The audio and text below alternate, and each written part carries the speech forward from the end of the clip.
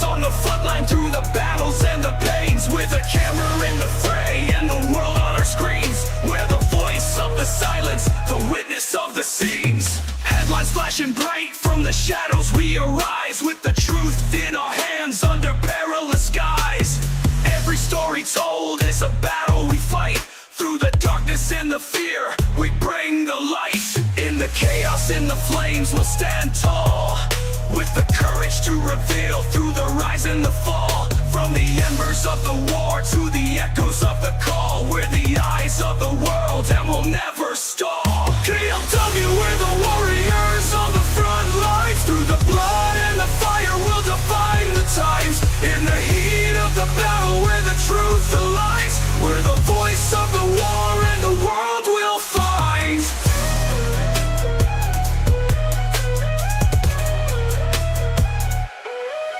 From the ruins and the wreckage, every story's told. Through the tears and the heartbreak, the bravery unfolds. In the darkest hours, when the world's torn apart, KLW brings the stories straight from the heart.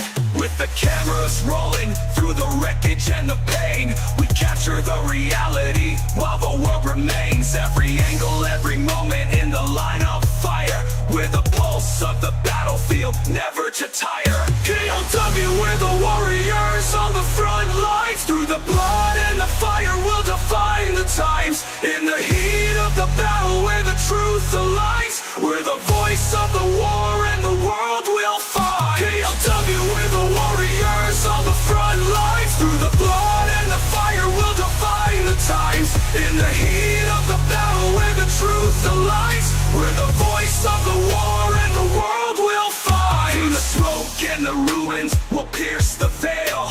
With every breath we take and every tale, we're the heartbeat of the conflict in the shadowed frail. With KLW's vision, the truth won't fail. Stand firm, we're the beacon in the fray.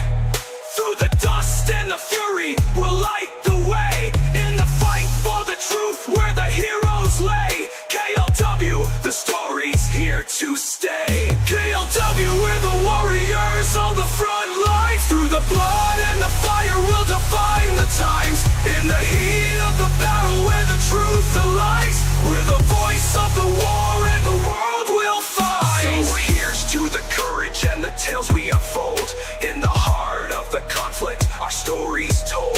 KLW, with the truth we hold. In the fire of the war, our legacy bold.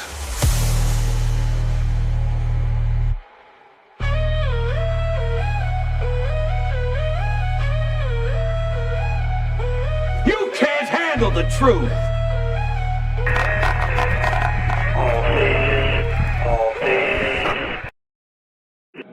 KLW World News coming back at you again here this morning. A lot going on around the world. We're going to bring it to you. We're going to start out over the U.S. Well, the first thing we are seeing is a P-8 returning from some drills down next to Baja, California. This is a normal endeavor as units out of northwestern Washington fly down over California and Oregon to participate in training exercises in a known training area right here off the coast of Baja. This is a refueler coming in. It's a KC-46 Janet flights going in and out of Area 51 this morning already. A Cobra Ball RC-135U Combat Sentinel preparing to take off out of Offutt here. And we've got Swedish aircraft leaving out of Wisconsin there. Not sure if they were getting an update, repair, or what have you, but it is the Swedish Air Force departing. Jumping across the pond, we have a P-8 inbound to the Baltic Sea here. We know that the Russians have 3 diesel-electric submarines operating in the Baltic right here, and the P-8s have been making regular appearances over the Baltic, keeping track of them. They recharge at night, so they think they are less visible to U.S. ISR, intelligence, surveillance, and reconnaissance aircraft that couldn't be farther from the truth. When the diesel electric submarines surface, they are very easily spotted by the sensor packages on P-8 Poseidons. In addition to that, the Swedes have taken off and they are flying over the Baltics. This is their pattern here this morning, along with the Italians, who have been flying a flight pattern here as well. Also, we have Artemis, who is flying here around Kaliningrad. This is a Brio aircraft. It's actually contracted to the U.S. military. The U.S. and NATO are aware that Russia is moving troops towards the Baltic. We've been tracking this for over a year, showing the buildup down here in Brest as well as here in Hradna. In addition to that, we've shown the buildup here along the border with Belarus and Lithuania, as Vilnius is a key target for them. We've also shown exercises and buildup of troops here in the western side of Russia, adjoining Latvia and Estonia. And we've even done sim flights here along the Estonian border with Russia, showing where the Ministry of Interior Affairs has been flying right along the border. And we have shown the mapping in recent days of Poland, mapping the routes of egress into Poland from Kaliningrad, because Russian troops are building up in the southern area of Kaliningrad in preparation for coming across the border. We've also got troops built up here in Hradna and a massive amount of troops down here in Brest. Additionally, there have been a lot of ISR flights in through this area right here on the Polish side, and that's because we know that Russian troops are being built up in this area here as well. That's why we're seeing such a persistence in intelligence, surveillance, and reconnaissance flights here along the border. Now, moving down to the Med, we have seen a drop-off of P-8 flights in the Western Med. The reason for that is it is believed that the Russian submarine that experienced the fuel leak inside the hull, well, it is believed that that submarine may have sunk, with all souls on board lost. There have been no further reports or sightings of the submarine. It has disappeared from the surface. It has disappeared from the tracking, and it is believed to have went to the bottom with all souls on board being lost. Russia has yet to admit that. We have a KC-135R leaving out of Spain, or coming through the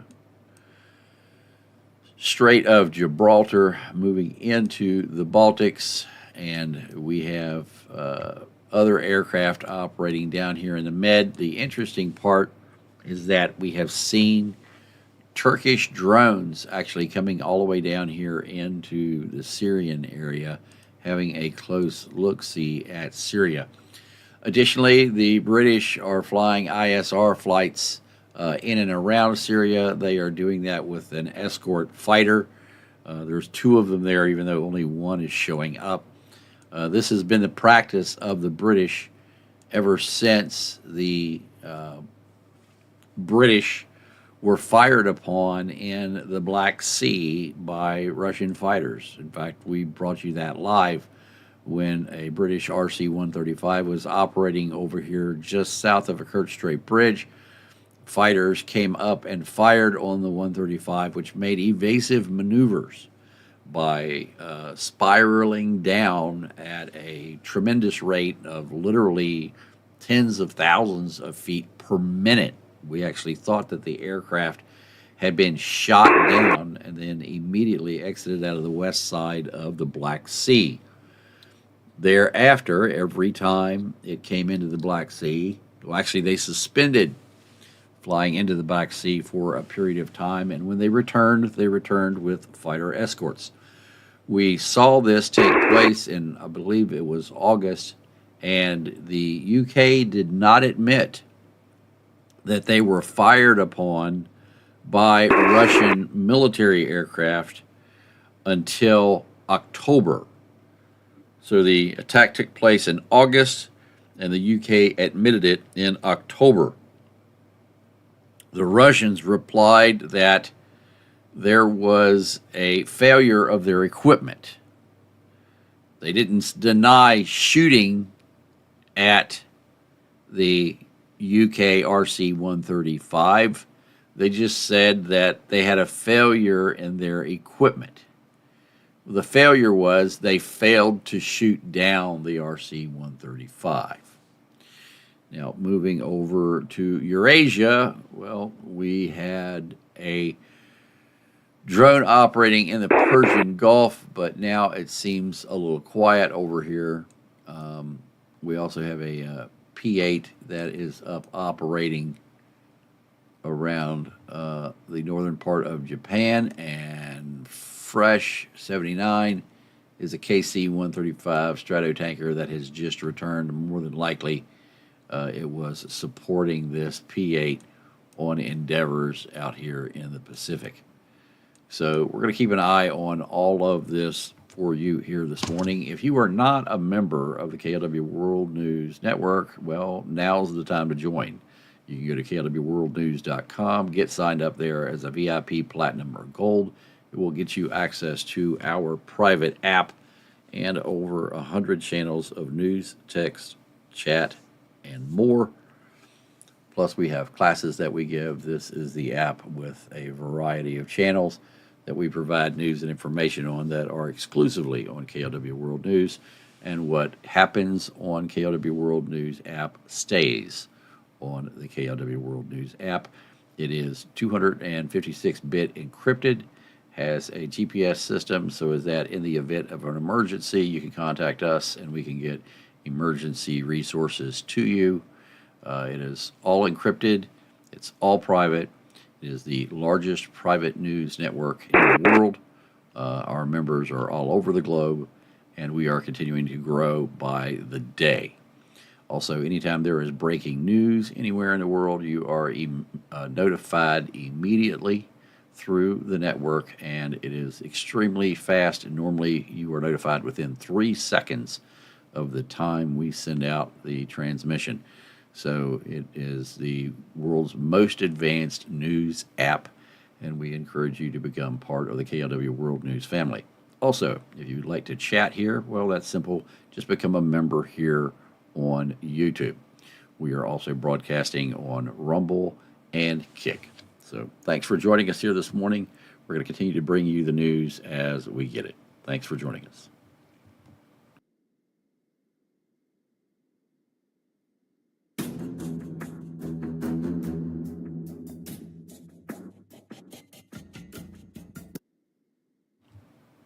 Oh, also, I forgot to mention, we are also monitoring the HFGCS system, which is the High Frequency Global Communication System. You will be hearing 89902 on your left audio channel and 11175 on your right audio channel. And if you hear mono audio through both channels simultaneously, that is the big one here at the KLW World News headquarters, which is monitoring 11.175 from our 275-foot-long antenna. Now, back to monitoring what's going on around the world.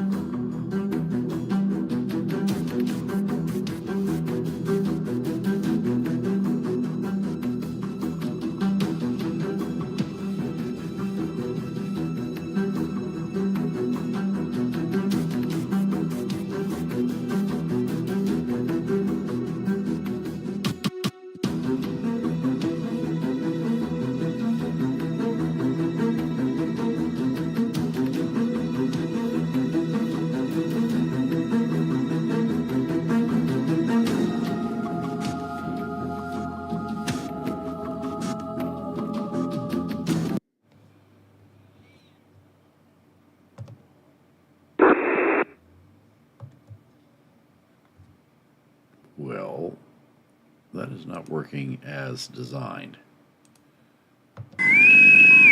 Now it is. Just an update, folks. We just found out that the 5 missing soldiers in Norway have been located. I repeat, the 5 missing soldiers that have been missing since yesterday morning at 7 a.m. have been located. 10 soldiers were sent on a bivouac or FTX field training exercise for an extended period of time.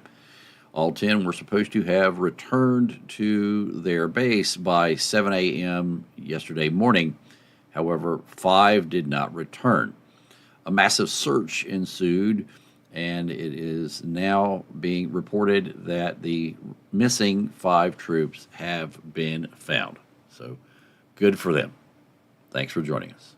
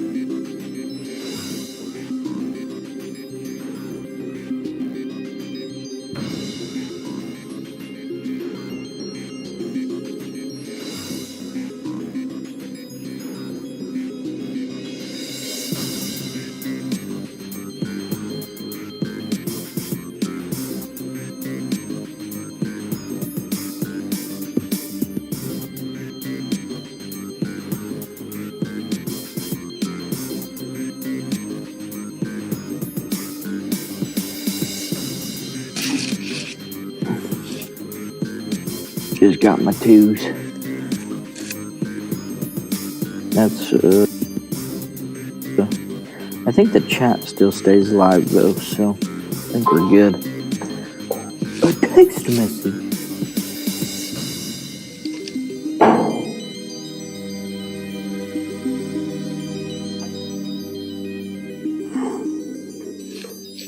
I'm gonna get these out of my way.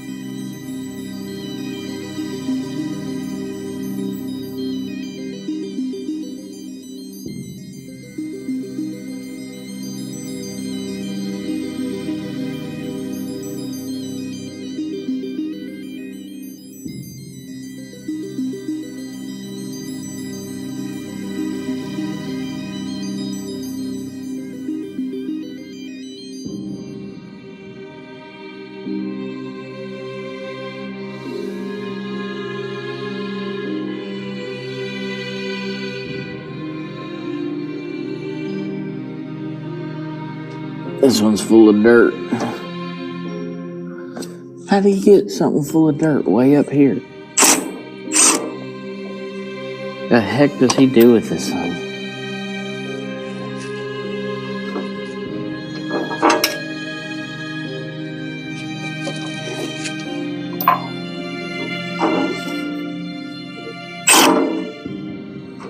Okay, this one might not come out till we get the whole thing off. That's okay. That one will. I don't want it to fall and then all the screws take off in different directions, so.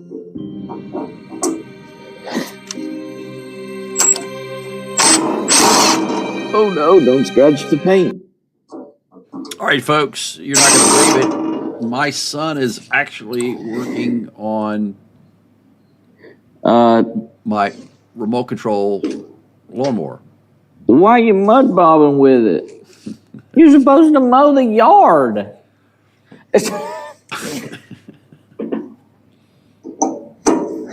Next thing you're going to tell me you're going to go drive it through the pond to mow the edges.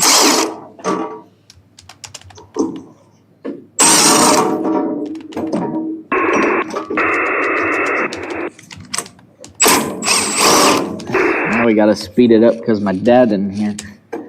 He wants this back today.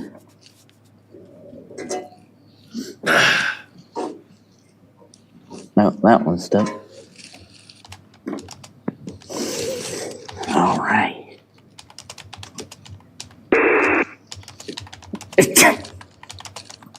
I'm sure you were. That's probably why I can't get this gear off.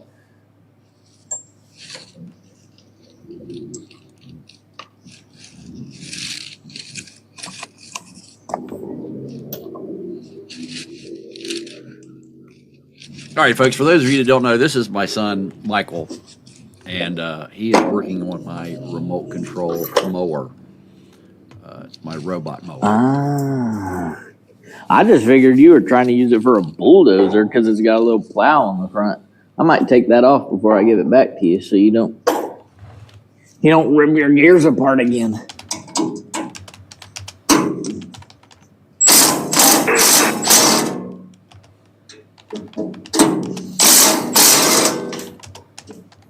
That one went on the ground.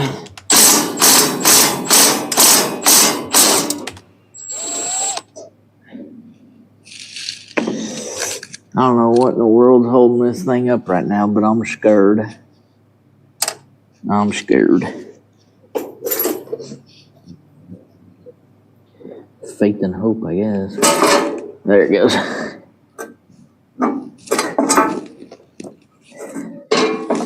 Yeah, sorry about that, guys. I was trying to talk and I forgot. This out of my way. If you would like to subscribe to my son's channel, You need it for push and brush. Well, buy a bulldozer.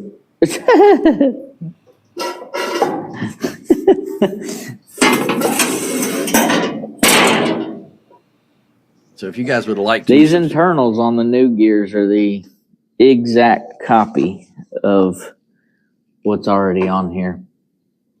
We popped it open. I put some grease on these shafts so I won't get a gear stuck on here next time I have to fix it. So, oh boy. Now to reach down and here. So if you'd like to subscribe to his channel, This is link the part I hated. pinned to the top. Trying to reach down in here and then ratchet on something out here. Chat. And then especially trying to use my GIMP hand down in here. I gotta face it like this, otherwise I can't do nothing. I gotta turn the gear.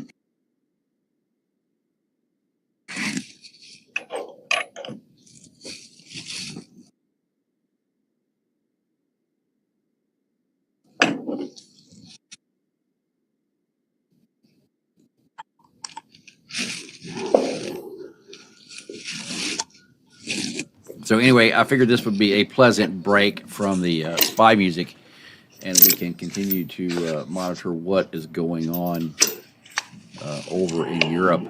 We are expecting this aircraft here to be coming in and flying around. It's U.S.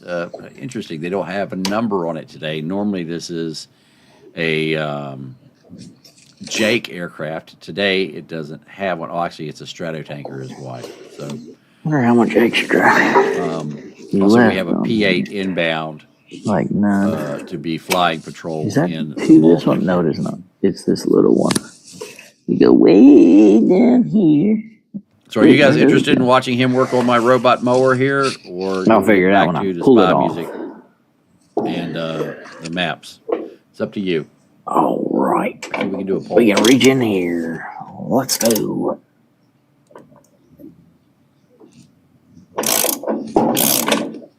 And look at that. We already need the wrench on the inside.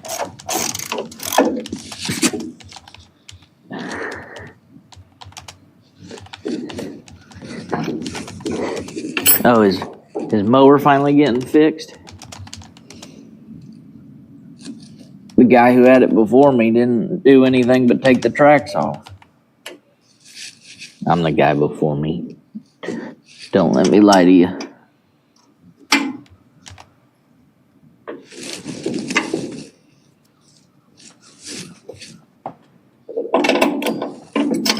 All right, folks, vote in the poll.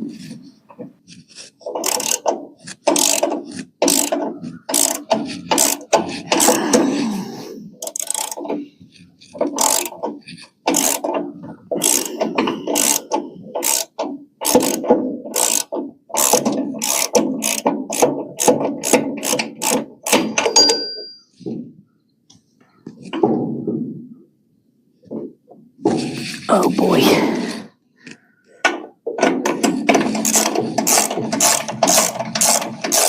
All right, thus far, 86% of you want to continue watching the robot mower repair. So here's your chance to vote in the poll.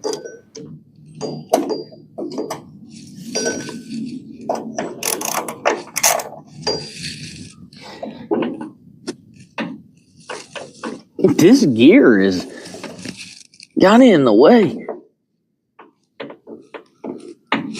And that is still stuck on there. Holy smokers.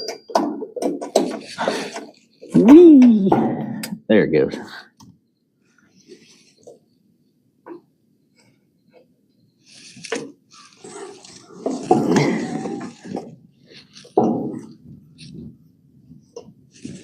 We're gonna go around and take all these off first.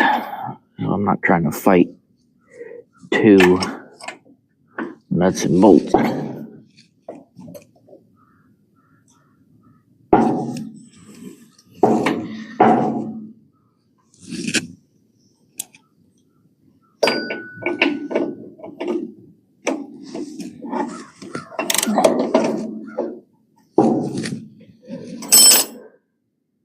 You weren't supposed to fall off.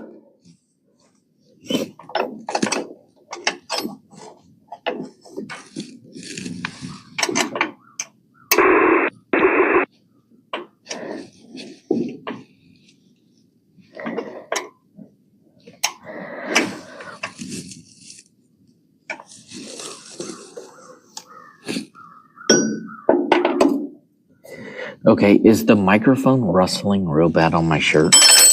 Why you keep popping off? You gonna make me fight you.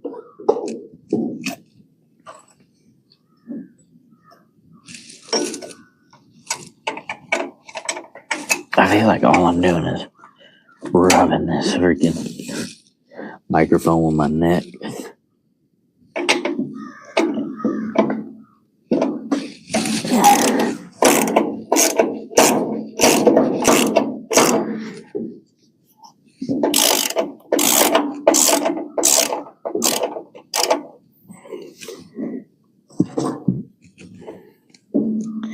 Wee! Wee! All right.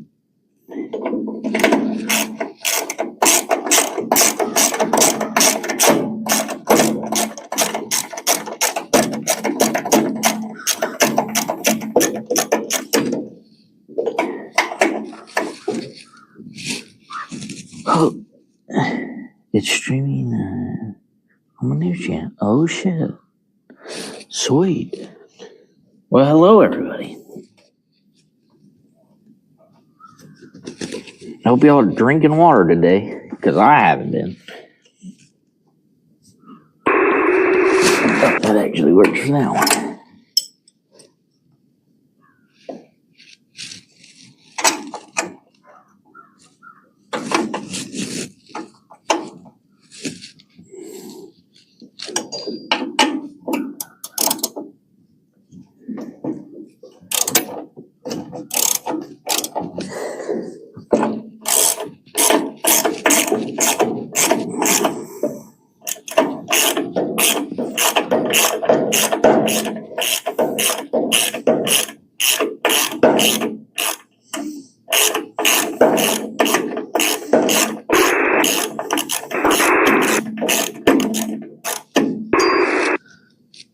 So, Dad, I have a warranty on my work, just a heads up.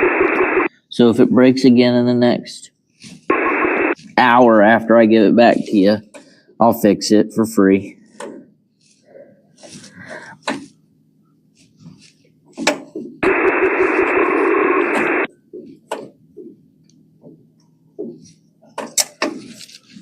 So I'm going to make sure I give it back with dead batteries, no gas, and a missing spark plug.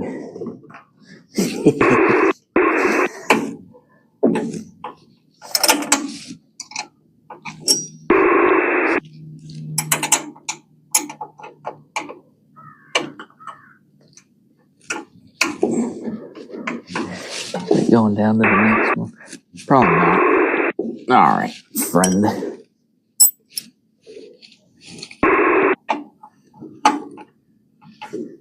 And then this is going to fall off the second I turn it.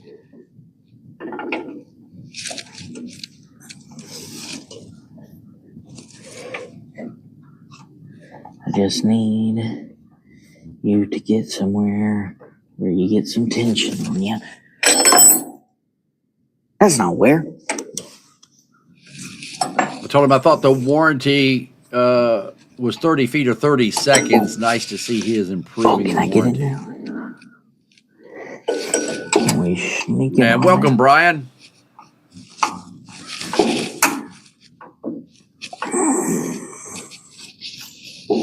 It won't go down to the second one. If he cusses like a sailor, it's my fault. I thought you had some kind of plate, but I guess not. All right.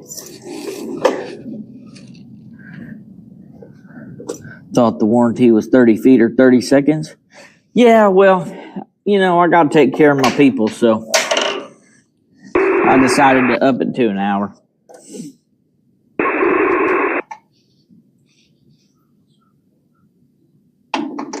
Well, go on here, go get your stupid rings on.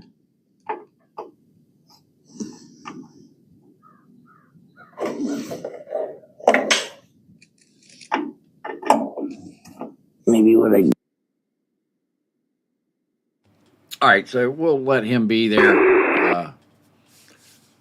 with the video. You guys want to hear that audio, or do you want me to go back to the music? What do you guys want to hear? I guess we could leave that audio on. Trying to hold that stupid ratchet right now ain't the right call.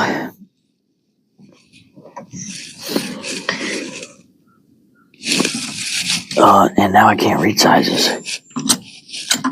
Oh, see, I want to Get hear out you in the cuss lap about where what I I can did to my read you. mower. All right, I understand.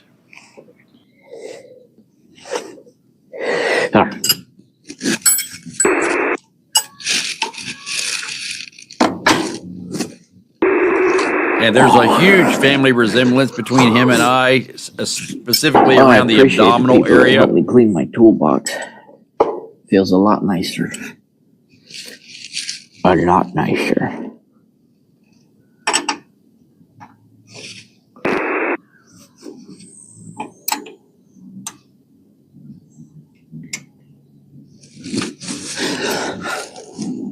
Now hold this one with the good hand.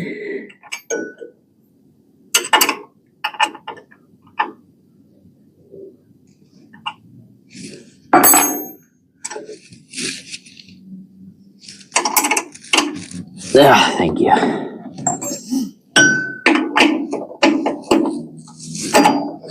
All that just to line this up so I can use a ratchet. Okay. Are you gonna bite? Oh.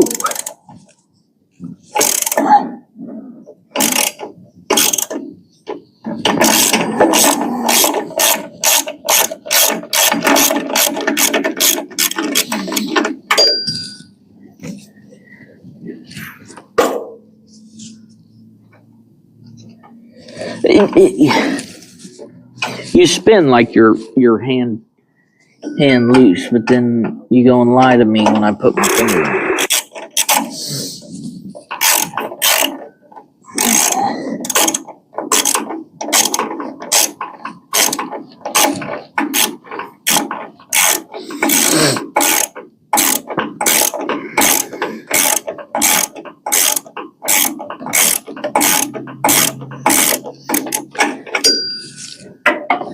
Oh, don't lose that.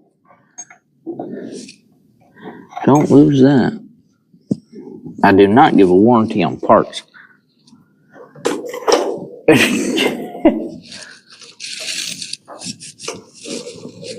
All parts left over after the repair Now, were Dad, not if you break necessary. this again, I'm going to weld the bolts on the inside so that I don't ever have to put a wrench in there. I should honestly do it right now, but it's your first time, so I'll let it slide.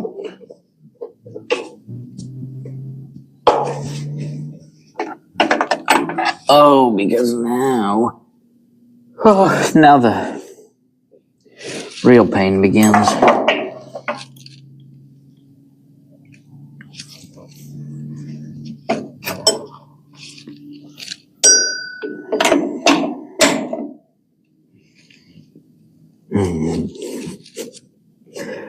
All right, I need my good hand on my right side and my good hand on the left side.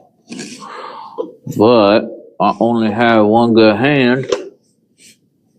So, and I don't think there's any way in the world I can reach my arm all the way in there. No.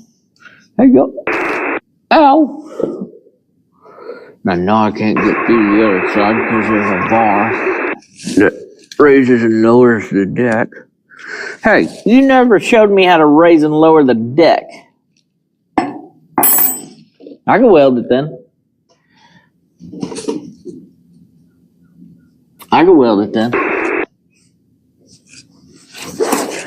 What button lowers the deck? Because if I could lower it, I might be able to. That might be as low as it goes. That might be, yeah. It doesn't have very much throw left in it. Just trying to think what the best way for me to do this is. Well, I guess I could. Yeah, but y'all are gonna be looking at my ass again. If I do it over here, I could use my bat hand, but then I gotta reach in something like that. I don't freaking know yet. We'll find out.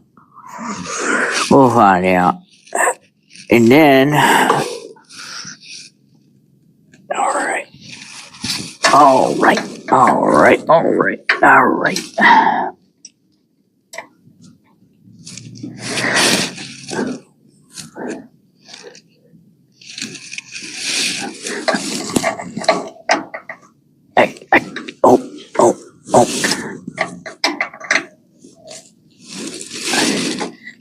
don't think that's it. No, it is not. See this side? Uh-oh. This should be a little easier. I can reach in here and hold the wrench down and then crank it. What? Can't reach the other side.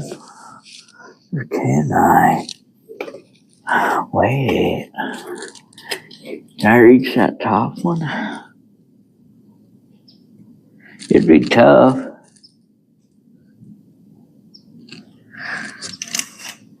But cut me a little handhole right here. Oh, I can reach in here. Now I can't reach in there because I have the wrench in my hand. It's who's calling me at this early in the morning? Uh-oh.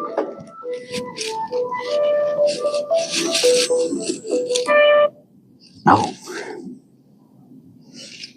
Oh, I gotta take that call.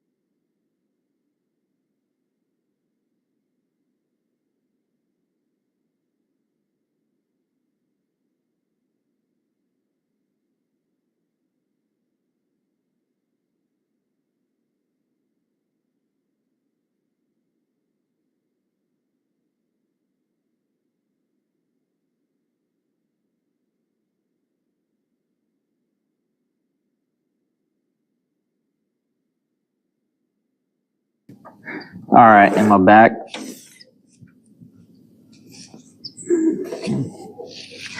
Oh no. Can I reach it from here, I wonder? It's gonna be tough. Can I swing this thing around? All right, good. Good, we're back. Oh, there ain't no way I'm moving it. It's stuck in a groove over there. So I need it to roll backwards and not over my fingers. I need it closer to the edge of the trailer. My dad called me. That's why it muted the stream. He's telling me how I can raise and lower the mower deck. All right, don't tip me over. I just want to. Well, that was close. Yeah. My goodness. I had to hit the emergency stop with the blade down, didn't I? Just wouldn't have made sense if I didn't. Okay. Oh. Don't run over any of the important stuff back there. All right, maybe now I can reach it. I don't know what y'all see, but hopefully it's a mower. Oh, I know it's I know it ain't the mower right now, but there's an emergency stop button up here.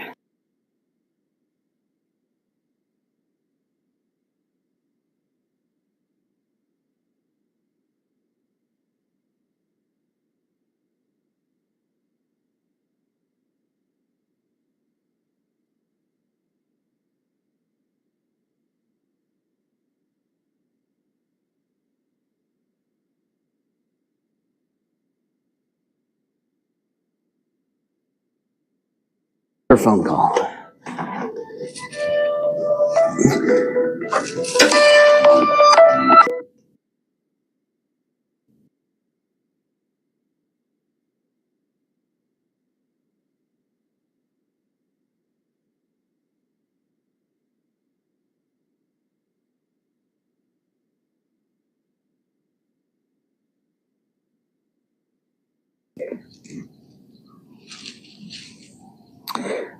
Okay. Are we back?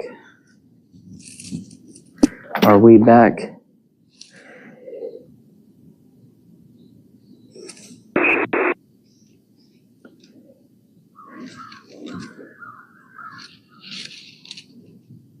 All right, perfect. Okay. Oh shit! Now I gotta set your back up.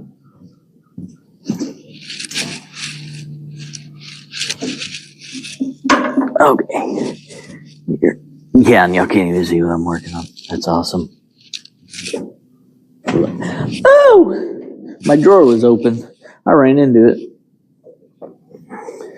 It's okay. I'll show y'all what I pull out here in just a second once I get it. Once I get it.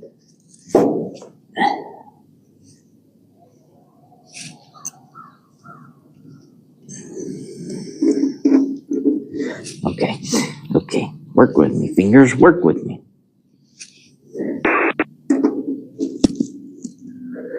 And now I can't grab the other side to pull. All right. Don't break the remote. I need some room on this corner. Okay. Do it towards me so I can actually grab it with both hands. This is gonna look really goofy.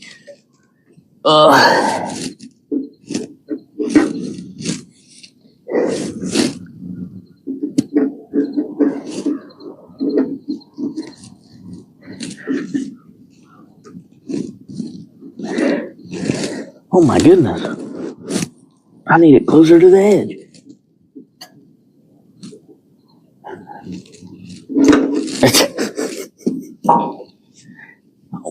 I wonder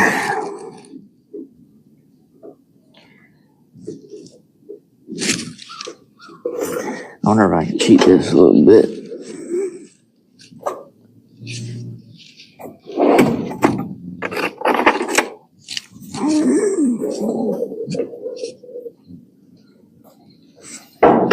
I thought being right here was going to be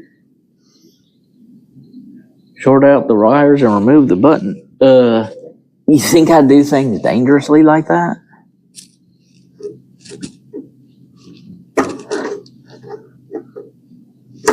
I just need you to bite into it a little bit. Is there a spot inside I can get under?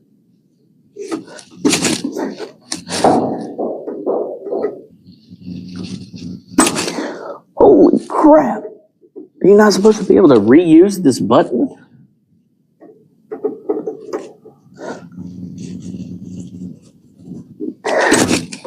Okay.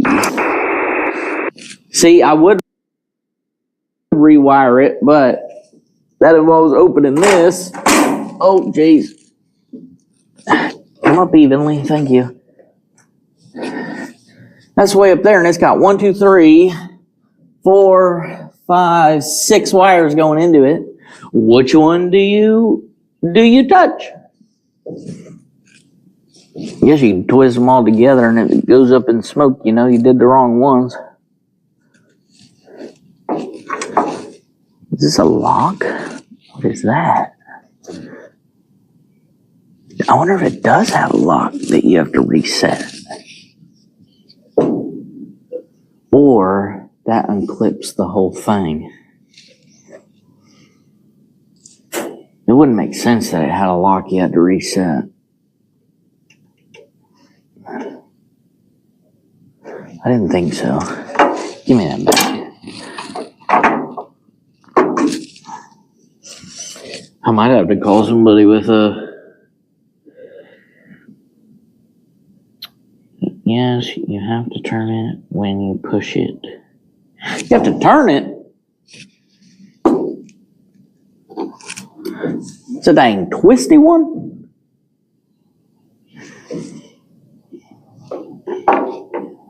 Wonder which way I have to turn it. Yeah, put the pliers back in here.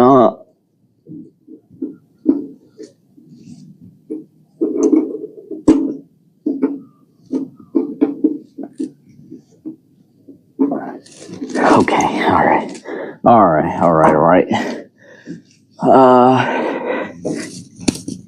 I can't get up. I want to see. I think we're gonna have to move it just a wee hair closer to the edge, so I can really see what in the world I'm doing here. Good morning, Cryptic. Good morning.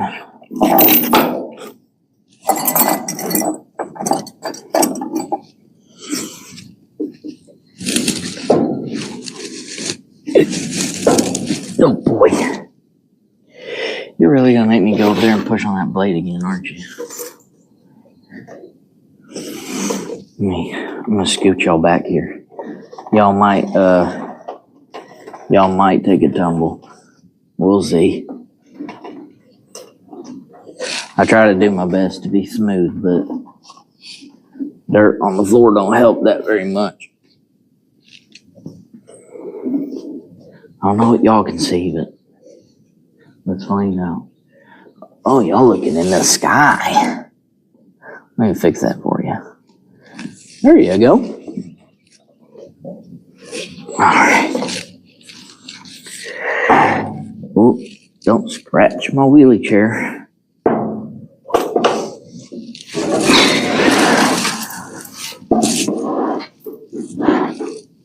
Oh, I totally just swept those screws that I had under here. I totally just swept all 4 of them onto the floor. It's a good thing I own a magnet. All right. Now. Oh, well, the title of the show is Alone with a Cripple, so I'll figure it out. But I greatly appreciate it. And I'll definitely call for other things. Oh, I need it to move. I want the butt end over here, not clear across the trailer. Okay, there we go. I think we're stuck on a group. Yes, we are. Okay. It's a lot closer now, though. A lot closer.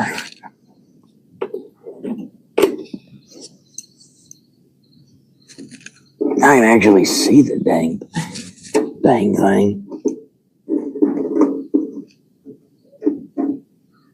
All right, sir, for those of you who are just now joining us, this is my son working on a robotic lawnmower that I own that is broken. You said twisted? The whole thing's turning. What do you mean twisted? Managed to... I honestly need a pair of vice grips on this thing. I managed to... that way it frees up my hands to just do whatever. I managed to rip the transmission out of it. Both of them. So he's putting new motors in it. Yeah, the whole thing turned.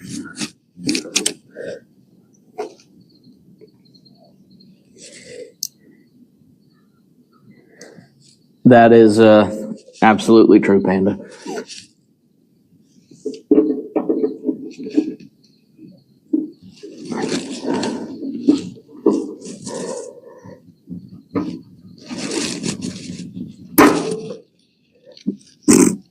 I ain't ever had a stop button give me so much trouble, but it is spinning, and I could tighten it. That's more work. I have a goofy looking pair of vice grips.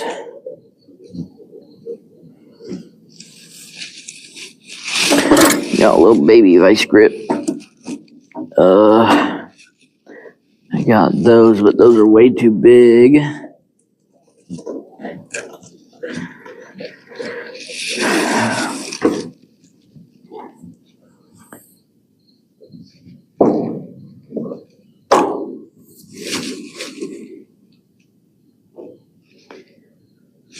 Need to figure out, well, it don't got a latch inside. It's just, you gotta take all this off to get to anything for it. I should probably take a picture of that. That way, when I put a new one on here, I do it right.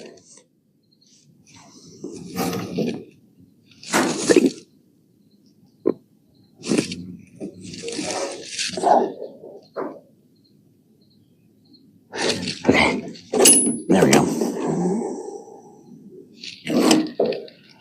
All right, one less problem. You know it's from China when they use hot glue to hold everything in? There's hot glue all around these up here on the top. This one's peeling off real good.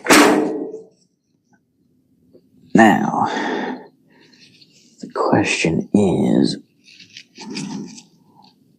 can I get my vice grips to bite this? If not, what do I use? I think I just made that way too big. Yeah, way too big. Maybe. Will it even go down in the hole? No. I need a pair of needle nose vice grips.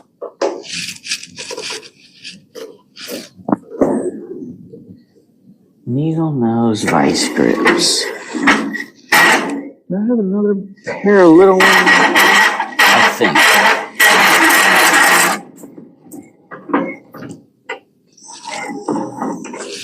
I do. Oh no! Come back. Get on the table. Okay. I know this is mower day 4, so we're switching gears.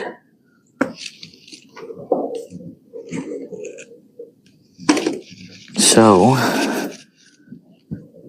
what I will do, take these good motors, run over my magnet. Oh, yep, there it is.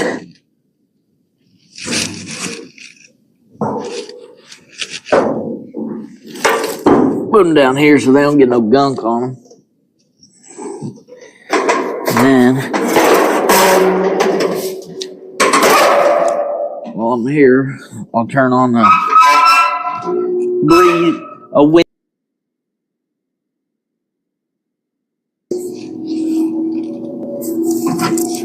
Grab this motor. Oh, ran over my magnet again. That poor little thing gets used and abused.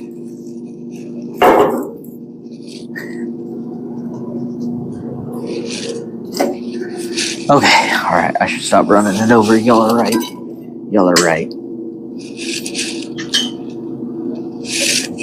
Okay. So, which way's left? They're both loose.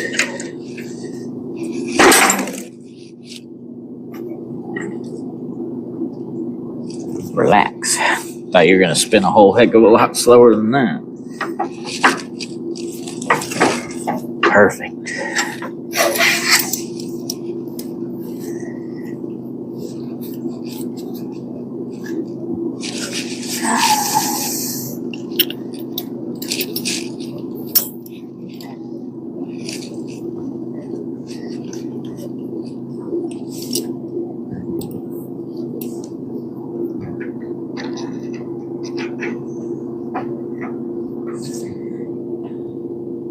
Something like that, maybe. Might have to do it in 2 stages. Might have to do like, ow, I pinched my finger. How dare you? All right, for that, you're getting locked closed. Ow. Ow. Uh-oh. I'm getting a phone call again. Oh, holy shit, Cryptic. Thank you. I appreciate it. Oh, it's my dad.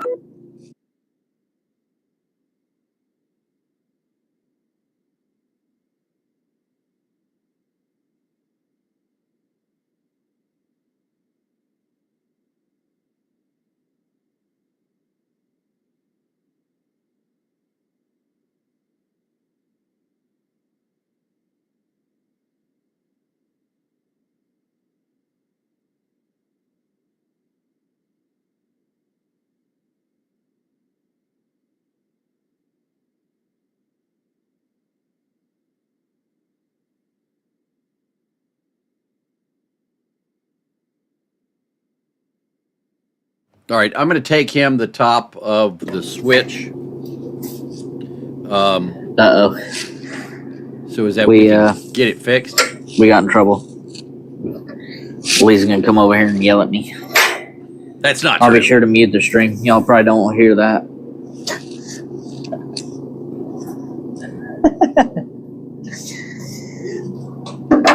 All right.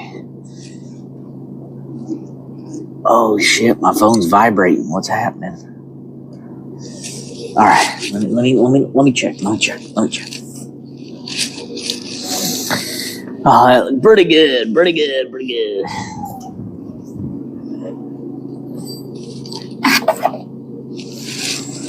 No, he's bringing me the switch that actually goes to it. But I told him I'm still making my tool because I can use it for probably a lot of other stuff. Okay. Make sure I don't throw sparks on nothing important. So I'm gonna give y'all like 10 seconds to turn y'all's sound down because this is gonna be loud. And I don't feel like figuring out where the mute button is on my neck. So, oh, better move this so I don't throw sparks on it. I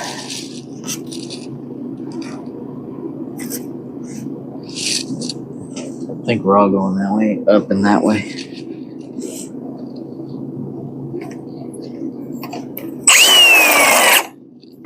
Careful. I should probably put my gloves on for this. It's gonna get hot. And then I'd touch it, and then I'd cry. And we don't want to see that today. I do this every time. Oh, there they are. They're on the other side of the trailer. I need to like have a designated spot on the wall for these things.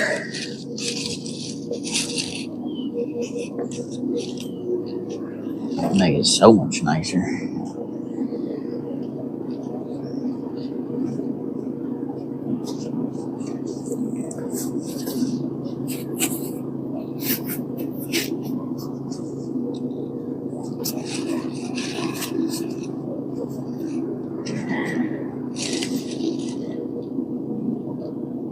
A spider!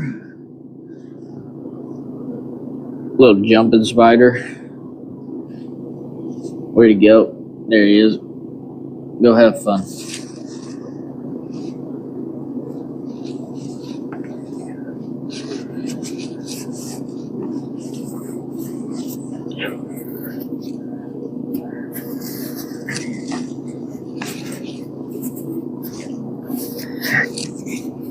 He's gonna be here in a little bit. So hopefully I finish my toy before then.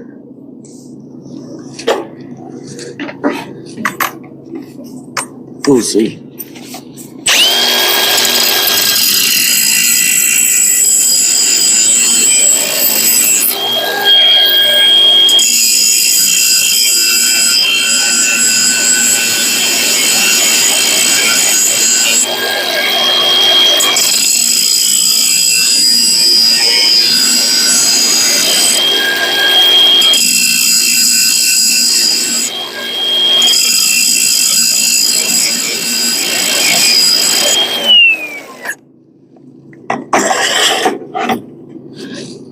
Doesn't help that the teeth are rounded, but that'll help.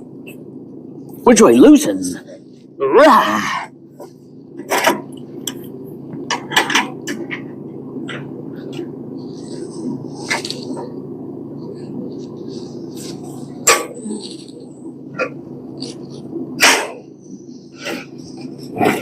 Rah!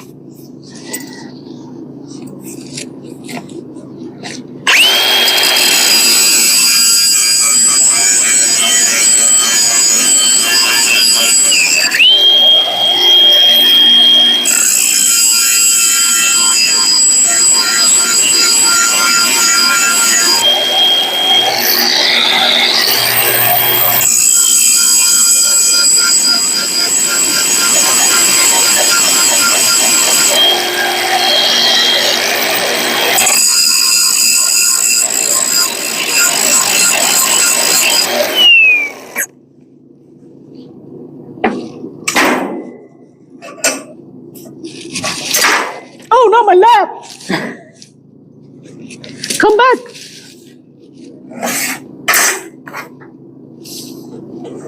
Show y'all what we did here.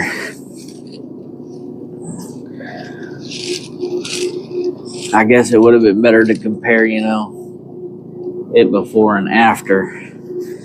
But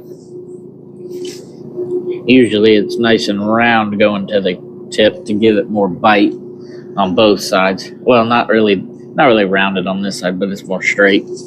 And so I kind of made it like a partial needle nose. I guess if I really wanted to make it a needle nose, I got to shave down both sides a little bit, which I could do.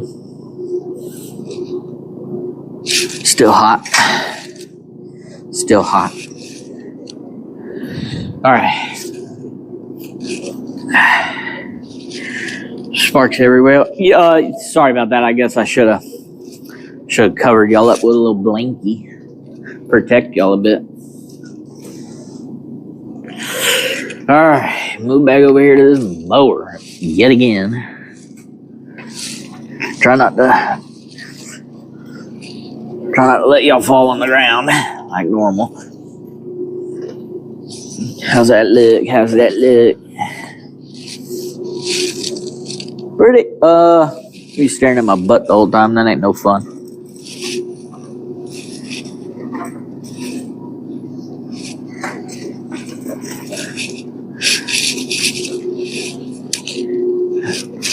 We gonna keep. Oh, you're about to fall. Hang on, I got you. There you go.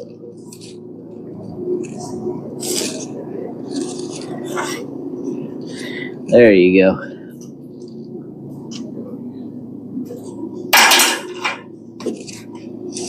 Put it on cold stuff so it cools off a little faster. It ain't much faster, but a little bit.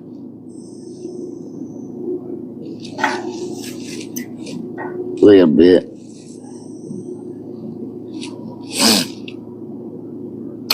It's still a little warm. I can feel it through my glove. I don't want to put something super hot on that piece of plastic and melt it, because then I really get yelled at. So we do what we must.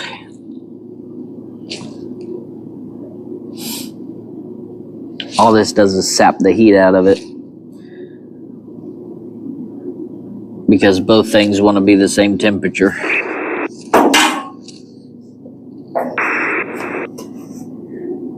Thank you. I try to do my best with the fun adventures. That's for sure. I'm always on an adventure doing something. Make sure y'all don't fall.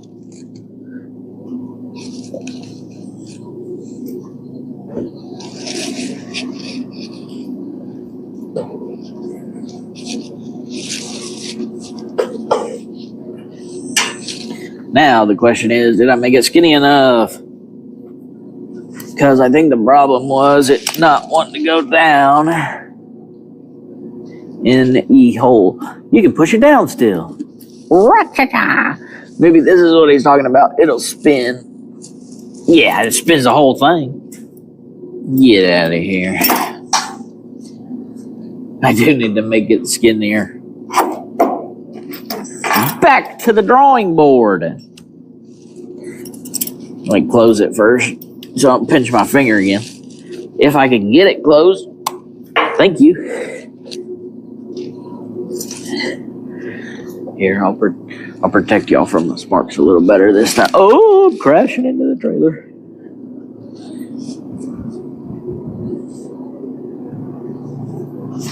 Here, I'll protect y'all. Y'all can hide behind this water. That should keep you from getting attacked by sparks.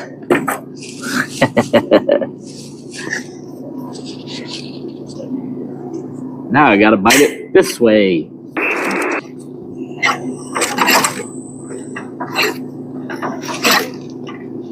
Now. Get out of my way.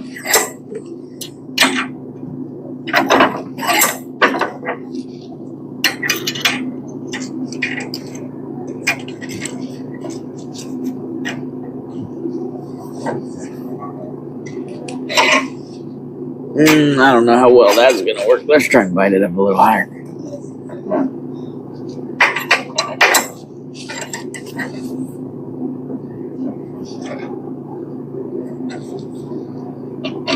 Make sure I don't pinch my glove in here.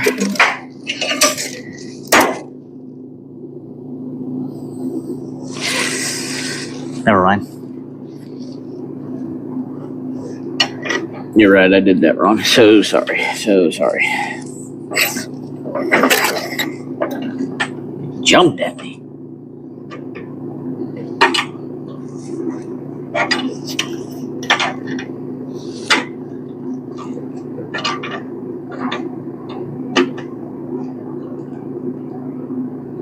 I need you to.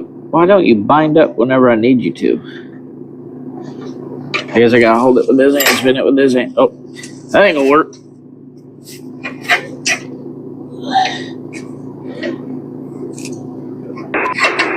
Let's see.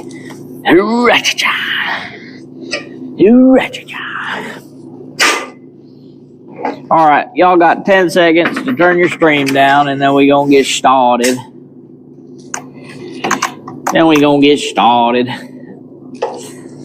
Give me time to lock my brakes. See if I'm in a good spot. Perfect. I didn't like that just wiggled.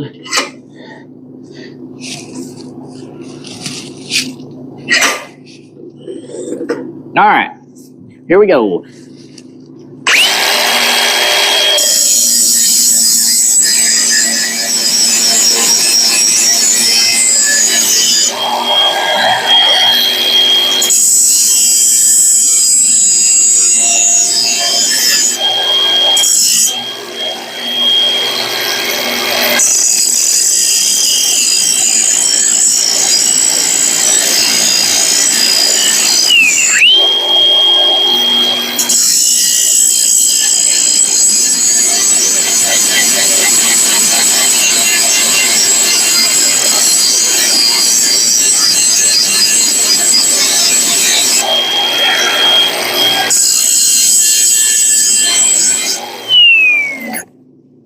I almost made it. It's skinnier. Is it gonna fall in my lap?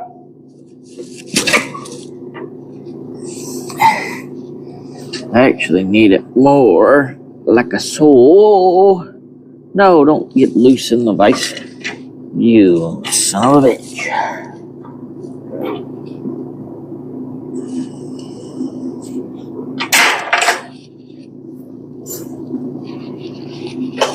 Get a little closer so I can reach stuff. Oh yeah, it's nice and hot this time. Oh yeah, burns right to the glove. You gonna lay right there for a second so I can see if I can get you tighter in here? Okay. Now let's see if we can stand it up. So I keep falling off the edge of it, and then I accidentally make the nose round, and I don't want a round nose. I want a flat nose. So angling it like this, I can only hit the bottom if I want to.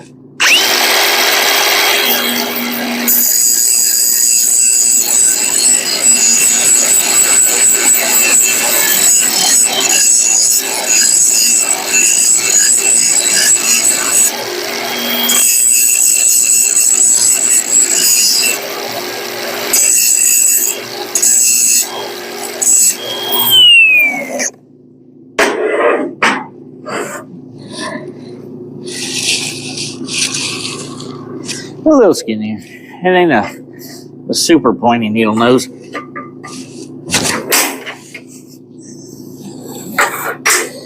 And then, doesn't really want to lay flat on here, so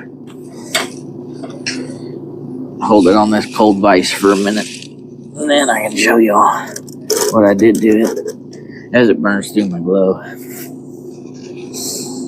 Nice and hot. It's making my vise sweat.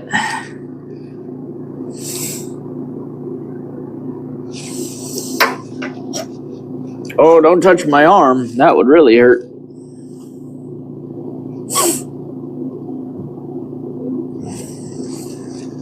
I think we're okay. So, it was supposed to stick out to here, but I shaved it down. It looks like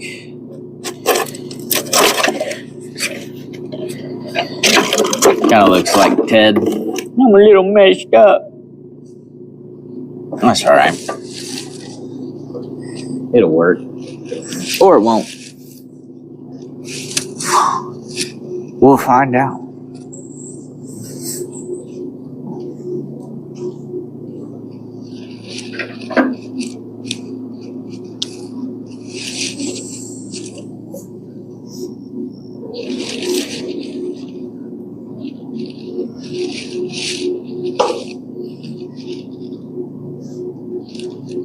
All right, pop open you.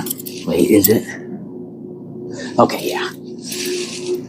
Add the temperature test. Oh, yeah. Oh, yeah. It goes in there like a glove. Now, I gotta open it a little bit. Uh-oh. It's puppy time.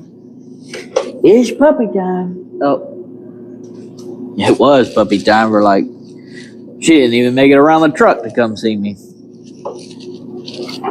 Oh, well.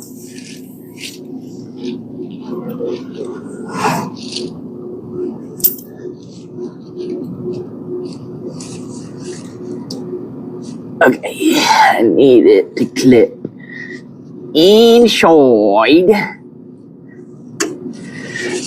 Ah, that is my extra hand.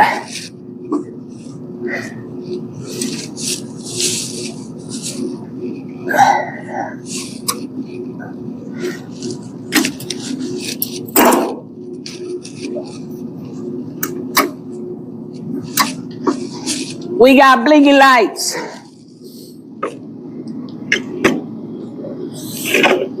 And still made a tool faster than he got here. He must be taking the bus. All right, did he say this switch? Oh, not that switch.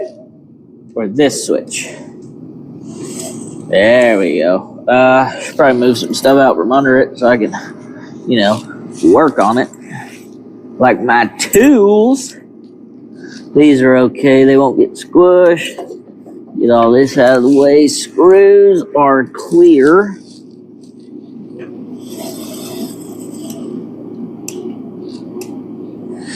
Oh, wow.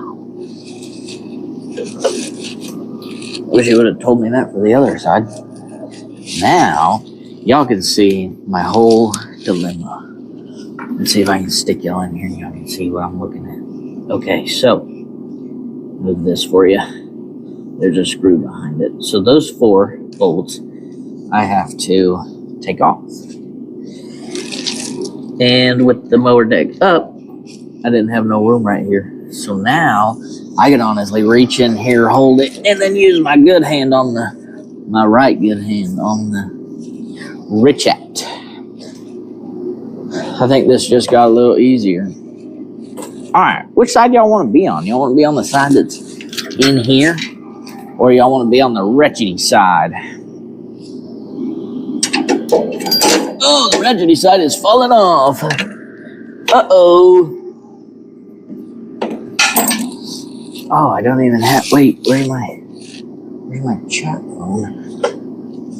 Can't even read what y'all are saying right now. One second. Let me find it. That's rather embarrassing.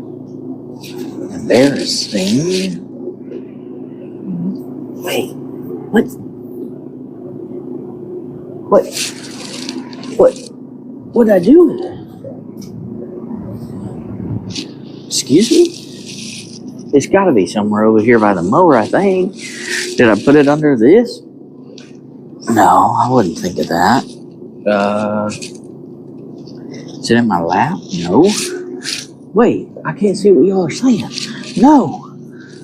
Uh-oh. Is it in my tool drawer? Somehow? No. Okay. Okay, it's probably... Honestly, I don't know what it is. Did I run it? I found it. It's a good thing it ain't a snake. It's on the mower.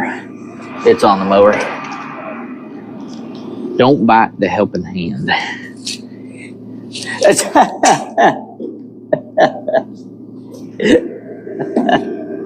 Sorry, Dad.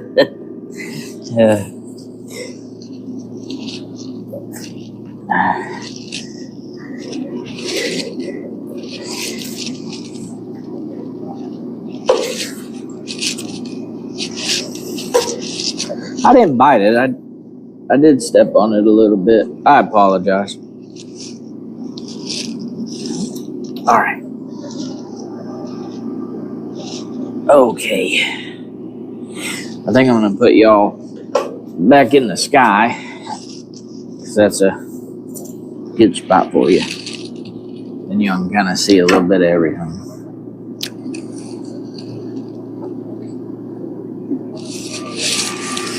At least let me make sure you'll do.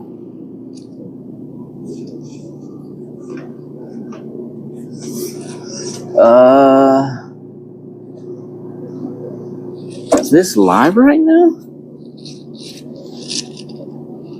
Oh, sorry, turned you. Don't want to do that. Oh.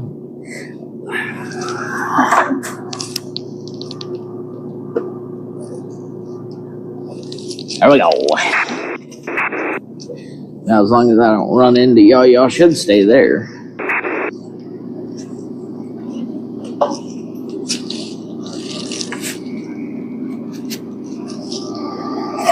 Okay, but we got to get this right side set up first. Get that out of my way. We can turn this off now. Turn the remote off now. Don't want to waste the batteries.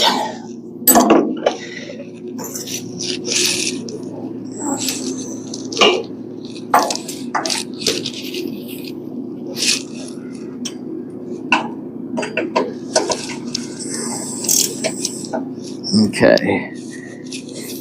Make sure we're going the right way. Otherwise, I'd be here for a very, very long time.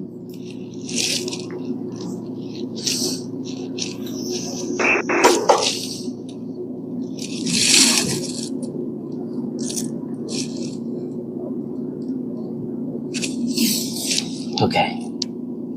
Make sure that's set so I don't have it falling off in the middle of me ratcheting.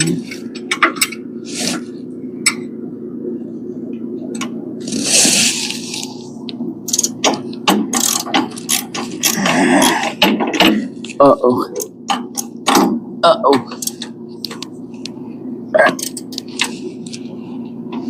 Perfect. Okay. I wonder if now... I don't think so. I need 3 hands if I ever want to use the impact. So... See, right now, it's so loose that it doesn't want to ratchet very well. At least with my bad hand. What's funny is it's probably just spinning in there.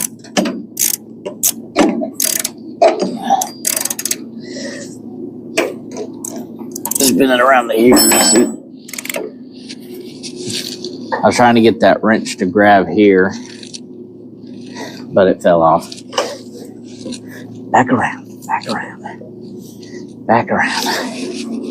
I got y'all a little too close, so I can't just turn around right here. I gotta do a little detour.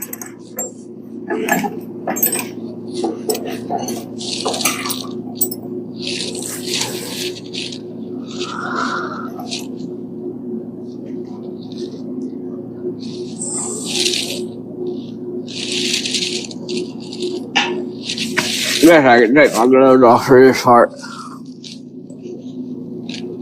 That way I can feel what I'm putting this on in here.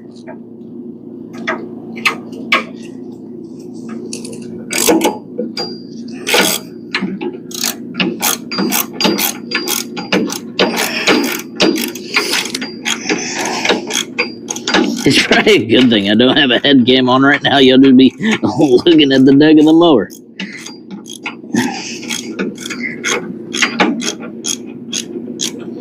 And I don't know what's really interesting. Or not the deck of the mower, the deck of the trailer.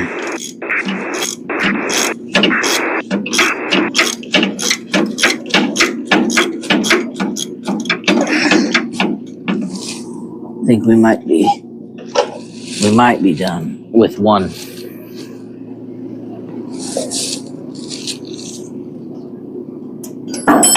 We aren't even close. Aren't even close.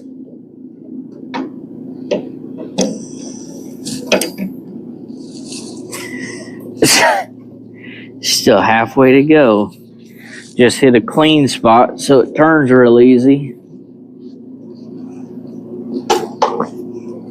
Let's probably move this knife before I reach in there and accidentally hurt myself.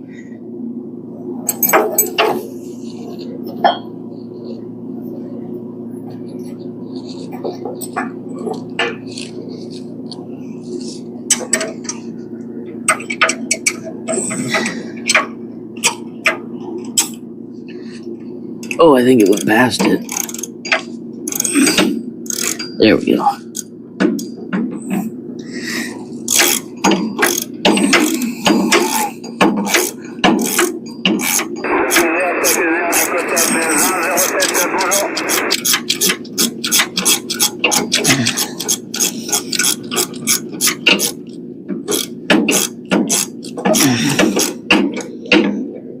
Maybe now. Maybe now. Got real easy again. Probably just hit a smooth spot. Oh, my brake's still on. Oh. I know y'all want to be up in the action, but I'm going to need a touch more space. So I stopped running into this trailer. There you go. Now I got room. And we are off. Just about, anyway. There we go. Oh. Well. Minus one screw. Let's go.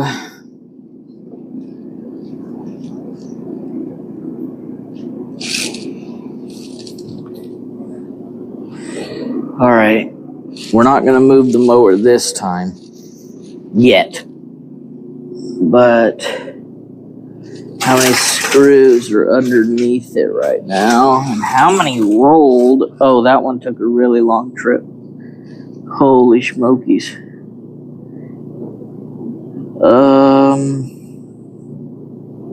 How do I get that without getting on the ground and crawling under there? I don't even think my magnet will reach that far. Honestly, where is my big magnet? I want to get these nuts picked up before I forget where they are.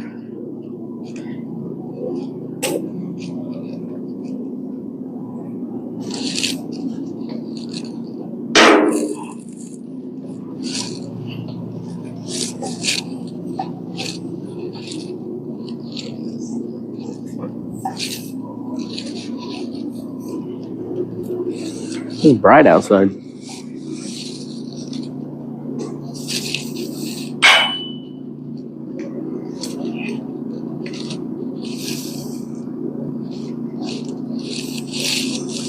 Here's the 4 that I dropped when I pushed it back, and it swept them into this crack.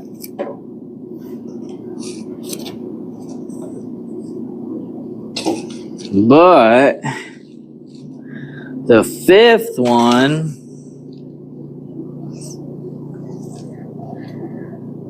oh goodness. Maybe we'll only put, what, 7 back on it? I think that'll be alright. Nah, I'll get it. That's for another day, though, because we need to get this thing apart already.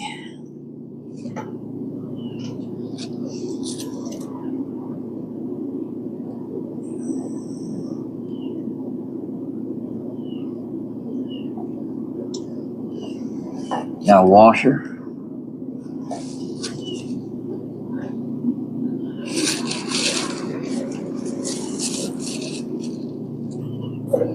Okay, time to set up for the next one.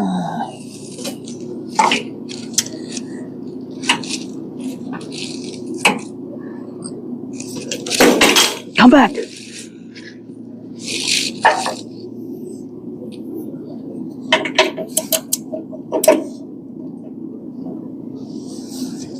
Okay. Still didn't leave myself enough room to make one turn there.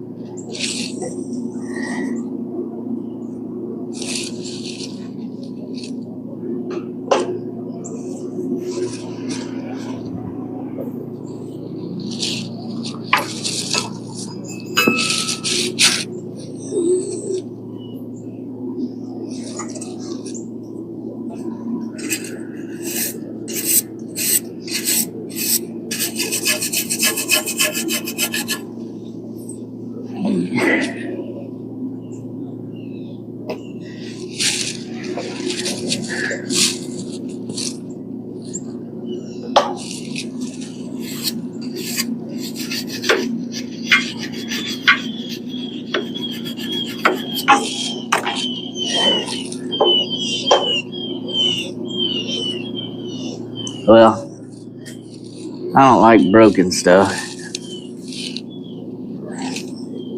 I lost all my information for this string. Is it here, I wonder? No, it is not. Don't click that. So sorry if I pause you guys. We're gonna switch just in case.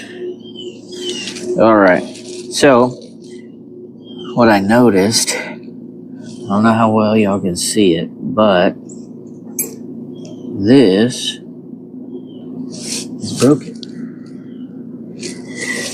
I was looking at this and I was like, that looks really funny, because instead of being straight up and down, it's kicked out.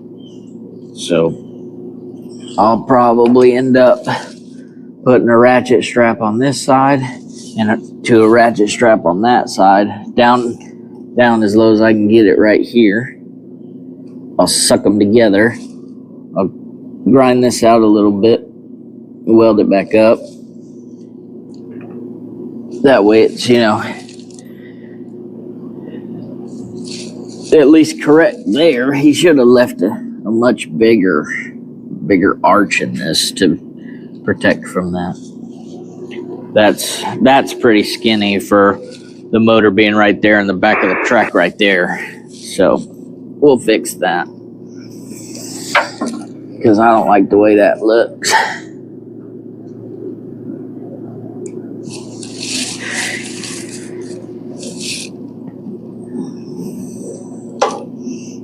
Okay. Oh. Come back.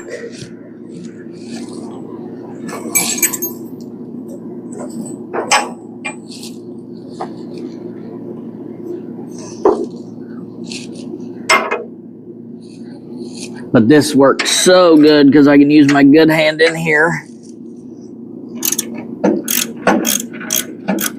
and use my bad one out here. Along with the test count. 1, 2, 3, 4, 5, 5, 4, 3, 2, 1. Route along with the test count now. Oh boy. Am I tightening this thing? Jeez. I know I'm not. It just hit a tight spot.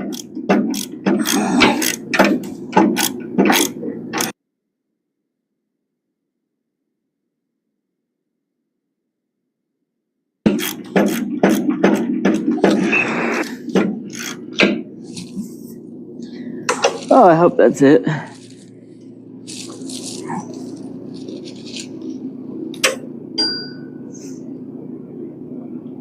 Well, bad news. It's not.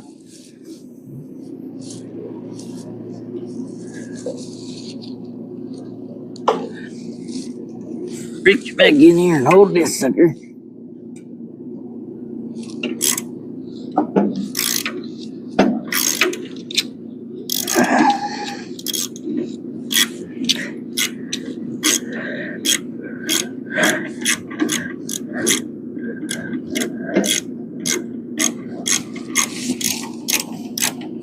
You don't even hear the ratcheting anymore, I wonder? Or do y'all just see it like dead quiet out here? Only hear me when I talk.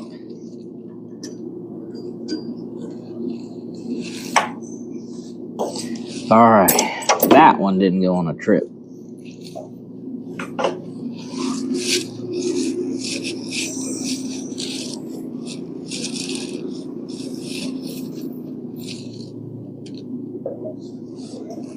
Now we've got two little washers I gotta take off. That's okay, they fall in the dirt. All the other ones didn't.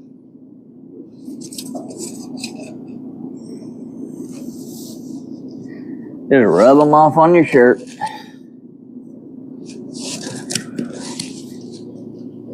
Okay, that's two.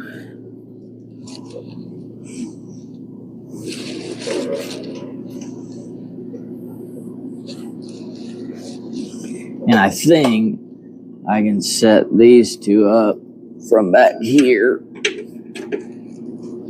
Well, I left these for last.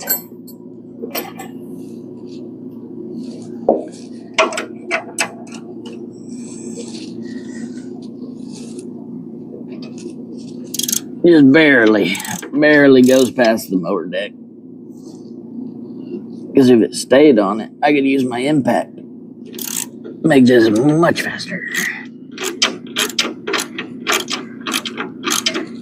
But I know the second I hit it with an impact, it's going to shoot this bolt in here.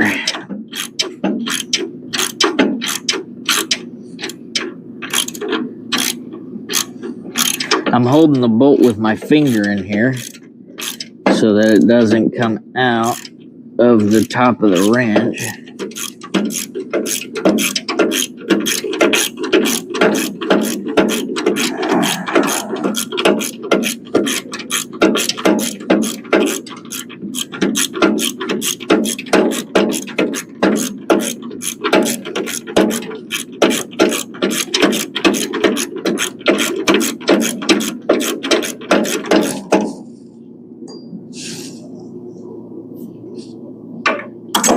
Guarantee it ain't fingerless. Oh, it is. Oh, it is. All right. If we leave that right there, spin this gear up some. That way I can get to the top one. Do a little 2-for-1 special here.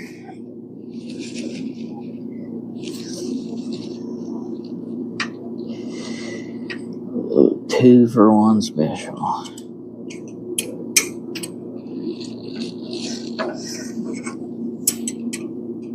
Where is it? There it is.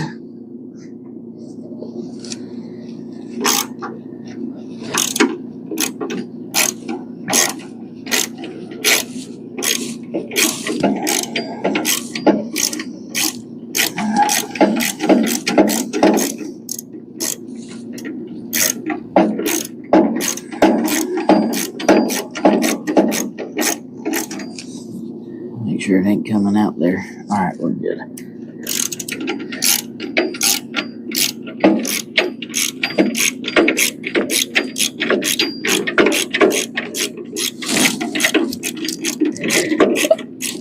and everything. All right. So that means y'all could probably hear that fan back there, huh? It's falling off. Uh-oh.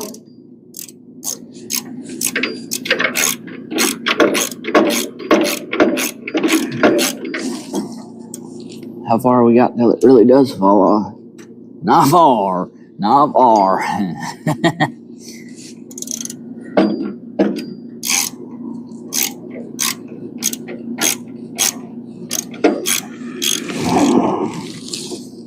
Is it really staying on it like that?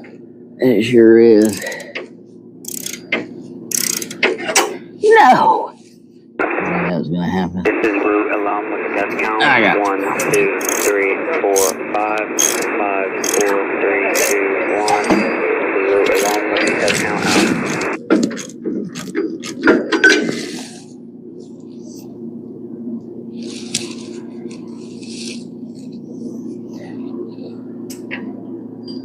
All right.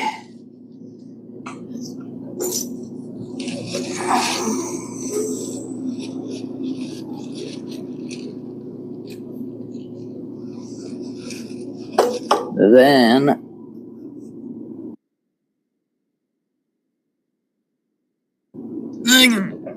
push it back up a little bit. Take these washers off. Maybe. There's one, there's two. There's three, there's four. And you slide her on out. Okay. Now we need to know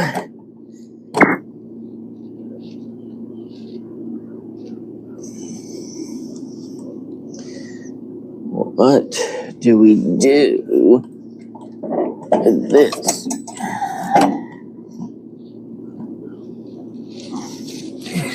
Lee, I don't know if you're still in chat, but if you tell me what you would like to do with these, that would give me an idea. He might not be here yet. Or still. He might have had to go do the news.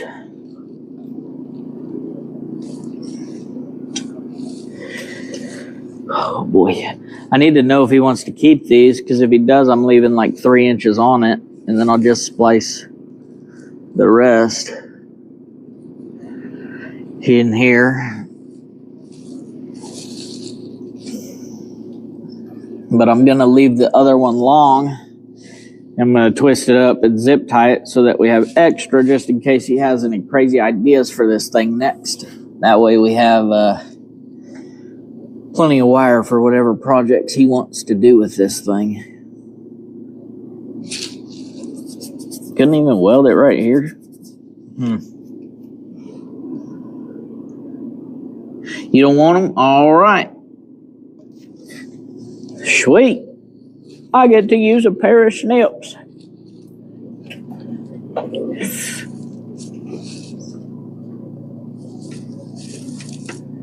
Oh, I can use the best scissors in the world. That sounds like a fun idea.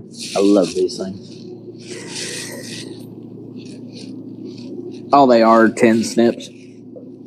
But they'll cut through anything, so. Okay. I gotta cut, drop, and grab. Maybe.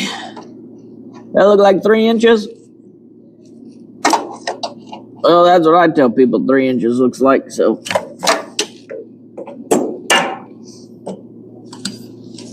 Okay, all right, come with me. Oh, I didn't. I locked my brake. Okay, I gotta take this over here.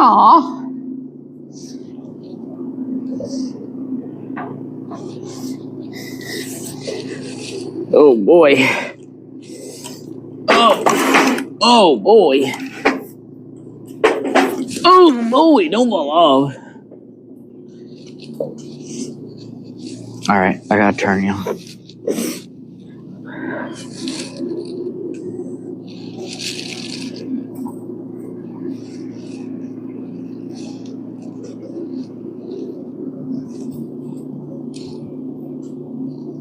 See, I just don't like how far away y'all are right here. And I took my other stand inside. So I think what we're gonna do, y'all are just gonna sit somewhere in here.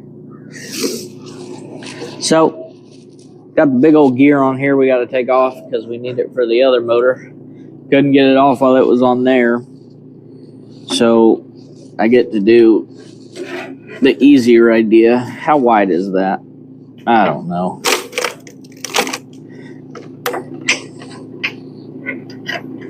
I'm going to leave my vise facing this way so that I can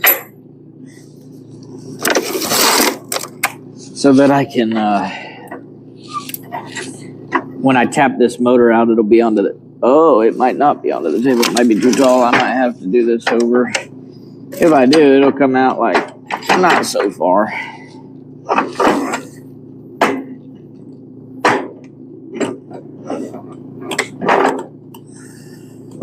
Dang, I can't even.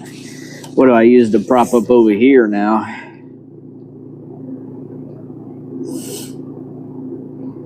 I don't think my vise will bite this entire gear. Oh, that's the wrong way.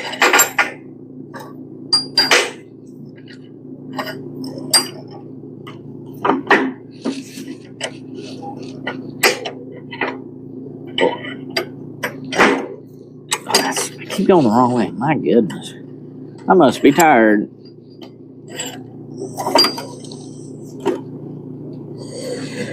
I think that's about all the bite we're gonna get, but that doesn't give us a very good bite.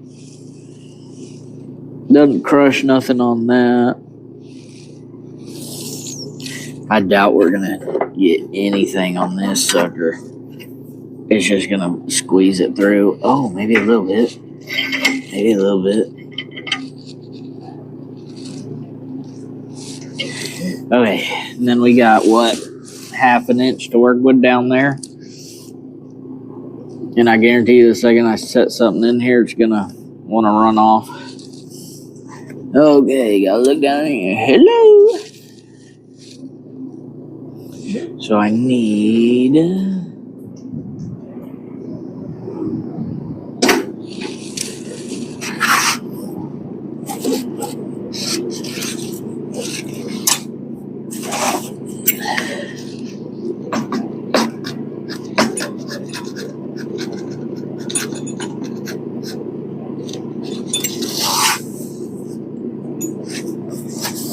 trying to get a stupid punch die out of here, but I don't want to go with me.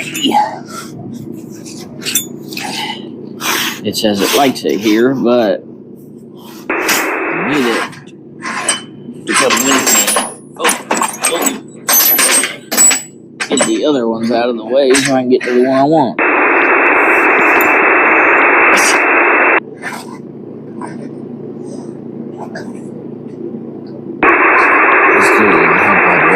I take more out. Now I need to.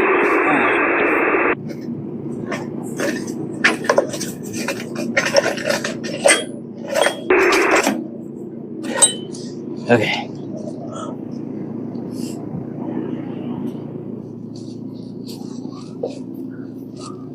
There you are. Look at turn it on. There you go. So, still has the washer in here, which I need to lay flat, and it will not.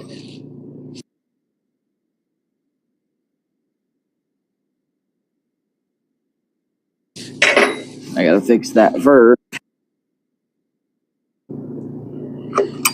Is this supposed to sit down in here? I think so.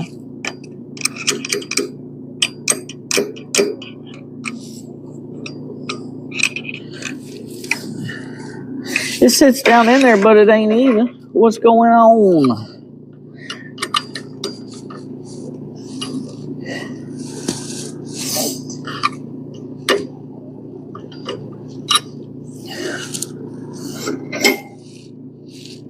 We're almost there. Why doesn't it want to sit nice and flat?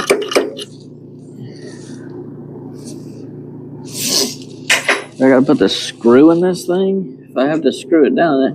Oh no, I don't think this is gonna work. Because I can't get.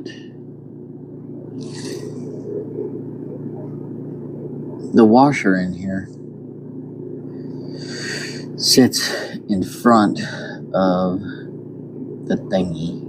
So I do have to put the screw in here, but only so far, and then I can tap on it a little bit.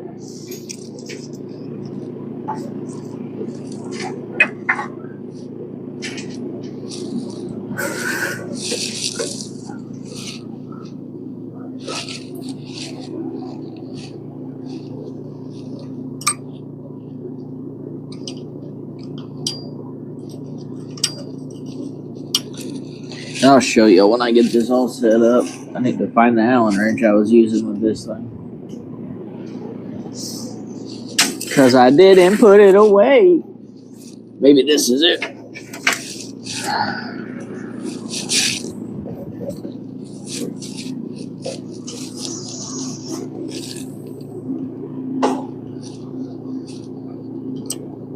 Oh yeah, there we go.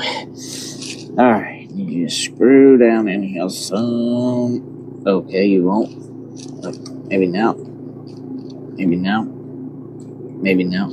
No. What do you... Oh no, it's the little plastic thing. That's what's in the way. Right. Where is... Need something small and pointy. Small and pointy. Oh. Small and pointy. Small and pointy.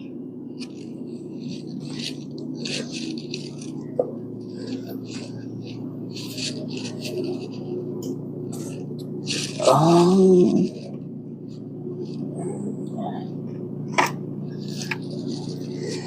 See, that is... Yeah, I could pull like that. I just don't know why they didn't put a bigger gusset on the back. That's what they should have done. Like, you'd have saved all your problems if they would have just done that.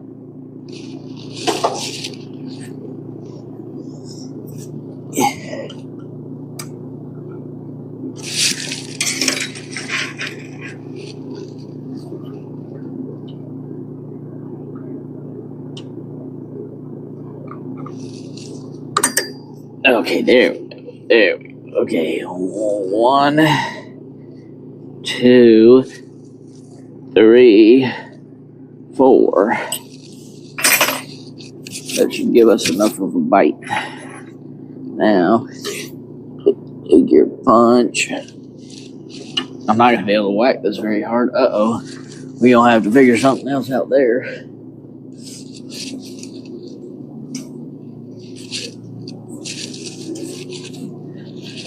Should probably get my 3-pound sledge instead of the 2-pound sledge, but I already have the 2-pound sledge.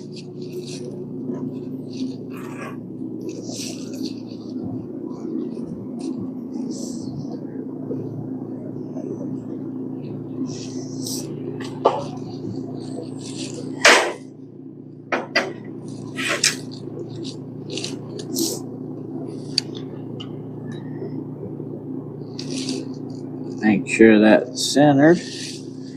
Put my bad hand here in case I wag it.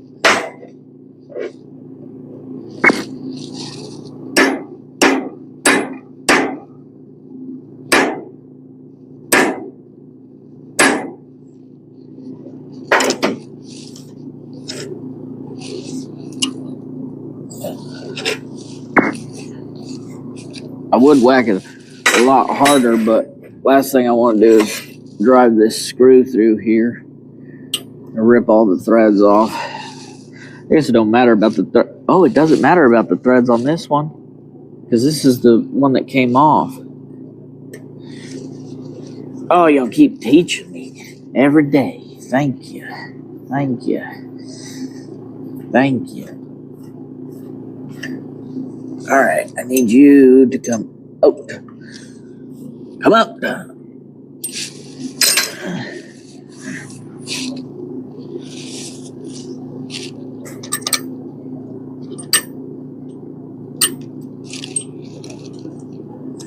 I need you to. Why? What do you? What? Route along with 1, 2, 3, 4, 5, 6, 5, 4, 3, 1. There. Route along with the Jeez. That was India. Okay. So since we don't have to care about threads,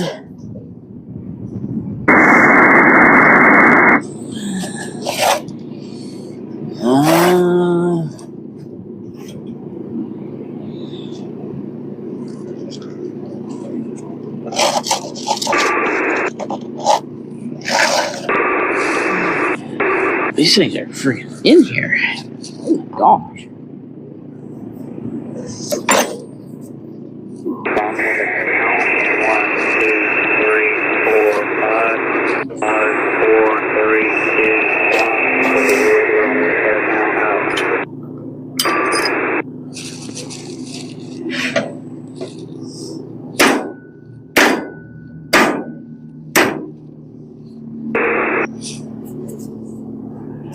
My goodness. Oh, I missed both times.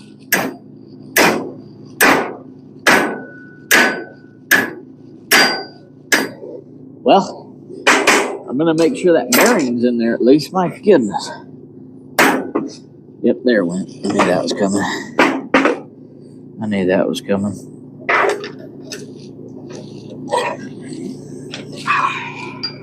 I need to support the other side, but I don't know what to support it on. I could make a really funky looking jig. That'd be pretty fun.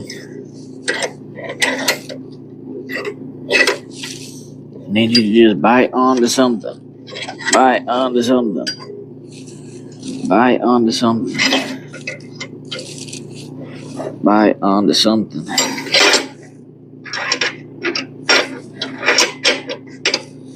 Bite onto something. Alright. And we don't want nothing under here because then it can't go down. 1, 2, 3, 4, 5, 5. So right now I have the vise holding the gear. This sits down in here and it hits the little shaft that comes through here. So when I hit this, it transfers that energy to the shaft that's coming out of here instead of the gear. But when I hit the gear, that transfers the energy into the gear, not into this, which is what we don't want. So maybe I can get a little hand back here or something. Oh.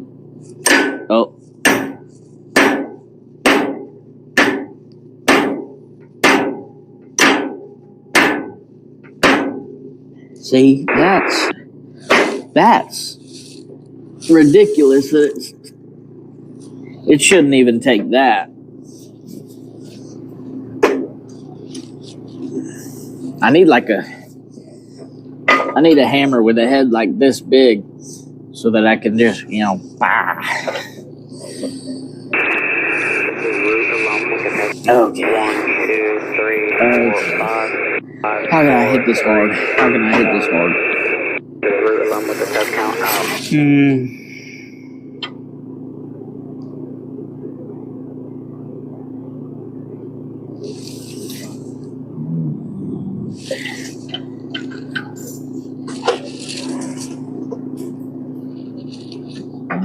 An idea has been thunk up.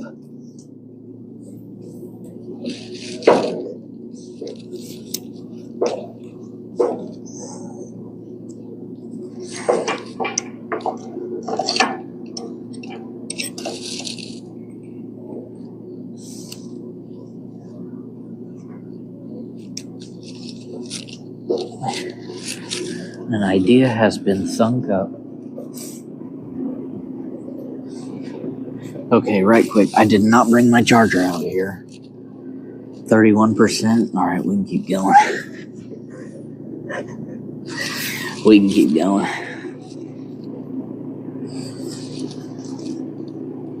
I'll stay live till it dies.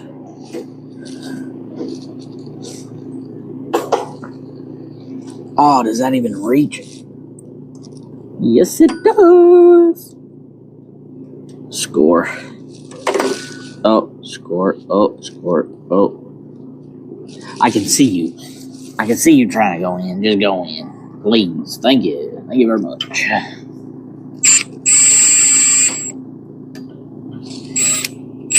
Whoa, whoa, whoa, whoa, whoa, whoa, whoa, whoa, whoa. I can almost get this one. I'm gonna have to take it out of this stupid vise. No. But this should make it a lot easier, so. I can still use it to hold it somewhat, but I need it to spin.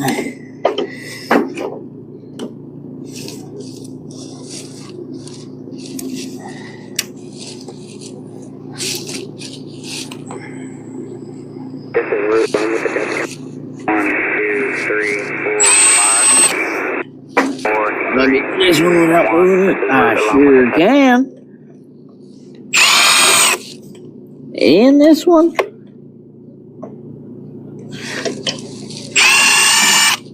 What about that one? What about that one?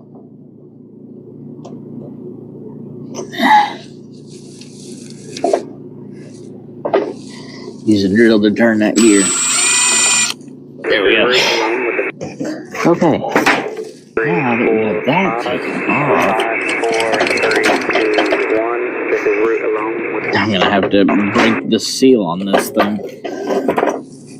Okay.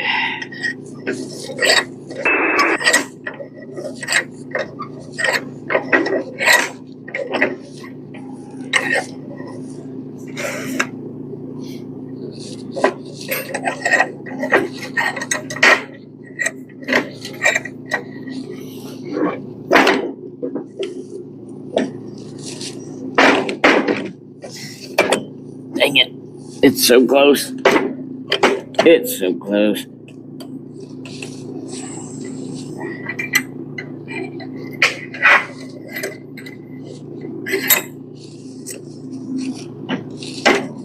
There we go.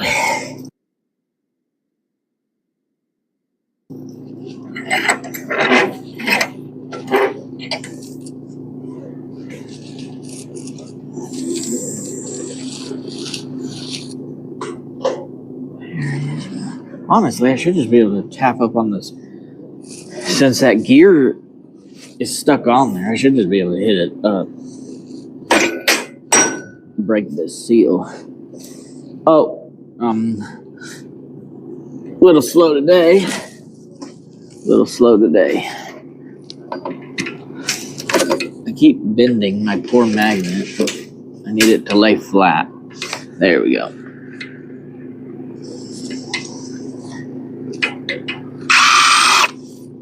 Okay, now we can come in, pull all the screws out so they don't fly away.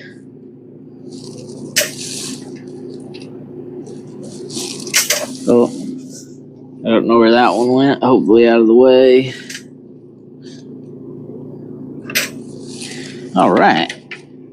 Well, at least it's wiggling.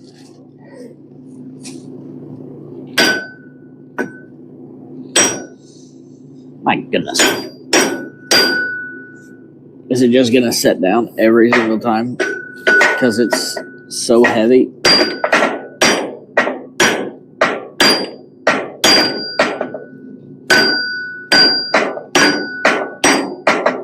It's time for dinner.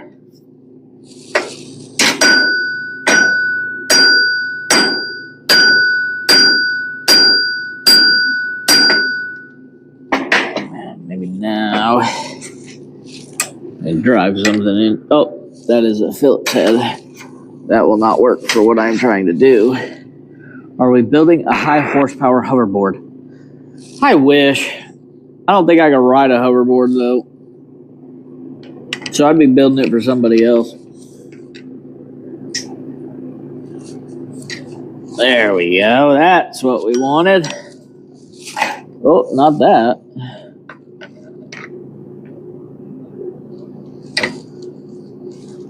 And I am yet again covered in grease.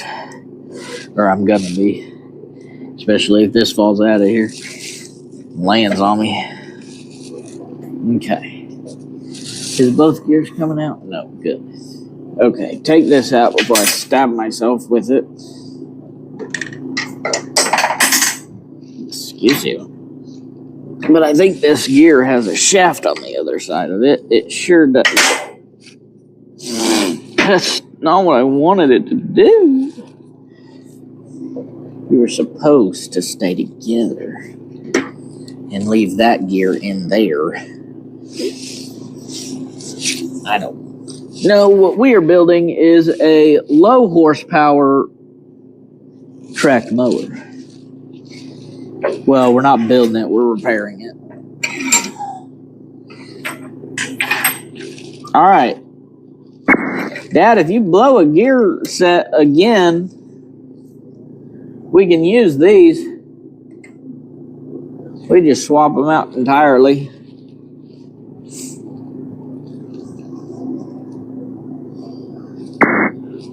Oh, right, I can take this off now. Get this out of the way. We're going to set it off to the side because I don't think we need to touch that one anymore. I ain't touching that because it's got a big old glob of grease on it, so I'm just going to forget about it, reach for it another day, and then get covered.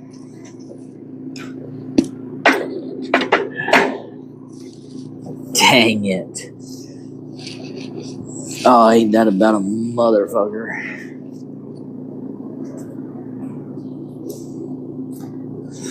I was hoping that would... I could kind of hang it off like that, get a good whack on it. It ain't going to go too far, but...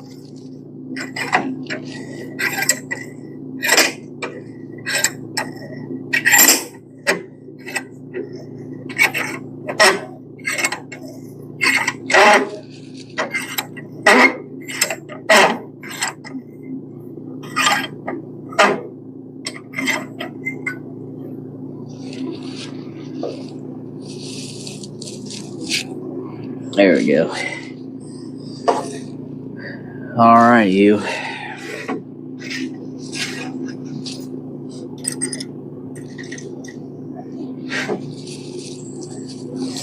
Now I have a real good bite on this gear. Now it's just if I can get, I'm going to whack the crap out of this gear. I already know it.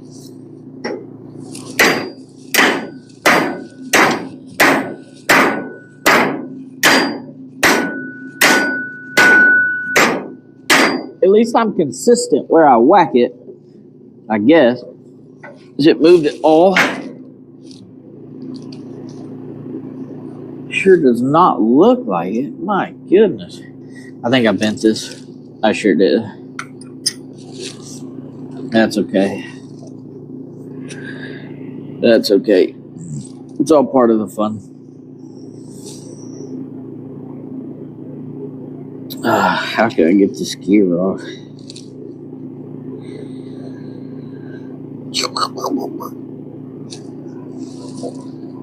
No, because I gotta pinch it together.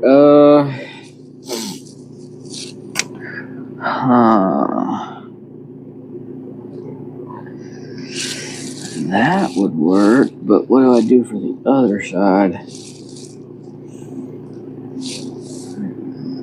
I don't know if it'd be low enough.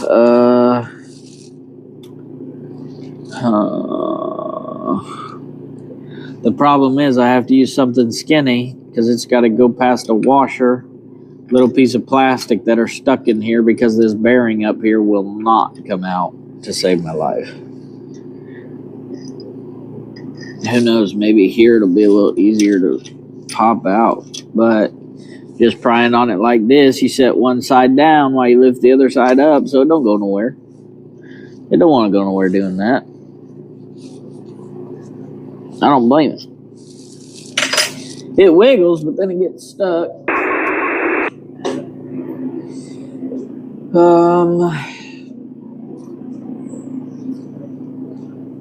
I have a hammer drill I could set to hammer, but I don't think it'd put very much force on that. Yeah, or a bearing puller. I need one. I don't have one.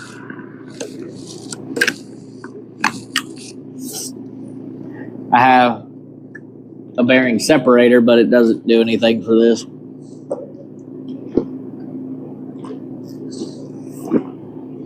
I have a bearing press, but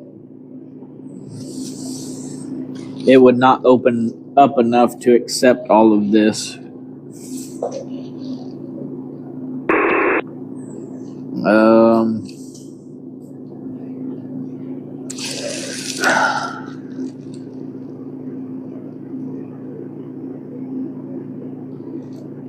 The only thing I can think is heat.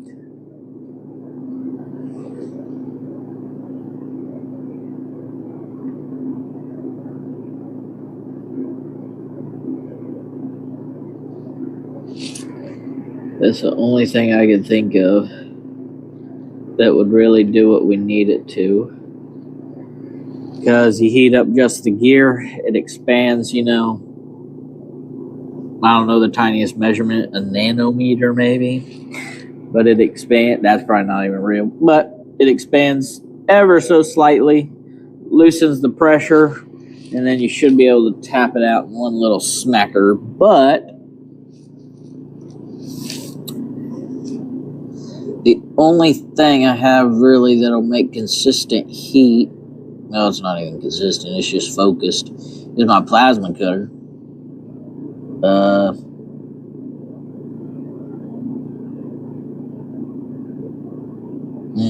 I don't know. That's a tough one. That's a tough one.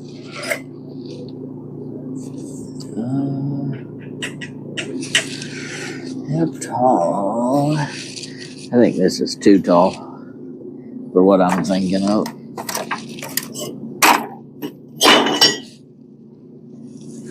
Way too tall. Way too tall. If I cut it, it'd be a little better, but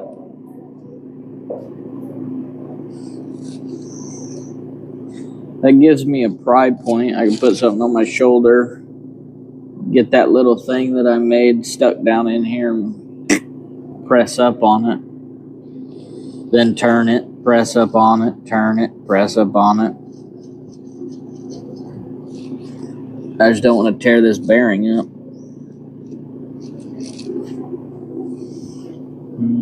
I wish the bearing came out on the piece it was supposed to come out on. Wonder if we can set that on there and wiggle it around a bit and get it out.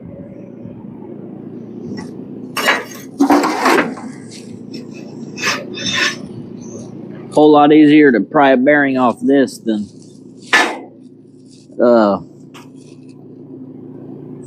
trying to tug it out of there.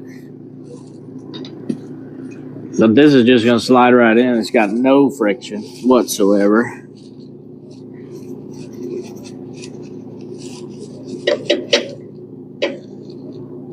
I'm trying to see if I can just wiggle it around a bit, move that bearing out, but oh, don't put that down in the bearing. Disgusting. 4-pound tannerite? Shoot, I don't know. It's steel. It might need 6 or 7.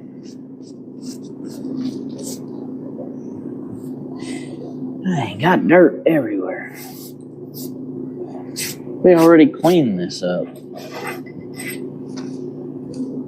We cleaned it all with a leaf blower. All right. Oh shit.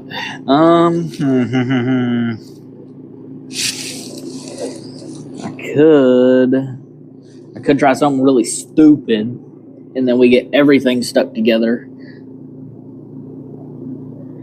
and then we can't get anything apart, and then I do have to pull out my plasma cutter and just start cutting away at the gear, then cutting away at that little cover, and then cutting away at the bottom of the shaft, and then sticking it in there and blowing parts of the shaft out.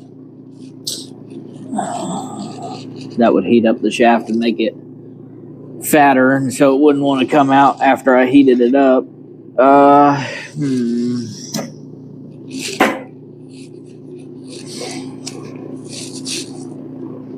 We'll try this. We'll try. We'll see what we can do. I know a lot of... I've seen people that they take bread and they put bread. You want something that's the exact diameter of this bearing, so this would actually work. But they take bread, they stuff it as tight as they can, they press it in, Then they pull it out, stuff more bread in there, pop it down, whack it in, and then the force of it pushing out or pushing down and in pushes up on the bearing. But who can afford bread in this economy? So, next best thing, paper towel. Ugh. Come on, you. I need my hammer. Need my hammer. Uh-oh, where'd the hole go?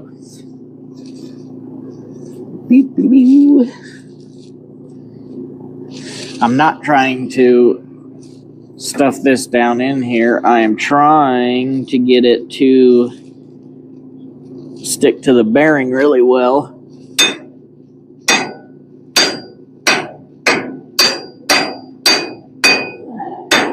So that I can hopefully just pull straight up on this and get the bearing out as well. Oh yeah, that cut me open. Nice. That didn't work. We're in the same boat we were 14 and a half seconds ago. Bolt nut and Allen key might work. Use the Allen key to hold the nut from spinning behind the bearing and just tighten. Yes, okay, so if you just tighten it, it's pulling the wrong way. I need it to back off, basically. So you'd want to screw it all the way in, then put something here that was like stuck on the gear so it pushed in. Because I need the gear to go down. If I put a bolt in and then suck it up above this. Oh, are you talking maybe that? No, because then how do you get something to bite the bearing?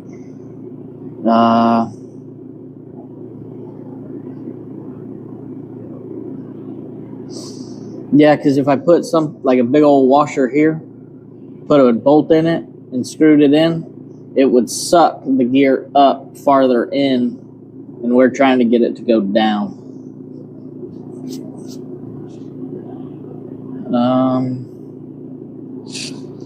I wish my paper towel idea worked. That'd be cool. Yeah, I know. Come on, blowtorch. Y'all want to see my blowtorch?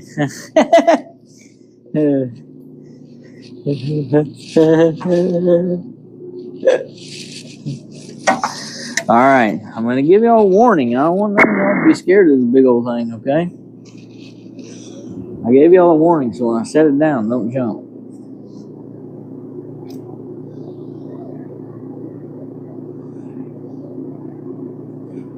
This is it. Keep out of reach of children. I shouldn't have this thing. This is my blowtorch. I wonder if it has any butane left after 6 years. Blows up in my hand. Nothing. It's empty. But it'd almost be the perfect height. I have to get it up in here some. Oh, watcha! But yeah, that's the blowtorch I have access to right now.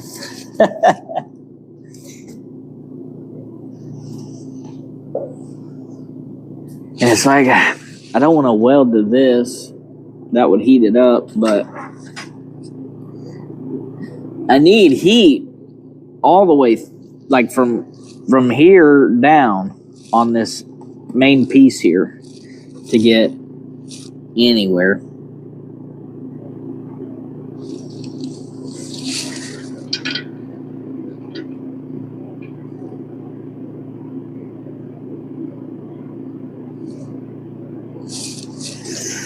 I could pull out TIG and just use the stinger, keep that up, but then it'd leave some gross little marks on it, and I don't want to do that.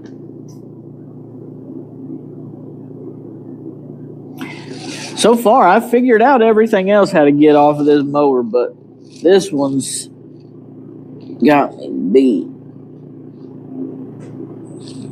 Got me beat. Can we see him from the other side, I wonder? See, I could wedge it in my vise like this. But I need to get it a little straighter. What are you stuck on? Oh, because you're not even biting anything important. But it'd still work. I need to make sure I'm not. Oh, I'm biting the bottom of that. I don't want to bite the bottom of this. Oh, but I can't. Oh, because it's wet. Okay. Okay. Maybe something else. We gotta try something a little different here.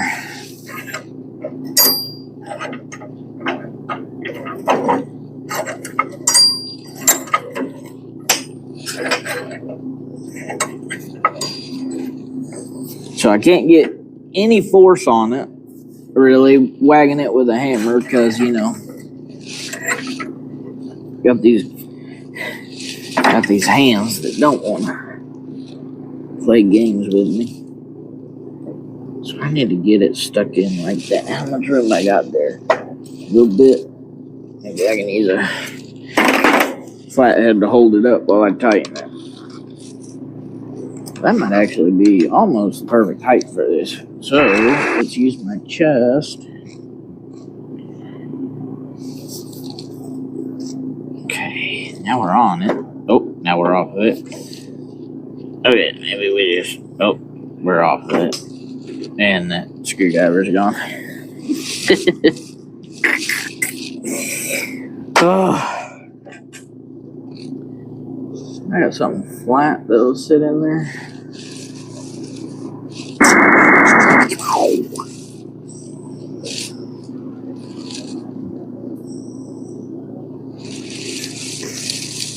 This should almost be perfect.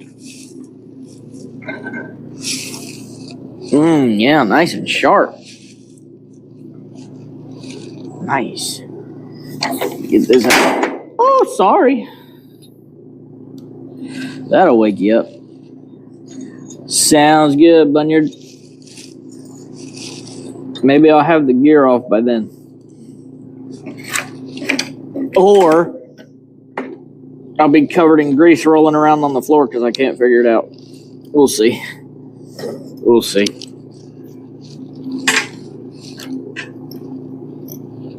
All right, that should work. That should work. Okay, since I don't have to care about this. Oh, yeah. Right on the old tallywhacker. That's where you want it. That's where you want it.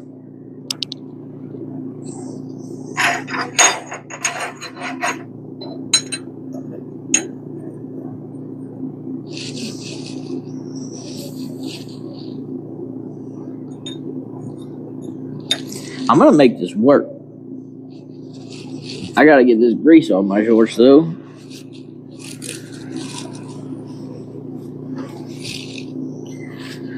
Oh, these are my new shorts. No. We're getting the new shorts dirty.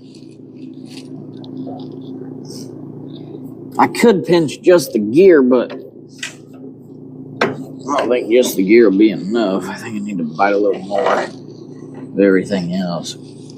Okay, can you like shimmy down in here for me or something?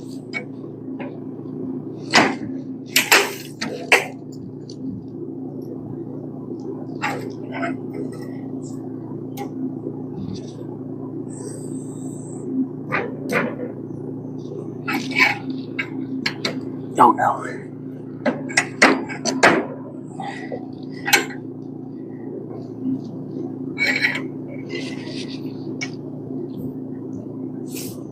All right.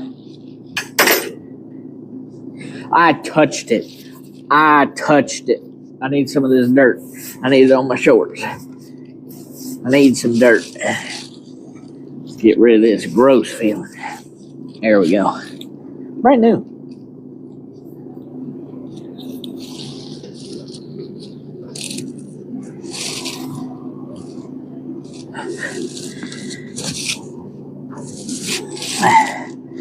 But they say they never do.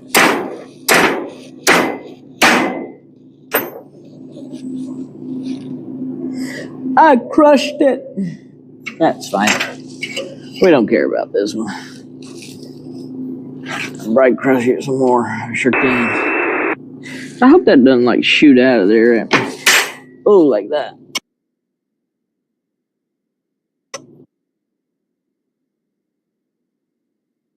Reuse this gear cover, but we can reuse the gears in it. That's for sure. There we go. That's what I wanted. That's what I wanted. Okay. We're getting there. Yeah. Oh, it's a... I have to do my own laundry if I get it dirty. Had a phone call. Did you miss anything? I dropped a thing on my leg and cut it open. And then I just whacked myself in the leg with a hammer. So, came back just in time. Just in time. What we're doing? Guessing. That's what we're doing. So, I have this, I think, well, I don't know. That kind of felt like it wiggled. But, I have it stuck in here. I'm not going to use this screwdriver. I'm going to go get my big one. But I'm hoping I can get quite a bit of force put up on there to get it to want to come off. Or I have another idea that's a bad idea, but my favorite things are bad ideas. What'd I come over here for? Screwdriver.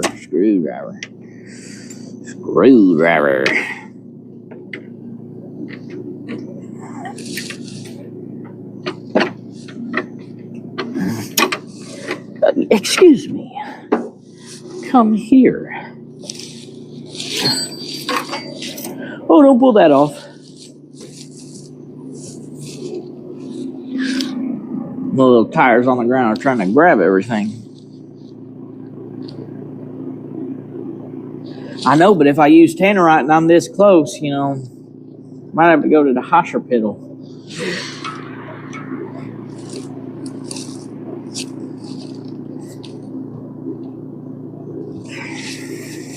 This is probably not what you want to use when prying. Oh my gosh. I'm just bending the friggin' bracket that it's sitting in.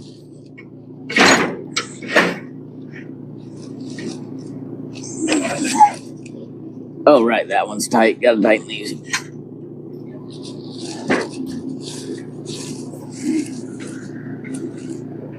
Oh, I almost touched that gear. Oh, that'd have been going side time. But I will save these gears for him because these aren't too bad.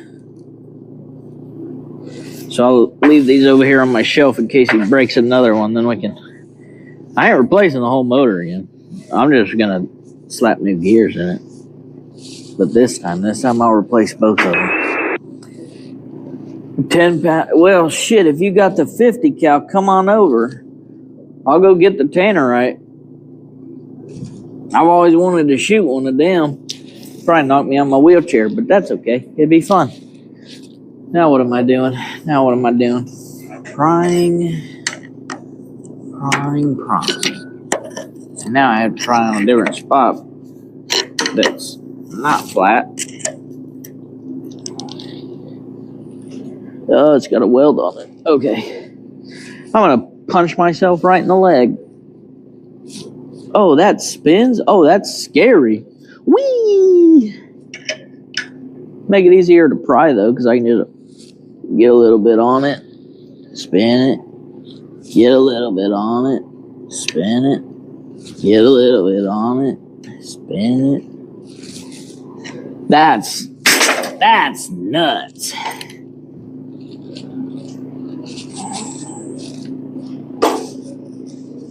Get right here, dude. Let's see.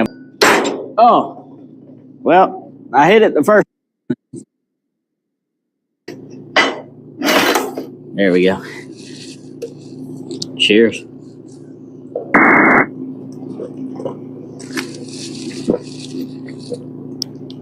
Okay.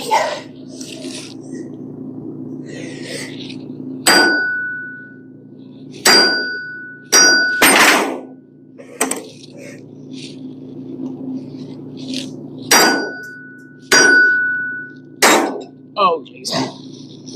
Need to get a rib. Probably like this side. This little, I don't know if y'all can see that anymore, but this little silver piece doesn't stick out so far over here, so I might be able to get a couple good whacks on the gear itself. And it turned. Danger, Will Robinson. Are you gonna Danger. horn anymore? Yes. Oh gosh. I'm gonna throw this thing into the sky. Can y'all see right here? Let me make sure. There you go. Now, in case I Danger, throw this Will up in the Robinson, air and it danger. lands on my head, we get a good video.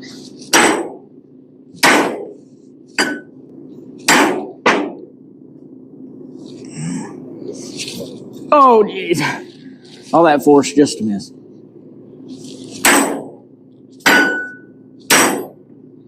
That's... Oh, my.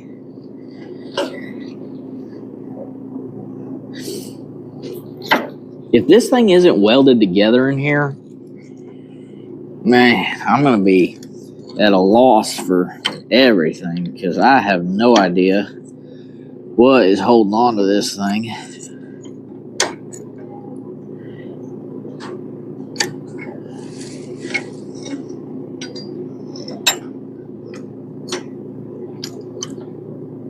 Okay.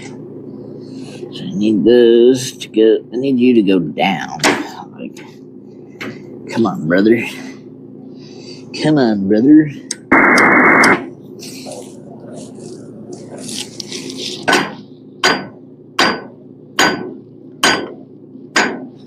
You're gonna make me undo it. Okay. So sorry. So sorry.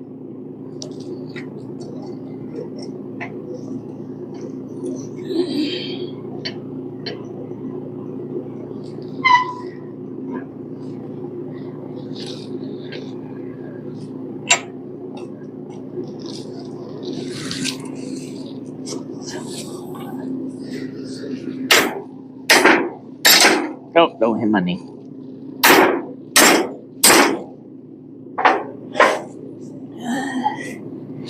Crushing anything yet? Nope.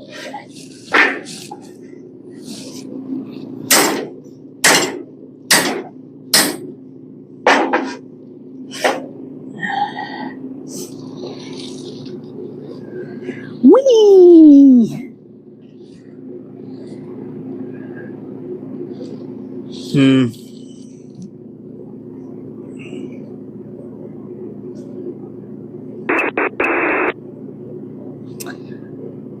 Oh, that could work. Maybe. Just be another part where I can whack it.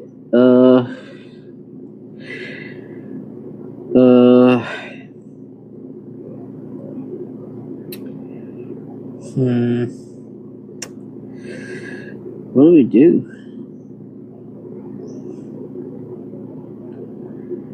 What do we do?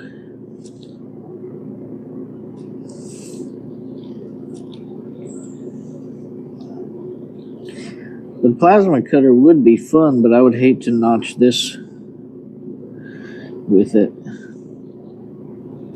I mean, it doesn't really care on like this face side. It doesn't matter, but if I have to clean that shaft out of the inside of this thing, I don't want to gouge the walls. It wouldn't really affect anything as long as I didn't screw up the keyway. But that's what we don't want to do. That's just spinning straight as heck after all that whacking. Wow. Pretty tough little shaft. Pretty tough little shaft. Ugh. Oh no, I dropped the screw. A really good air hammer, that I do. That I do.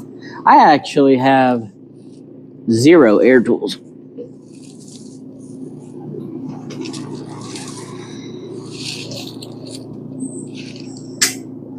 Wonder what an air hammer costs these days.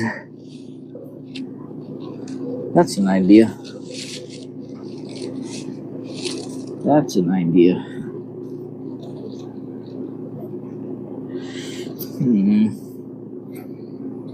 Maybe I'll go get one today. That way I got a new toy. It would be the only thing I'd use it on. Then it'd just sit in my drawer. Pull it out and oil it every couple of months. I'd use it for really stupid stuff. That's for sure. Anything I could think of using it on, I would. Well, what time is it? 9:30? 9:30. I have a phone call at 10. Do some taxes. So, what we might do is we'll call it here. And I will be back tonight. I will be streaming tonight.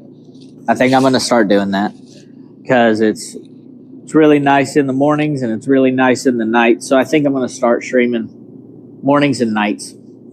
As it gets cooler, I'm hoping I can stream all day. That's the main goal, stream all day. That'll be a good day when that happens. It's nice to meet you as well.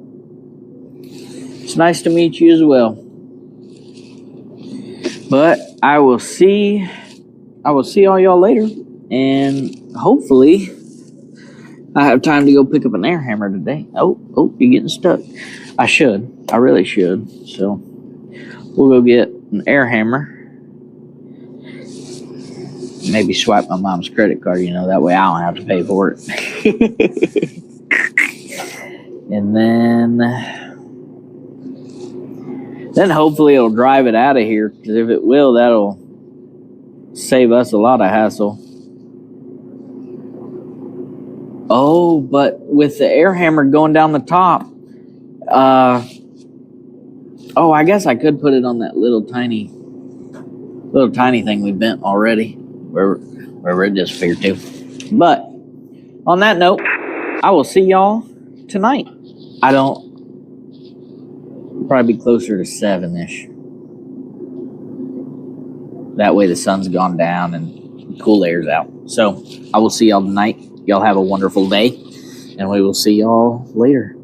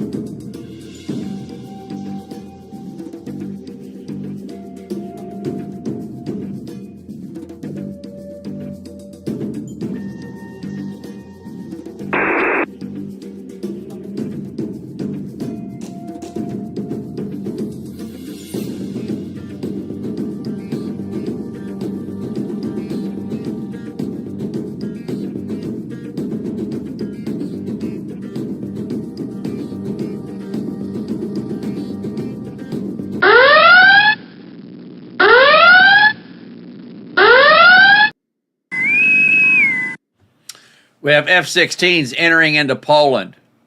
I repeat, F-16s entering into Poland.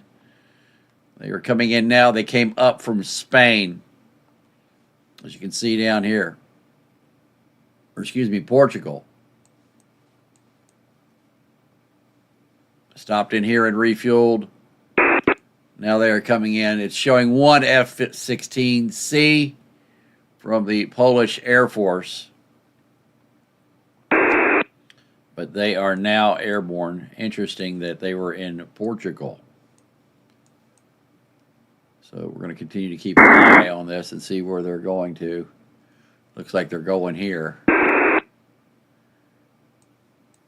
We can fly this. We have this in the flight simulator. By the way, we have our own flight simulator channel now on YouTube here. And I will get that for you. So is that if you have not signed up over there, well, now you can. Danger, Will Robinson, danger. Yeah, sure. Will. So here is our channel over there.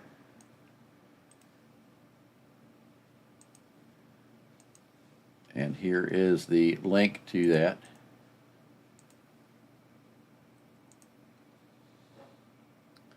So there you go. Go over there and get hooked up. We will pin that to the top for everybody. So again, if you haven't signed up there, go over there and sign up. That way when we go flying, you can watch it. So there we go.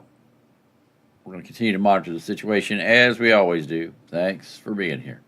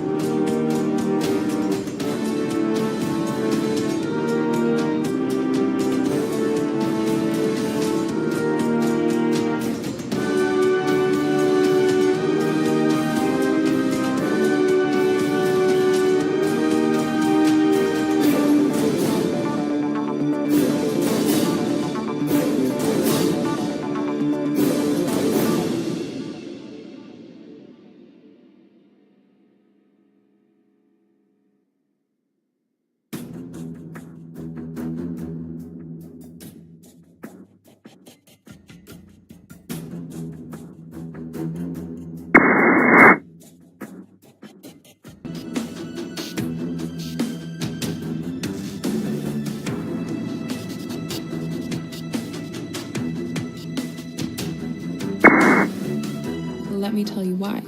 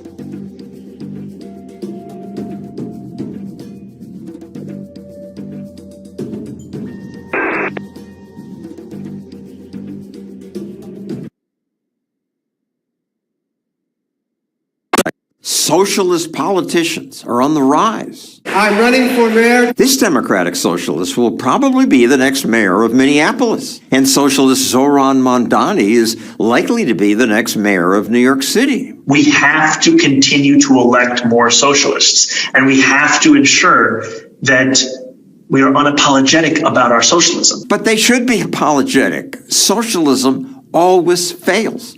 In my last video, I covered some of Mondani's bad ideas, but he has more. So I made this second video. This campaign is for every New Yorker who believes that government's job is to actually make our lives better. Mondani says he'll make our lives better by giving us free stuff. I'll make childcare available to all New Yorkers at no cost. I like where he stands on freezing rent, making public transit cheap and free. Childcare, universal at no cost to New York families. Buses, fast and free for every New Yorker. And yet he has noticed that government doesn't do a great job now. These are the slowest buses in the country. Buses and subways are a good example of socialist confusion about what makes things work. I asked people, who do you think built New York City's subways? I think it was the government. Either President Eisenhower or maybe like a mayor. Union workers. It's logical to think that public transportation is something that must be done by government. Who else could afford to dig tunnels and create the system where everyone, rich and poor, ride for relatively little money? No private business would do that. The greedy owners wouldn't be able to charge riders enough to make a profit. But actually, the original subways in New York were all private. It carried tens of millions of passengers. private companies built most of the subways. Then, after 50 years, they said, let's raise the fare from a nickel to a dime. People didn't like the idea of paying a higher fare, and the mayor took advantage of that and said, well, fine, the government will take it over and we won't raise the fare. But of course, government did raise it. Now a ride costs almost $3, and the subways have problems. Tunnels are deteriorating. Delays are inevitable. And when government tries to build new subways, they struggle. This one was supposed to be done in 1938. Then they said 1980. It's still not done. And it's already the world's most expensive subway line. They work so slowly that the subway cars built for it, cars that cost $1 million each, now won't be used because they no longer fit the tracks. That's what you get when government runs things. The socialist politicians also say they'll make workers' lives better by raising the minimum wage to $30 an hour. That's popular. Last year, California's fast food workers celebrated the new $20 minimum wage. My workers, we did this! But when companies have to pay even beginners at least $20 an hour. Pizza Hut preemptively laid off 1,200 delivery drivers like Michael Ojeda. Well, what's the point of the raise if you don't have a job anymore? 18,000 fast food jobs vanished, while other states added jobs. Also, consumers have to pay more. Restaurants in the state have increased prices by 10% faster than all other states. It's just supply and demand. Socialists can force businesses to raise wages, but there's no free lunch. Employers respond either by raising prices or replacing workers with machines like Flippy. Flippy can cook everything from French fries and onion rings to cheese sticks. White Castle said it plans to add 100 Flippies to its kitchens nationwide. Finally, here's one more socialist idea that repeatedly has done more harm than good. We freeze the rent! Activists like that. But they only like it because they don't realize it creates shortages everywhere it's been tried. St. Paul, Minnesota imposed rent controls. The most stringent measure in the country. So in St. Paul's twin city, Minneapolis, socialist Aisha Chugtai said, I want us to follow their lead. She's now vice president of the Minneapolis City Council. But when I interviewed her, she didn't even know that rent controls stopped most apartment building in St. Paul. Builders still build in Minneapolis. Building permits were up 65%. But in St. Paul, they're down 60% because of rent control. You're not going to get more apartments by pushing this. Her silence reveals so much. I mean, don't politicians research issues before imposing government force on others? I'm going to maintain that guaranteeing housing for people and making sure that they can stay in their homes matters more than anything else does. They just don't get it. I'd love to ask the man who's probably going to be my new mayor, how will your socialist policy succeed when every other socialist government everywhere in the world has brought misery and poverty? So far, he hasn't responded to my interview request. It's too bad. So, Ron, you're just down the street. Come here, defend your socialist ideas. Our studio here is open to you.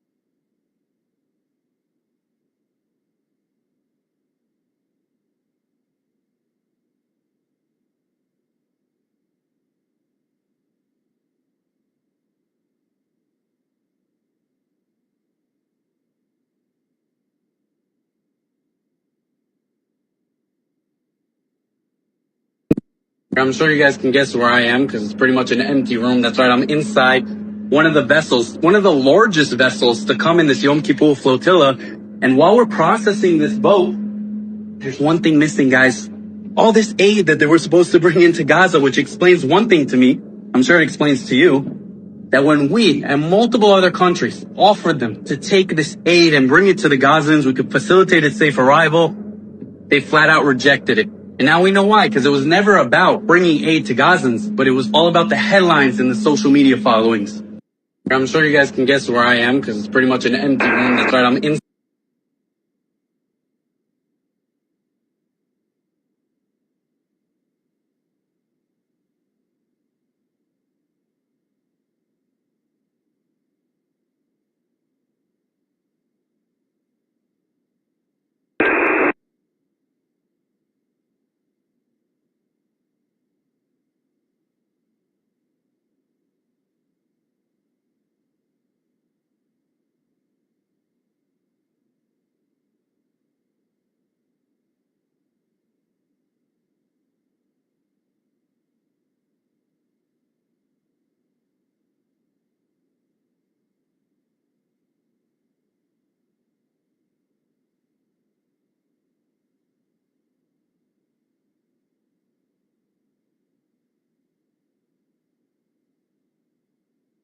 You have to recognize that there was an explosion in violent crime, and it didn't happen in a month or 6 months. It happened over the course of years due to the prior administration's lackadaisical approach against crime, and violent criminals took advantage of that.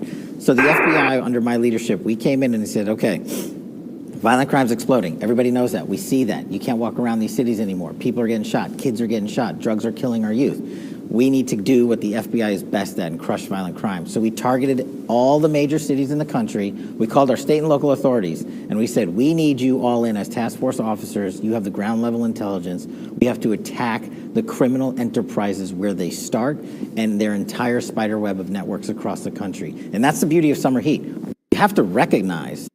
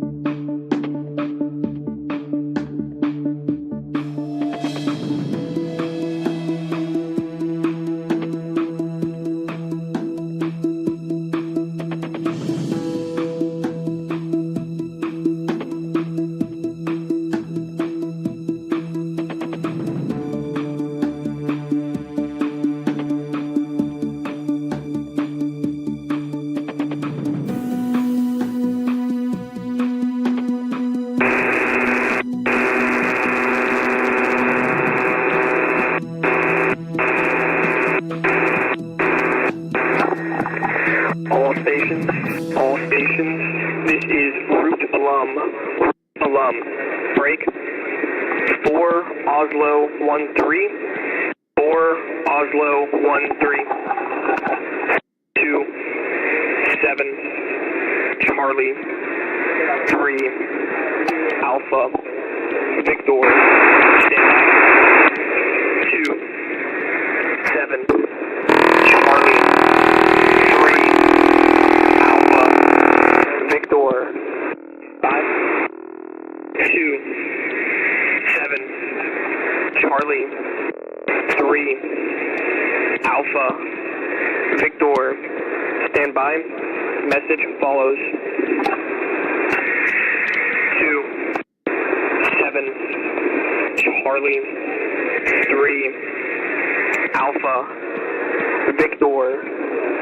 Echo Alpha Alpha Sierra 4 3 Delta 6 Charlie Mike Victor Delta Victor Papa X-ray Lima Tango Lima Whiskey Oscar Bravo Charlie Romeo November.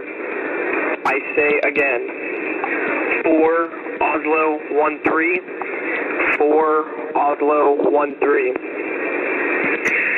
2 7 Charlie 3 Alpha Victor Echo Alpha Alpha Sierra 4 3 Delta 6 Charlie Mike Victor Delta Victor Papa X-ray Lima Tango Lima Whiskey Oscar Bravo Charlie Romeo November.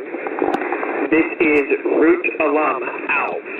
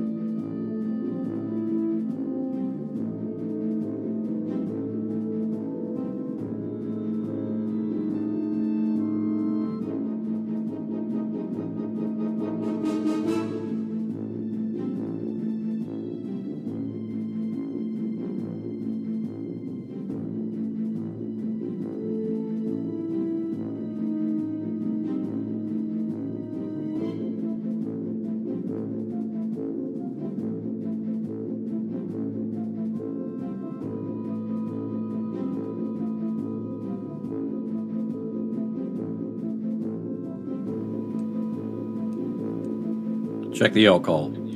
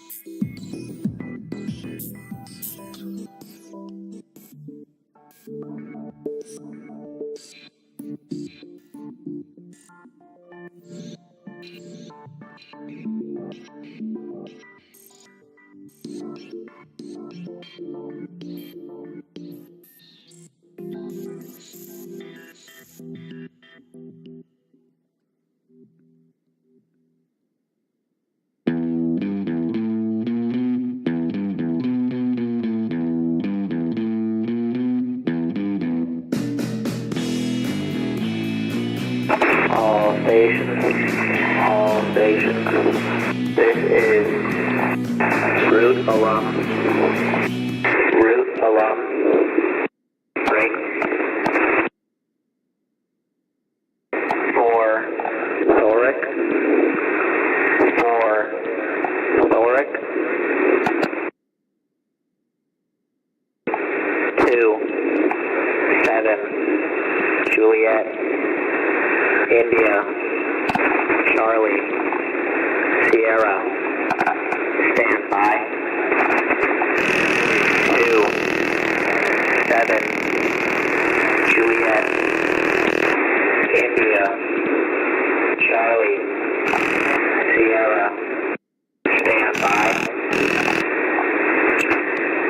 2-7, Juliet, India, Charlie, Sierra, stand by.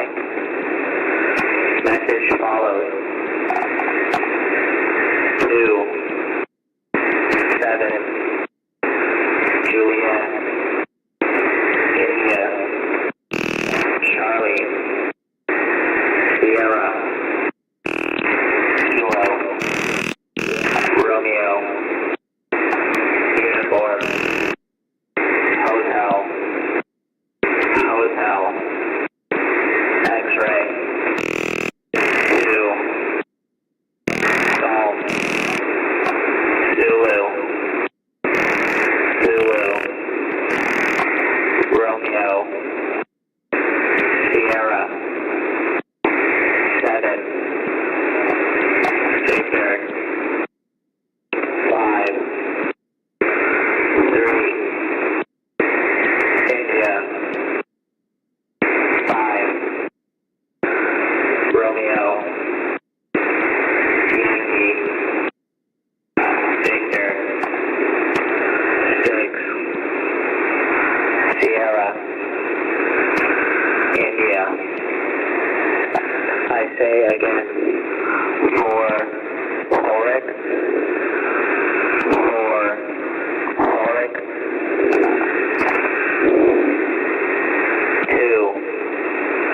2-7, Juliet, India, Charlie, Sierra, Kilo, Romeo, Uniform, Hotel, X-ray, 2, Golf,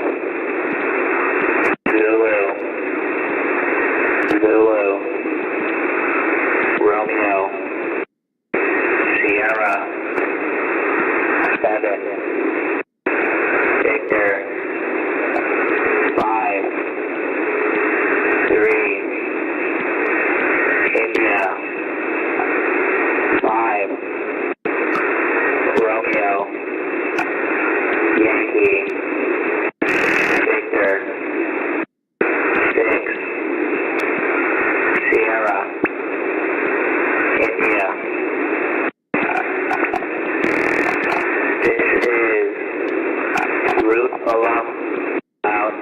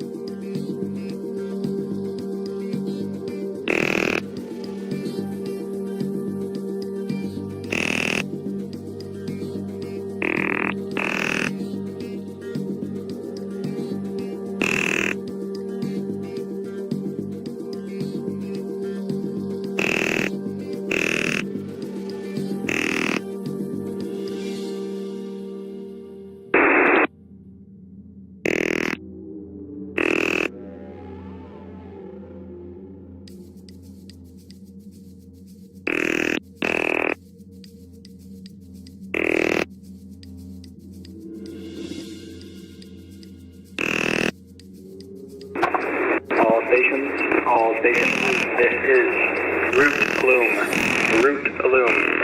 break, 4 Thoric,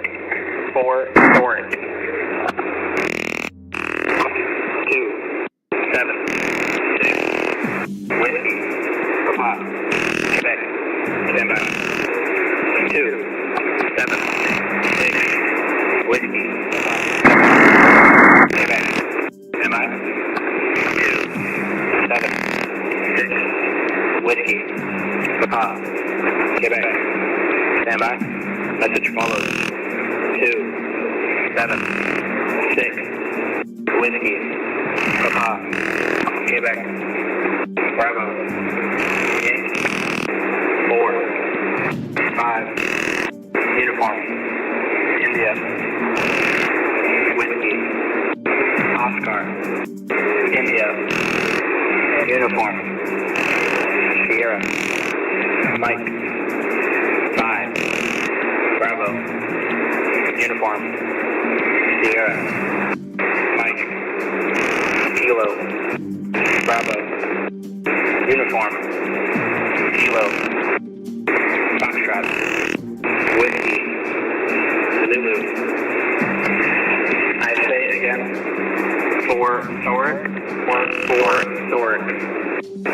2, 7, 6, whiskey, Papa, Quebec, Bravo, Yankee, 4, 5, uniform, India, whiskey, Oscar, India, uniform, Sierra, Mike, 5, Bravo, uniform, Sierra, Mike, Kilo, Bravo, uniform, Kilo, Foxtrot, whiskey, Zulu. This is Route Alum, out.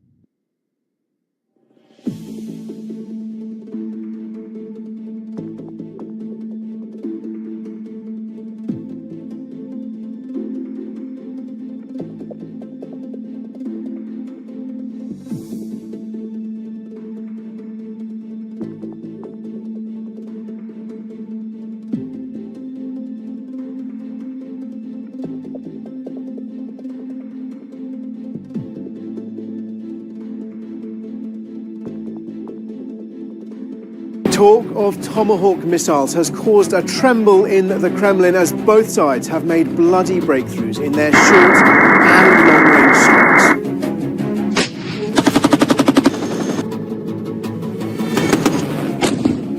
Kharkiv again.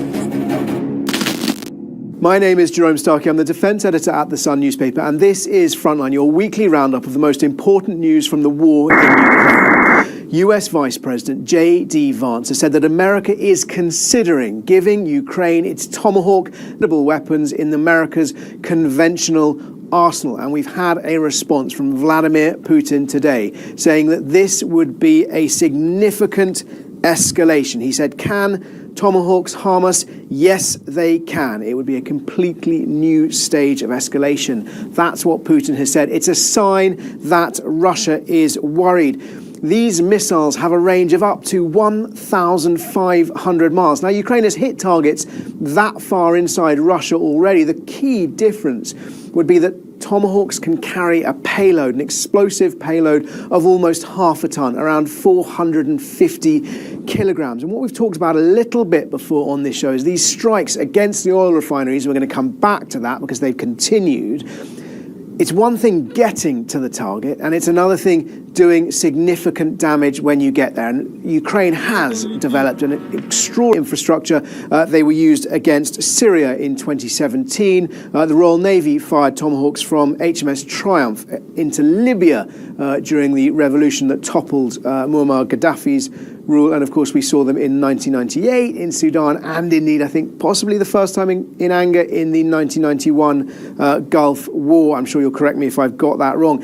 Now, as far as I knew, as far as I thought, Tomahawks are actually weapons that are fired from submarines and ships. Certainly that's how the Royal Navy uses them. There are, ever since the Block 1, the original Tomahawk missiles were developed, there was a version known as the Griffon. That was a ground-launched variant, and there is a system known as Typhon, which is actually a ground-launched system, a kind of containerized system, large articulated lorries with a big green box on the back that can launch 4 of those. Now, interestingly, one of the reasons these weapons haven't been deployed in Europe was to do with the Intermediate Range Nuclear Forces Treaty, the INF. Under that deal, America agreed not to station intermediate range ground-launched ballistic missiles in Europe. Both America and Russia have withdrawn from that treaty. So the discussion about this, in one sense, can be seen as an unintended consequence of the breakdown of the sort of handrails,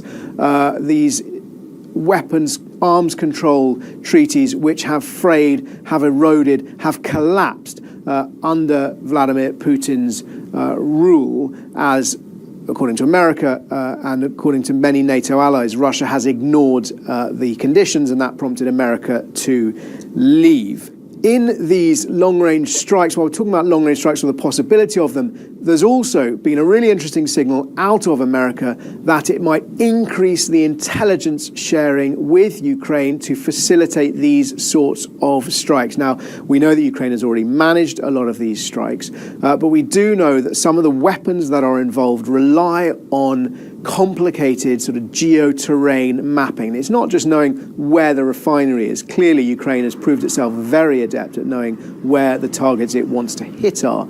Part of this sort of intelligence is about plotting a route from the launch site to the target. And that doesn't just involve understanding the terrain in enormous detail, because these weapons track the terrain. It also involves understanding where things like electronic warfare and radar defenses are located in order to circumnavigate or suppress them en route. Interestingly, Dmitry Peskov, President Putin's spokesman, responded to those claims by saying that America is already doing that.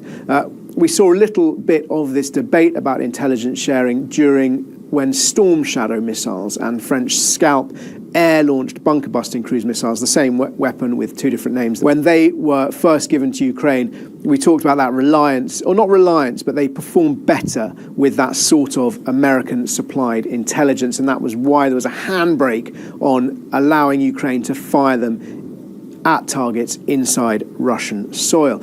Ukraine has continued to press what appears to be its advantage with these long-range strikes. So since our last update, we've continued to see more Ukrainian hits, specifically against Russia's oil infrastructure. On October the 1st, we saw a fire at a plant in Yaroslav. That's about 450 miles inside Russian terrain. October 2nd, drones. We actually saw the footage of the drones flying in and hitting a refinery in Orsk.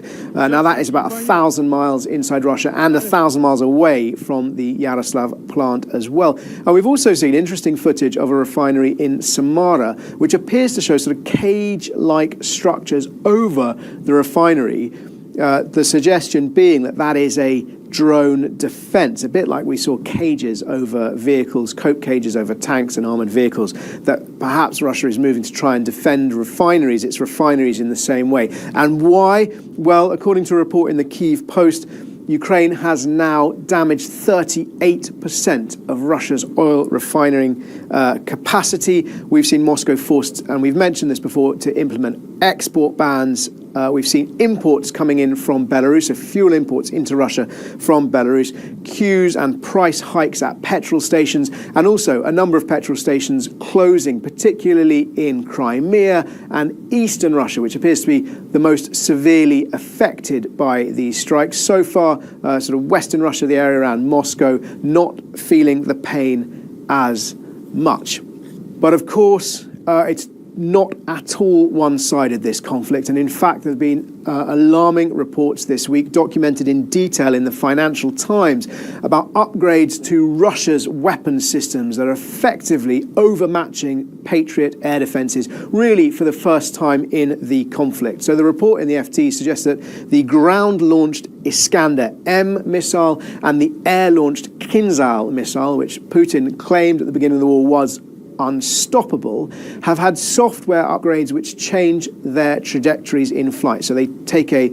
sort of fairly conventional ballistic path towards their target, but at the end they divert off that trajectory and then plummet very steeply towards their targets, and that has affected Ukraine's ability to intercept them. The figures reported that Ukraine's interception rate of these ballistic missiles was 37% in August and just 6% in September. And indeed, one of those strikes, which Kyiv was unable to block, was against a number of drone plants in and around the capital, Kyiv, one on August 28th, which caused significant damage to the European Union's headquarters in Kyiv and indeed the British Council building, which you remember I visited with Defence Secretary John Healey a few days later. In the close conflict, in the battles in the trenches and the bombed-out villages, we've seen Russia continuing to blast its way forward, and it's making its most significant gains in Dnipropetrovsk. Reports from open-source trackers suggesting that Russia now holds at least 10 hamlets or villages in Dnipropetrovsk. This is an oblast where there was no fighting until June. It was only when Russian forces really managed to blast their way forward in that battle around Pokrovsk and south of Dobropilya that they have made these gains. Also matching those advances, persistent reports that Ukraine is short of troops. It is sparse along the front line, and that's allowing Russia to probe and look for vulnerabilities and look for... In that close conflict, though, in the shorter range strikes, we've also seen Ukraine having some success with what was reported by Russia as a drone strike in Kherson, which killed the collaborator Vladimir Leontiev, who was the mayor of Novokhovka. Novokhovka, the town on the left bank of the Dnipro River, adjacent to the dam that was blown up, causing massive devastation in Kherson province. Footage showed Leontiev walking into a building, which we understand was his office. The Russians describe it as his combat post, and there was a massive explosion. He wasn't killed instantly, but he succumbed to his wounds. We've also seen extraordinary footage of a Ukrainian drone shooting down an Mi-28N Russian attack helicopter. The feed from that drone showing the moment that it collides into the helicopter, and then a separate drone feed actually showing that helicopter on fire as it plummets towards the ground. In a conflict where we've seen so much of that sort of footage, it's staggering. Things like that still have the power to amaze. Quick roundup of news that's happening outside Ukraine. French commandos have boarded a ship which they say is part of Russia's shadow fleet. They've arrested 2 members of the crew. They have this reports linking that vessel to suspicious drone flights over Europe. Germany cancelled 17 flights, diverted about a dozen others after suspicious drone sightings. Denmark, which we talked about last week, had to close airports because of drones. Danish intelligence have published a document about hybrid threats from Russia. And away from the drones, but nonetheless very much related to the conflict and how it's funded, Hungary has signed a series of deals to try and diversify its oil supply away from its total dependence on Russian liquid natural gas. It signed a contract with Shell and another one with the French firm Engie the French deal will supply about 5% of Hungary's needs, the Shell deal about 2.5%. So it's not alleviating that dependence, but it is perhaps a step in the right direction. As ever, if you've got any questions, please do ask them in the comments below, and I'll do my best to answer as many as I can next time. I'm going to rattle through 3 today. Thank you very much for them. Question number 1. What will happen after Putin leaves? It's a really good question. I think a lot of us think about that a lot. It depends on a couple of things. It depends, of course, on how he leaves and when he leaves. Simply put, if Putin were to be assassinated or toppled or ousted, as we saw that sort of possibility earlier in the conflict with the Wagner march on Moscow, the chances are, I think, he would be replaced by somebody even more hardline, and you'd probably see a coalescing around Vladimir Putin's aims, because the affront, the injury, the sense of injury to Russia and Russians of their leader being killed might actually lead to a sort of rallying around Putin's ambitions and someone even more hardline coming in. Were he to die of natural causes, I think that'd be potentially very different. It would open the door to a successor taking a departure away from his policies. Perhaps the best scenario for Ukraine and for Europe would be if the war were to end in such a way that Russia was stopped, defeated, Ukraine did gain its lands. I think that would be a scenario which Vladimir Putin would then be removed from power, whether or not violently or not, but the war would be over. He would marshal that process, and that defeat would be seen as his defeat, and it would allow somebody else to come in and take the country in a new direction. But I should caveat with this that I'm not an expert Kremlinologist, and if you're interested in that, plenty of people are more expert on that than me. Question number 2. Is the Russian police state worse than Britain's? It's quite a flippant question. We were talking about oppression in Russia last time round. I mean, maybe this question is a joke, but I just would say this. I have been banned from Russia because of my reporting. I've been tried in absentia because of my reporting, and Moscow has put me on an international wanted list because of my reporting, because I dare to challenge and report and expose the war crimes that Vladimir Putin's forces have continued to commit. I should tell you that I am free in this country to criticise the British government, and often we do in our reporting about domestic policies and about perhaps the shortcomings or the lack of support as we report for Britain's armed forces. This country is nothing like Russia, and we shouldn't joke. Whilst we might criticise this government, we really shouldn't make light, I think, of the conditions that many Russians endure under Moscow's police state. Finally, question number 3. Is Kaliningrad a legitimate military target? Kaliningrad is a sovereign Russian exclave on the Baltic, surrounded by NATO countries. There are legitimate military targets inside Kaliningrad? Absolutely yes. The second part of the question was, why hasn't Ukraine hit it? Well, I would suggest because Kaliningrad at the moment does not appear to be a sort of strategic pillar which is underpinning or holding up the Russian war effort.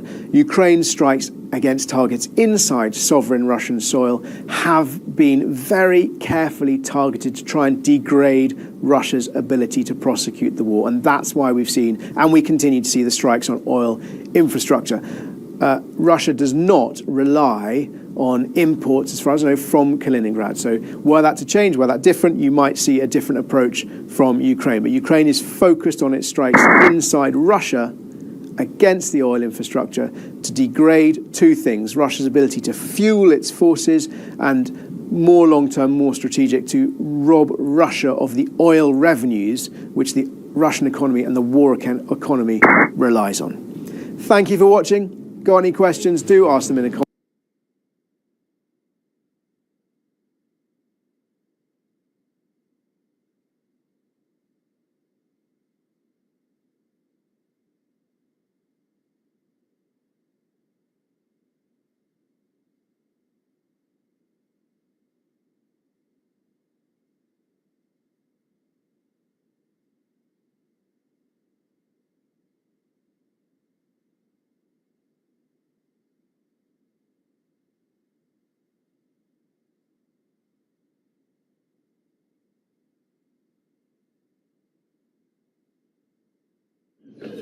All right, rejoining the channel is our good friend, Aviation Week writer Steve Trimble. Steve, how are you doing? Great, thanks. So your most recent item at Aviation Week is titled, Russia Gaining in Drone War, Forcing Ukraine to Adapt. You're fresh from actually going there and seeing this firsthand. So talk to us about what this article reveals. So I went to Ukraine last month for about 5 days. I attended the Defense Tech Valley Summit in Lviv. This is basically a drone expo, drone technology expo for the military drones. They had the military operators there, the manufacturers, the Ukrainian and Western manufacturers of the drones, as well as other government officials. And it was a really interesting insight into what their concerns were. I thought they were very candid about their vulnerabilities and the things that they're most worried about on the Ukrainian side of the conflict. And that's because they perceive that Russia has gained an advantage in the drone conflict, the drone aspect of the conflict, mainly by taking the innovations that Ukraine pioneered in the last 1 to 2 years and using it against the Ukrainians, but at a larger scale and with expanded range.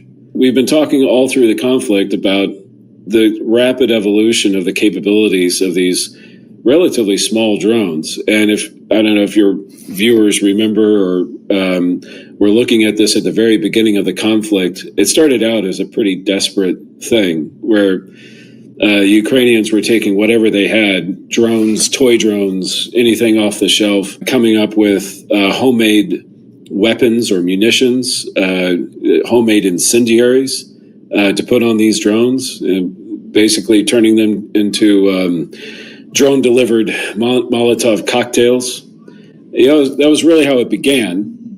And then it got more and more sophisticated. They started, buying drones, bringing, whether they were commercial or military, and then putting conventional munitions on those drones and using those against the Russians. But these were still very primitive in a way. They were controlled by radio frequency links, which were easy to jam at low altitudes.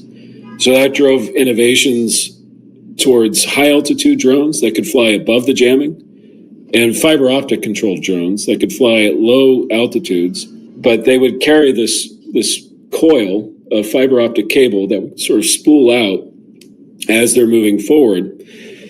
And the cable would be attached to a human controller, which would make these drones far more jam resistant because there was no radio frequency link. There was an actual tethered link to the human controller. The range of these types of drones was pretty short, 5 kilometers, 8 kilometers.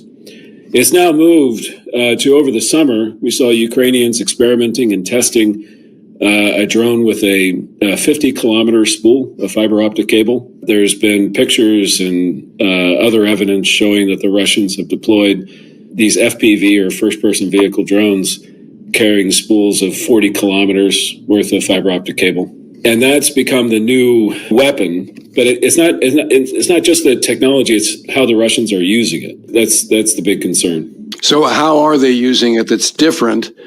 And what are the Ukrainians doing to adapt? Back in the first or second week of August, we saw the first real example of how Russia has been able to gain this advantage, albeit short term and not in any revolutionary sense. It's an incremental advantage.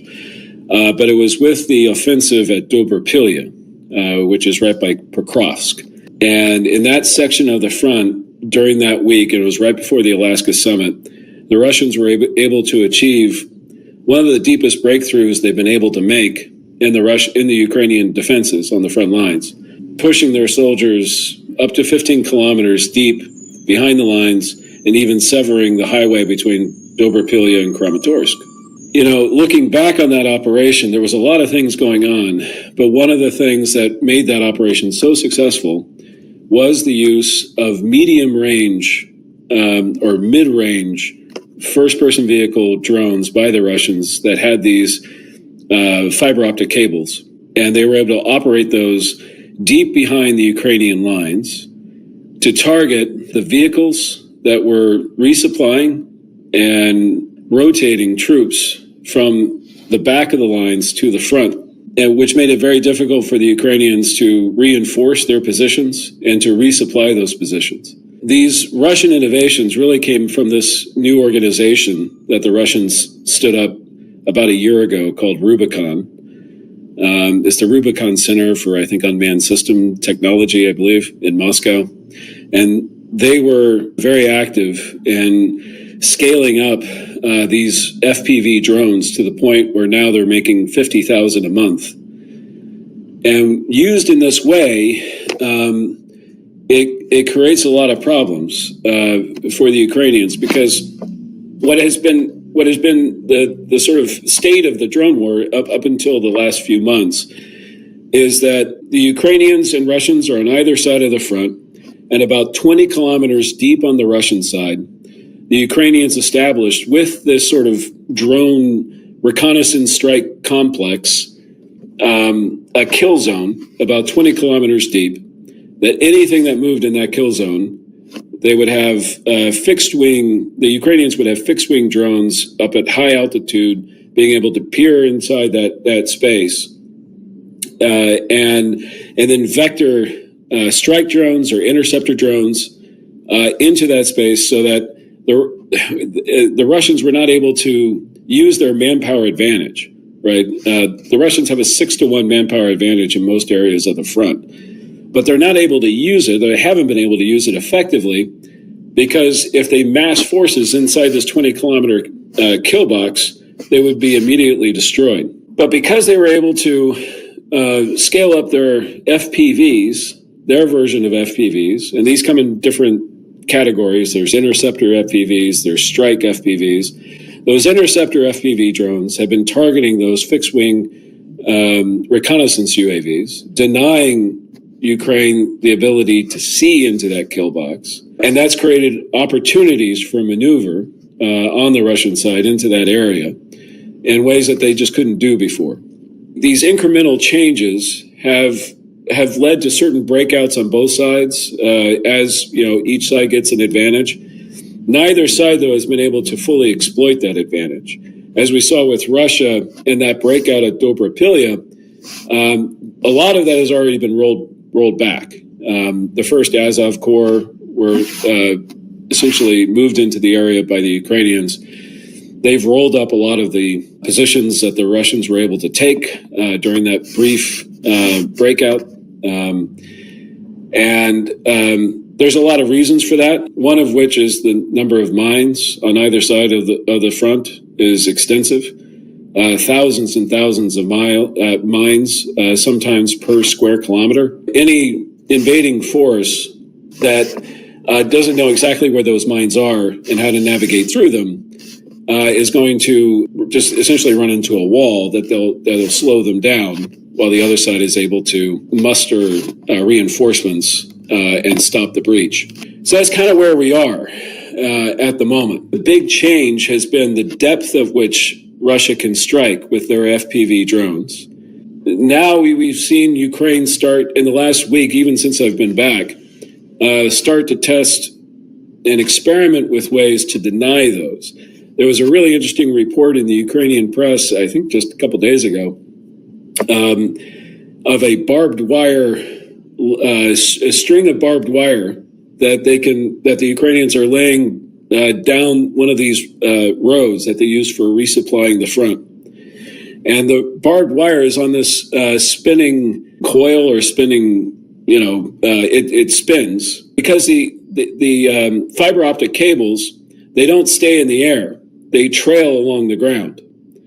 So this string of barbed wire is only 6 or 8 inches off the ground, and it can sever that cable, and if it comes across it, and they could lay it across the roads that they use for resupply convoys, and make it much harder for the Russians to use that technology.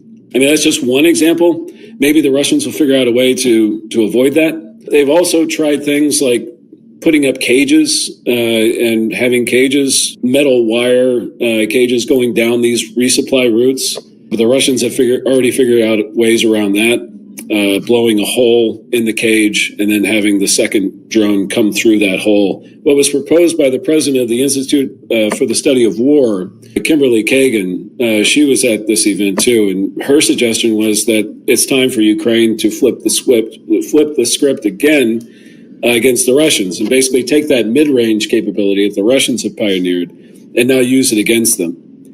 And her point is that the Russians are even more susceptible to that because they depend on their manpower advantage for the most part. Right now, that 20-kilometer kill box behind the front, the Russians keep their forces beyond those 20 kilometers. So if you can target those troop concentrations and their headquarters and their supply depots that are in that 20 to 80 kilometer box behind the front line, that would force the Russians to move those troop concentrations and all those other things even further back, making it even harder for them to maneuver and exploit any kind of breach that their frontline units are able to make.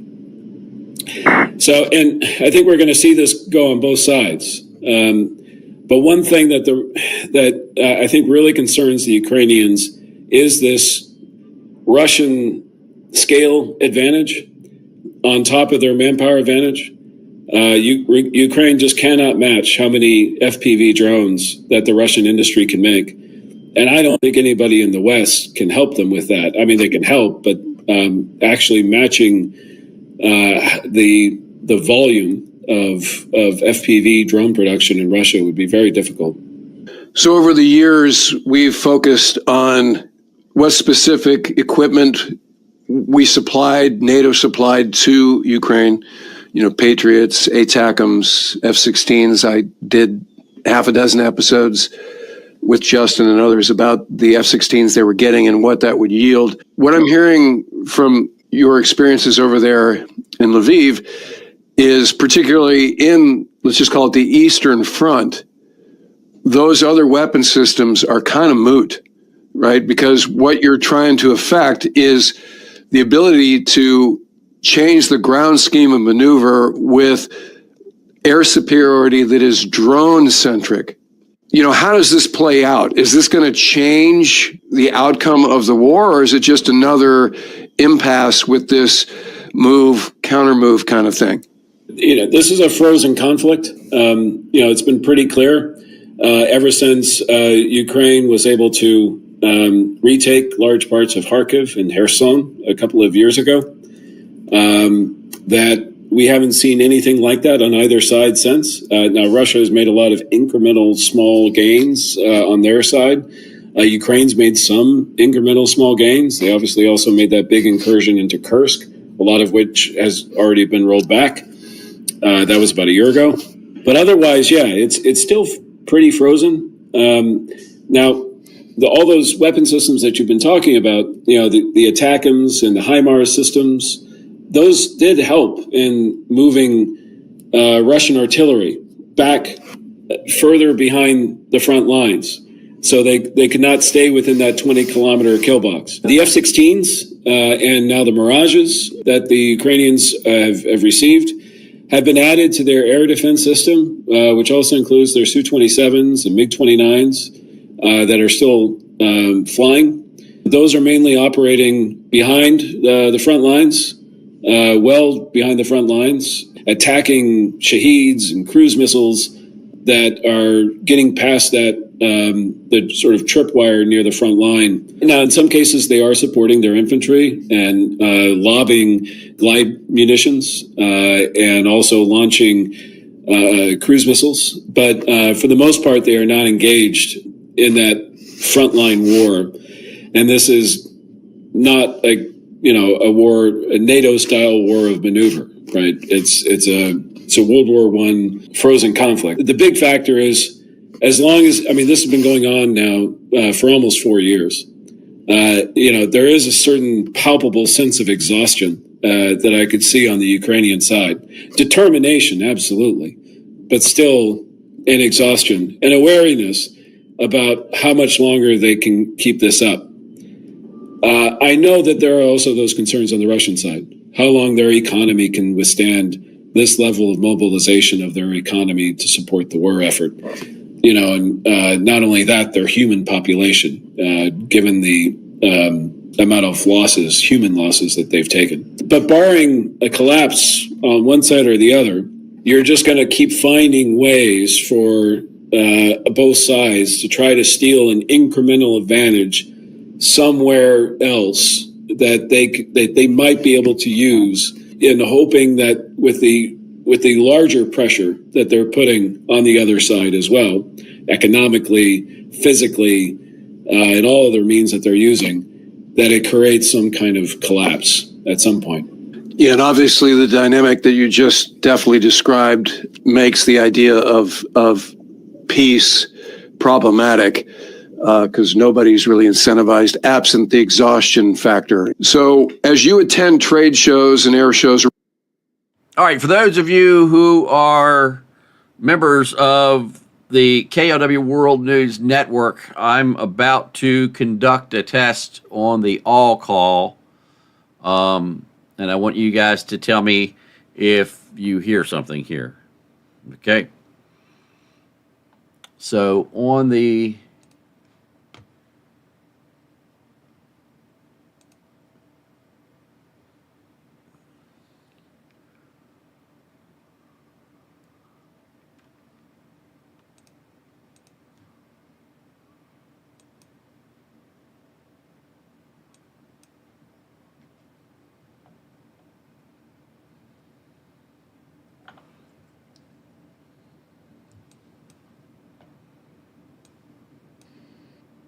All right, is anybody hearing a beep when I'm keying the mic on the all call? Is anyone hearing a beep? Wow, the audio was quick. Is anyone hearing a beep when I'm keying the mic on your device? Or are you just hearing my voice? Respond with text, please, on the all call.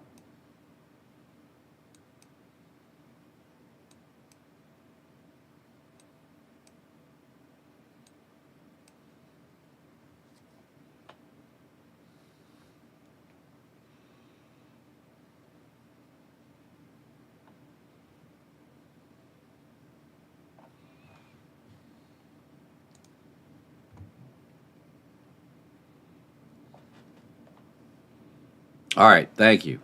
No beep, just voice.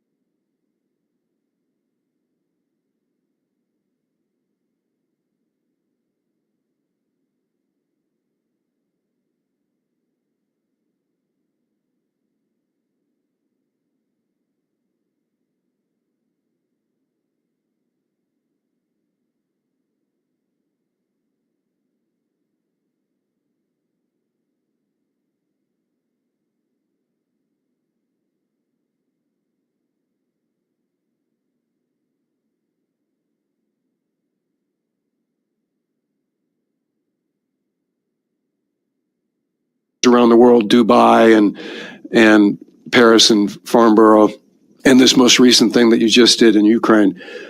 What are you seeing in terms of the industry reaction to the drone innovations that are going on both sides of the Ukrainian conflict? I think it does help to look at Ukraine and Russia somewhat in isolation, because neither side intended for this drone conflict. This was not part of anybody's strategy. It sort of grew out of the situation they found themselves in. And that situation largely occurred because neither side was able to create air superiority at the initial phase of the conflict. Ukraine just didn't have the capacity, and Russia simply didn't prioritize it. They had not established air superiority at the time they started their ground offensive. They were trying to do it in parallel with the ground offensive, and that didn't work. I don't think NATO or a NATO country would attempt to do something like this without first establishing air superiority. And if they weren't able to establish air superiority, I'm not sure that they would have started the ground offensive, when they did, right? So that creates a very different, overall situation on the battlefield. There is still the question, is air superiority even possible in the modern context? Given the air defenses that are available and have proliferated at so many different levels.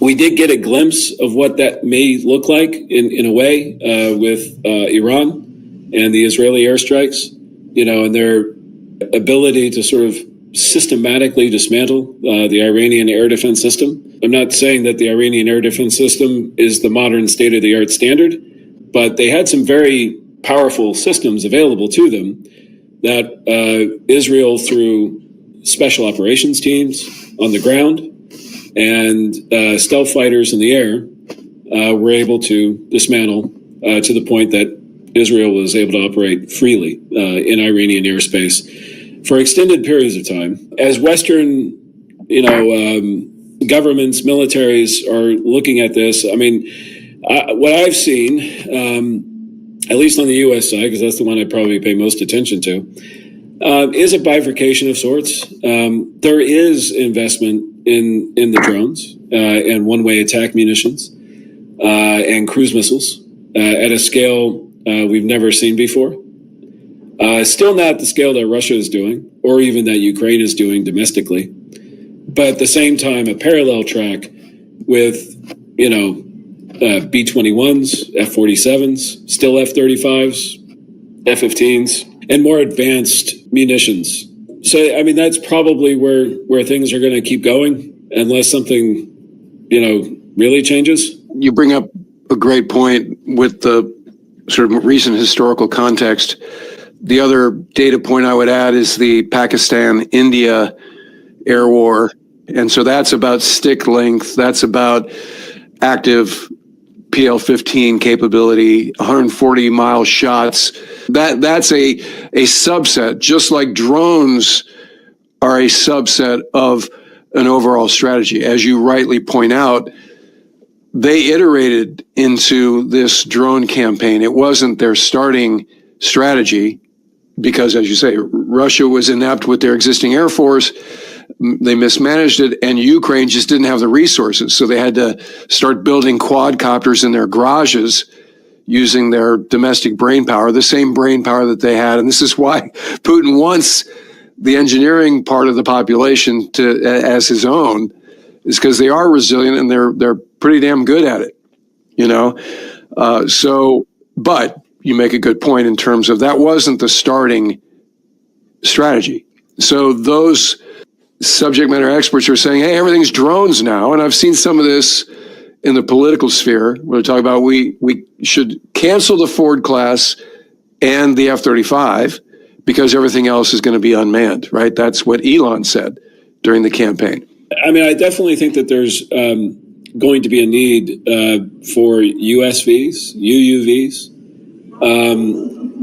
at least in addition to the Ford class. F-35 is working with CCAs, and so there an unmanned element that's coming, but there is also severe limitations on what those unmanned or autonomous systems can do on their own without being like in Ukraine.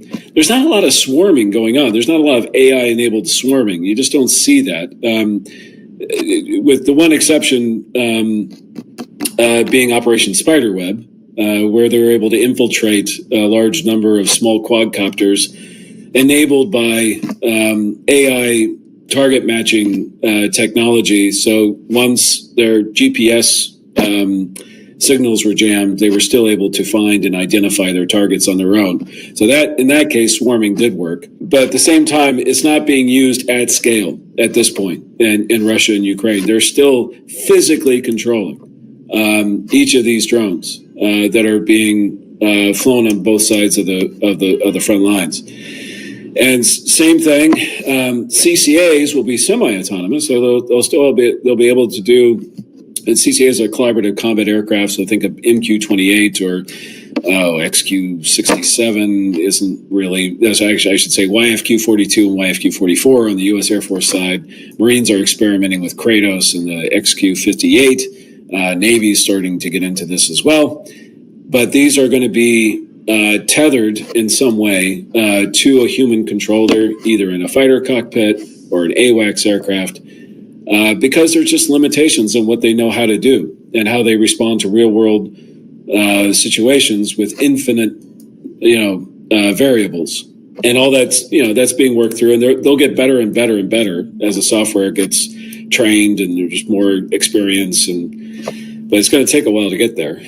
Well, as always, great perspective from Aviation Week's Steve Trimble. Steve, thanks for joining us once again, and I hope to see you in town before too long.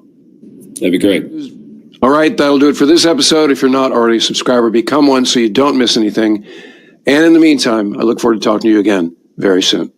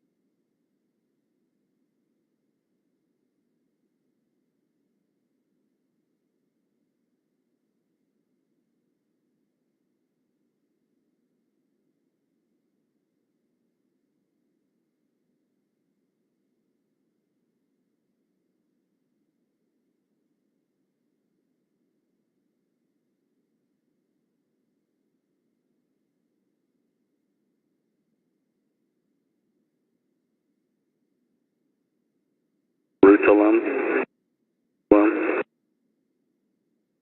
or Leon, or Leon.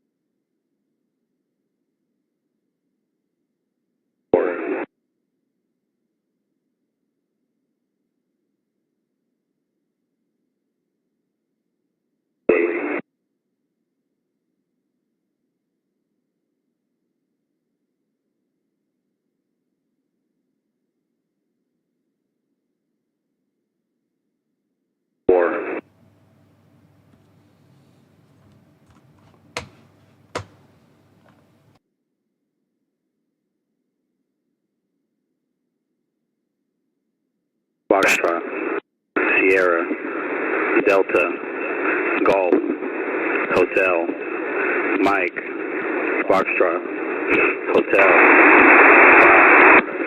Whiskey, Uniform, Tango, Bravo, Papa, Quebec, Golf, Lima. This is Jerusalem. Disregard the transmission. All right, folks, we got great news for KLW World News members. We're going to have a roundtable here this evening in regards to it, as opposed to our regularly nightly news. All stations. This is Jerusalem.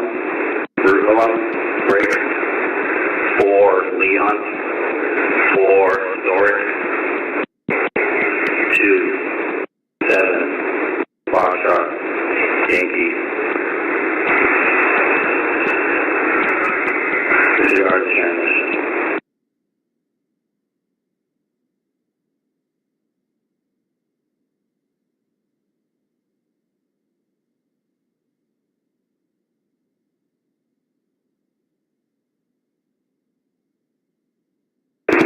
All stations. All stations. This is Jerusalem. Jerusalem, break.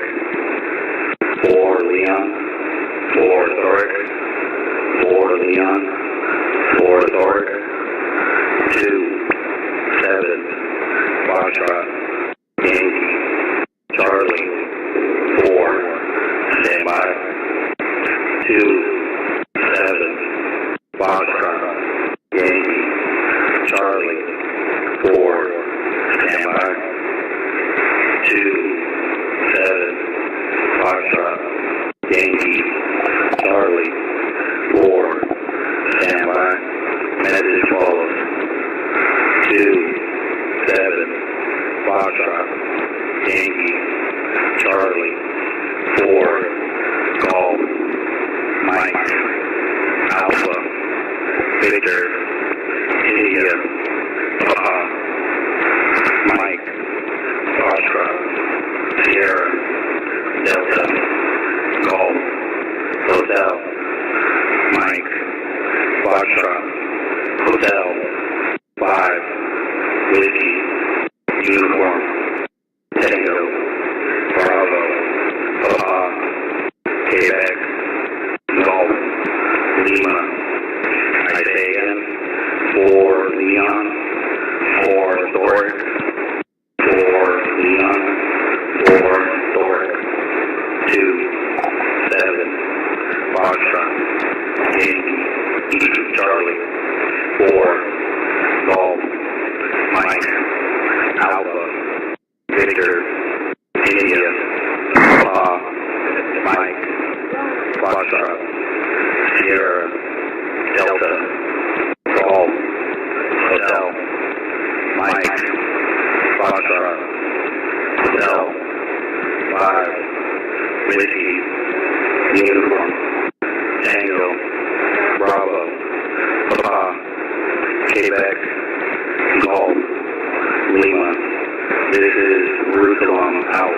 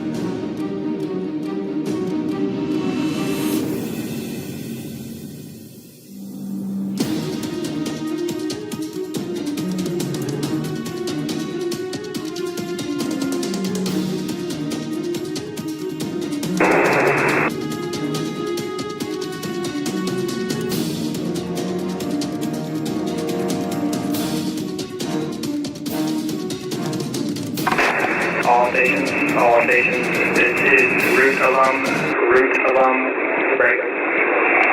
Mike, India, 4, Nairobi, India, stand by. Mike, India, 4, Charlie, India, stand by. Mike, India, 4, Charlie, India, stand by. Message follows.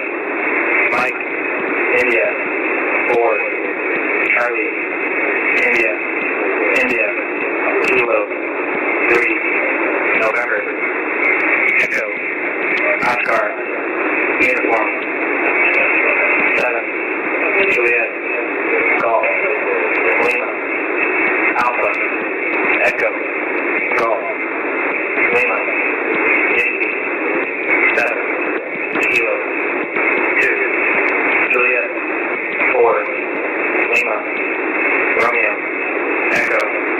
Whiskey. I say it again. Mike. India. 4. Charlie. India. India. Kilo. 3. November. Echo. Oscar. Uniform. 7. Juliet. Golf. Lima. Alpha. Echo. Golf. Lima. Yankee. 7. Kilo. 2. Juliet. 4. Lima. Romeo. Echo. Whiskey. This is route alarm out.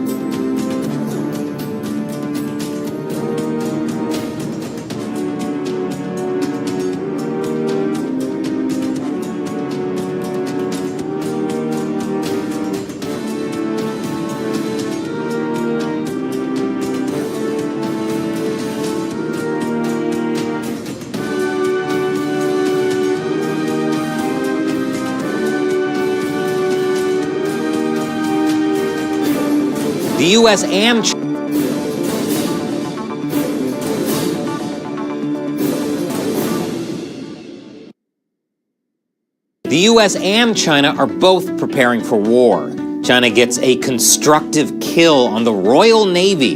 And why is Philly celebrating the CCP? And more on this week's China News Headlines. Welcome to China Uncensored. I'm Chris Chappell. This episode is sponsored by Surfshark. Whenever you go online, you really should be using a VPN like Surfshark to cover your tracks and protect your identity. I'll tell you more in a bit. Renowned Hong Kong pro-democracy activist Nathan Law has been denied entry to Singapore. But the situation could have been much, much worse. Law, a former legislator in Hong Kong, fled the city in 2020 during the CCP takeover. Now he's on a Hong Kong wanted list and lives in exile in Britain. The thing is, Singapore has an extradition treaty with Hong Kong. So when they stopped Law at the border, they easily could have handed him over to Hong Kong authorities. Instead, they just held him for a while and then deported him back to San Francisco, where his plane left from. Which isn't great, but it's better than prison. Law believes his deportation was political, and a Singaporean official told the BBC that Mr. Law's entry into and presence in the country would not be in Singapore's national interests, which basically means that, yeah, it was political. Canada's military is preparing for confrontation with China in the Arctic. There are a lot of minerals in the Arctic, and I mean a lot. Minerals that China would love to get its hands on. Because why help their own citizens when they can go treasure hunting globally like a Scrooge McDuck antagonist? To that end, China has been sending more and more ships Canada's way. Strictly for exploration purposes, you understand. And China and Russia have held joint drills in the area as well. But Canada isn't taking it lying down. It's undertaking something called Operation Nanook. The operation includes Canada's Army, Air Force, Coast Guard, and Navy, tasked with maintaining a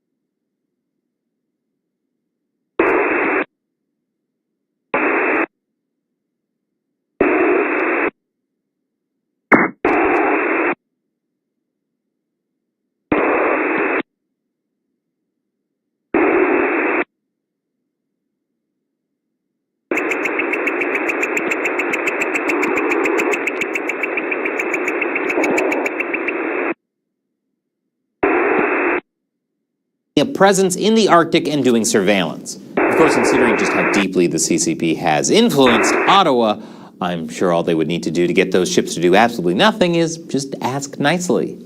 If you want to learn more about China's control over Canada, you can check out this episode or others like it on our exclusive website, ChinaUncensored.tv, where we post episodes we can't share on YouTube. The subscription is just the price of a bag of coffee, so head on over. And thank you for your support. And now over to Philadelphia, America's former capital and current zombie capital. Man, this American remake of 28 Days Later looks horrifying. Sadly, Philly has something even more frightening going on than drug addicts or its sports fans. What did the traffic light ever do to you guys? No, the real fright is the Chinese flag flying from City Hall. The city's Office of Immigrant Affairs is marking the anniversary of the Chinese Communist Party's founding and says this should help to promote cultural ties with sister city Tianjin, because nothing says promoting cultural ties like celebrating a regime responsible for destroying so much culture. Philly isn't alone. San Francisco City Hall also held a Chinese flag-raising ceremony as an opportunity to build bridges. Don't they know that building bridges, literally anything, isn't...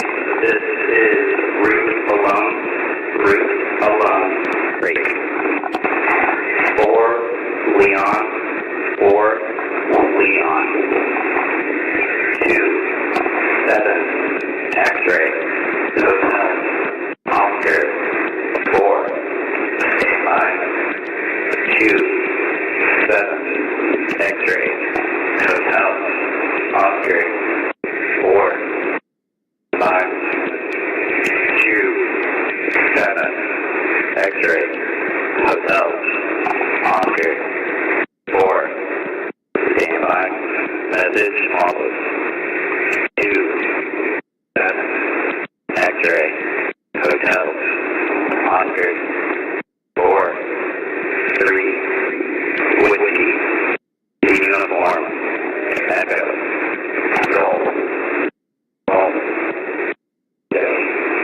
3, Yankee, Juliet, echo, Tango, Papa, Charlie, Lima, Delta, Charlie, Romeo, Kilo, Charlie, 2, Alpha, 7, I say again, 4, Leon, 4, Leon, 2, 7, X-ray, hotel, Oscar, 4, 3, whiskey, uniform, echo, Sol, 3, Yankee, Juliet, echo, Tango, Papa, Charlie, Lima, Delta, Charlie, Romeo, Charlie, 2, Alpha, 7. This is route alarm. Out.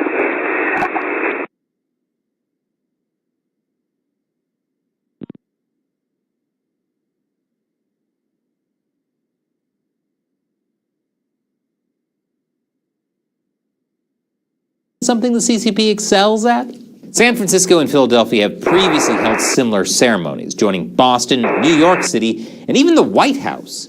Representative John Molinar, who chairs the House Select Committee on the CCP, sent a letter to the Philadelphia mayor to demand the cancellation of the flag raising and its sister city partnership with Tianjin. And Uyghur activist Rushan Abbas joined him in urging the cancellation, saying that the city leaders need to stand with victims of tyranny. Local officials, though, are defending the move, saying other similar events were also held and none of them were necessarily an endorsement of other governments. Yeah, I mean, it's not like flying a flag is an endorsement of a country. These soldiers raising the American flag at Iwo Jima weren't doing it in support of the U.S., they were just vibing, man. The local officials also claim this is an expression of support and celebration of the city's Chinese community. Huh. So Philadelphia loves to protest authoritarianism sometimes while celebrating other authoritarians when suitable. Good to know. But there are already events like the Lantern Festival that celebrate Philly's Chinese community without celebrating one of America's foremost enemies that is a serial human rights abuser. I guess that's the long arm of the CCP's influence for you. This would be like someone with a swastika tattoo saying, "I don't support the Nazis. I'm just celebrating Oktoberfest." And after the break, the Pentagon is preparing for war with China. Finally. Welcome back. The Pentagon is ordering weapons factories to crank up production in preparation for war with China. War with China is like Chris Brown's next violent outburst. It's not a matter of if, but when. Amid China's rapid military buildup and the CCP's regional aggression, Washington is stepping up production of certain key items, such as Patriot air defense systems, long-range anti-ship missiles, precision strike missiles, and the Standard Missile-6. Considering that the U.S. has used much of its stockpile helping allies in Europe and the Middle East, this is something that should have been done ages ago. People familiar with the issue said the Pentagon is asking defense contractors to massively increase the scale of production of about 12 systems in total. But there are concerns that this will require a ton of money and need to be done very quickly. So it's definitely going to be challenging, since anyone who's ever worked with contractors on their house know you can have things done fast, cheap, or well, but you can only choose 2 out of the 3, and you're lucky if you can get 1. China carried out something called a constructive kill maneuver on Royal Navy ships in the South China Sea. The HMS Richmond was sailing through a disputed area in the South China Sea near the Spratly Islands, along with other ships and the HMS Prince of Wales aircraft carrier. Officers on some of these ships reported being tracked and harassed by the PLAN. One officer on the Prince of Wales said, "It's them pretending to kill us. They follow the path they would go on if they were launching an attack. It's an info-war operation. They want us to know they're targeting us." But that British optimism is on full display because another officer said it's mutually beneficial in training terms. The more they practice targeting you, the more you understand how they operate. Oh, we've known how communists operate for decades. We've also known the solution. Classified U.S. intelligence is warning about China's preparations for a Taiwan invasion.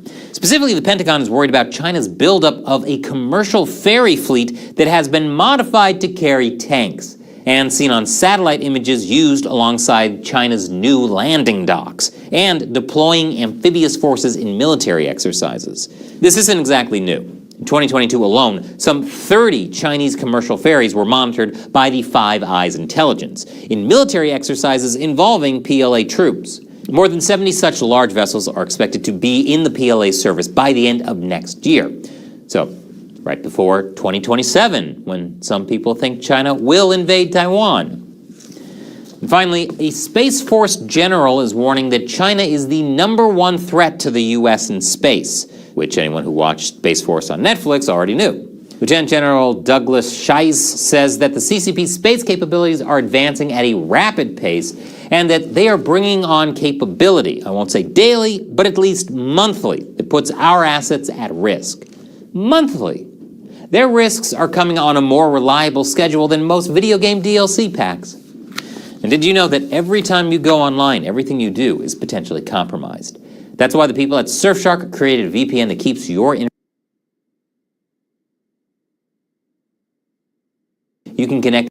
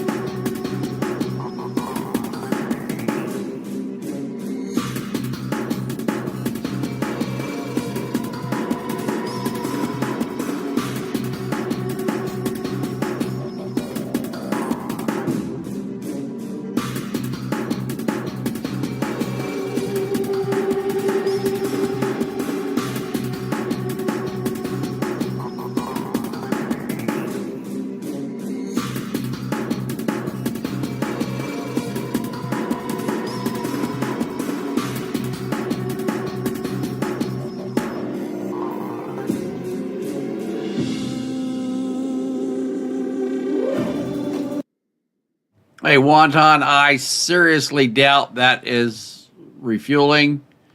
I just think they were practicing flying around. I doubt anybody came up and refueled with them. The reason I'm saying that is you don't normally like to refuel over mountain ranges. That's rough going.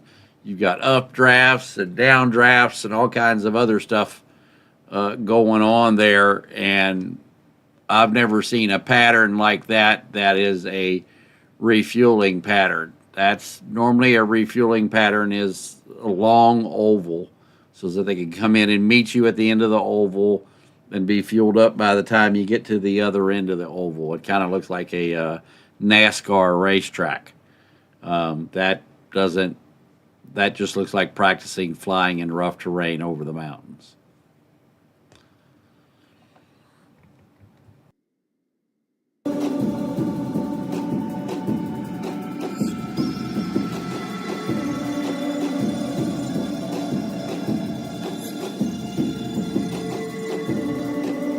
He doesn't have a YouTube channel. He has a Kick channel.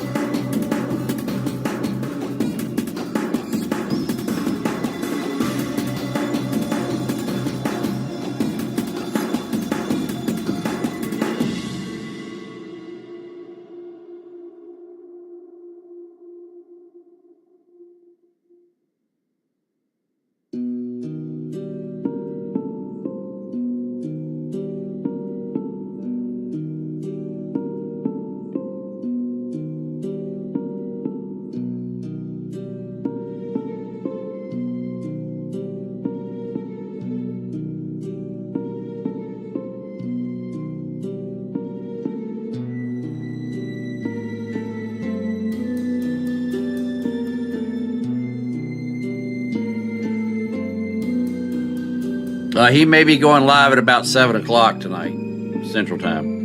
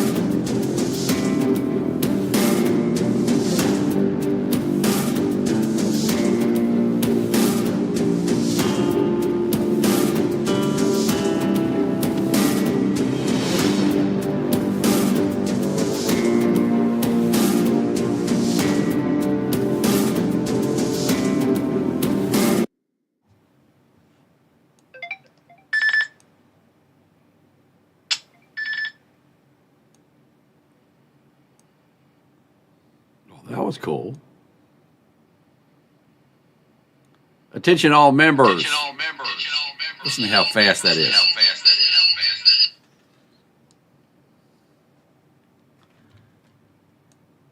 Attention all members. Please see the message in the all call and follow the directions accordingly. I would prefer that all of you reset your devices. Again, please see the message in the all call, and everyone, please reset your device. We will have more on this coming up on tonight's news broadcast. That is all.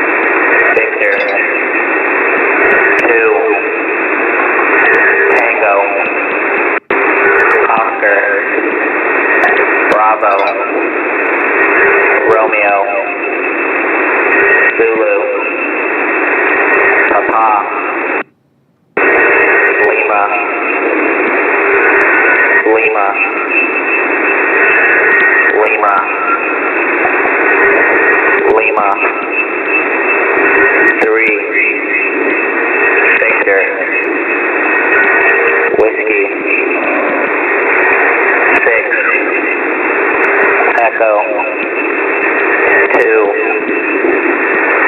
7 Echo Quebec Hotel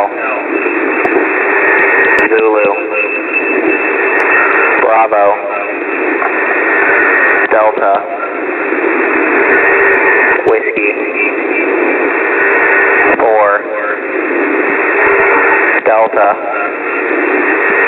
Zulu 6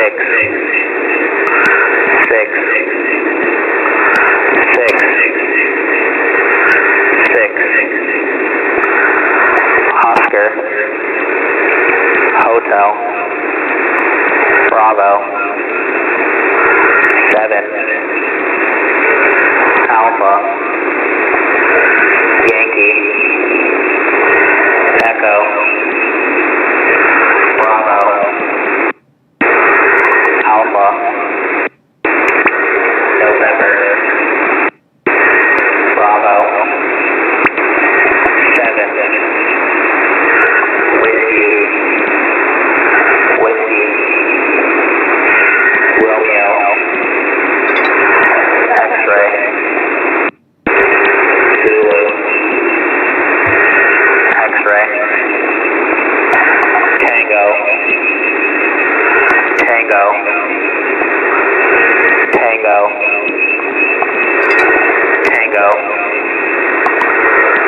Lima Juliet Yankee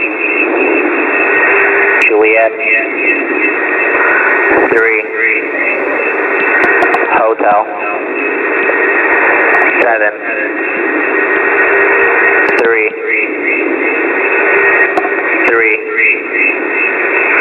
Sierra Oscar Delta 4 Charlie Whiskey Delta Whiskey Echo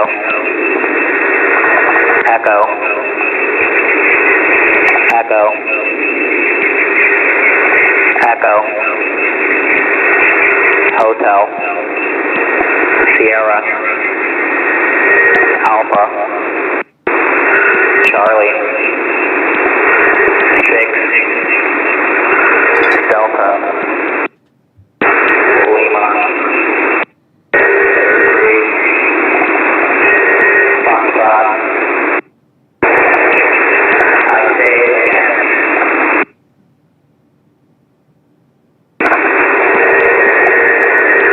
Sierra 7 Sierra Romeo Lima Golf 2 Delta Kilo Zulu 5 Zulu Foxtrot Kilo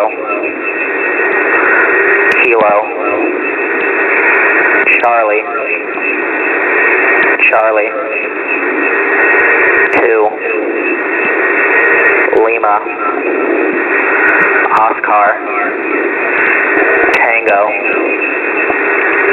Echo Golf Tango Quebec India Oscar Whiskey Golf 7 Sierra Whiskey Uniform Victor 2 Tango Oscar Bravo Romeo Zulu Papa Lima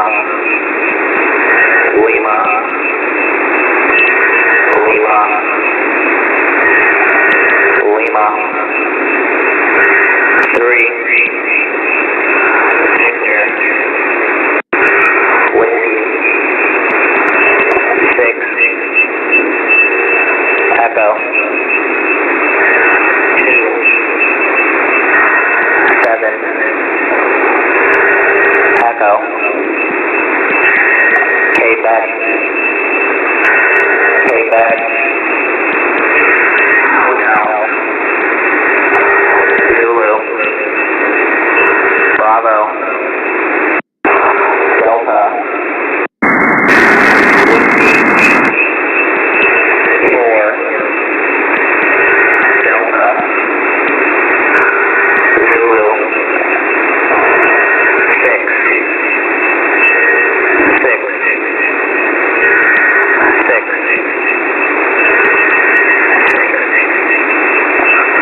Oscar.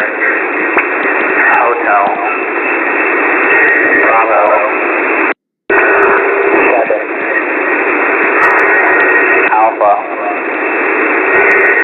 Yankee. Echo. Bravo. Alpha. November. Bravo. 7. Whiskey. Whiskey. Romeo. X-ray. Zulu. X-ray. Tango. Tango. Tango. Tango. Lima. Juliet. Yankee. Juliet. 3. Hotel. 7. 3. 3. Sierra. Oscar. Delta.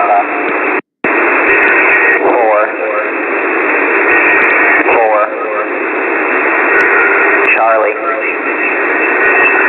Whiskey. Delta. Whiskey. Echo. Echo. Echo. Echo.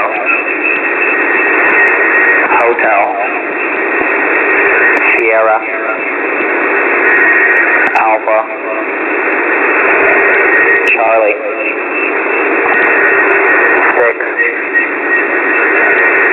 Delta. Lima. 3. Foxtrot. This completes message of 120 characters. This is Root Alum out.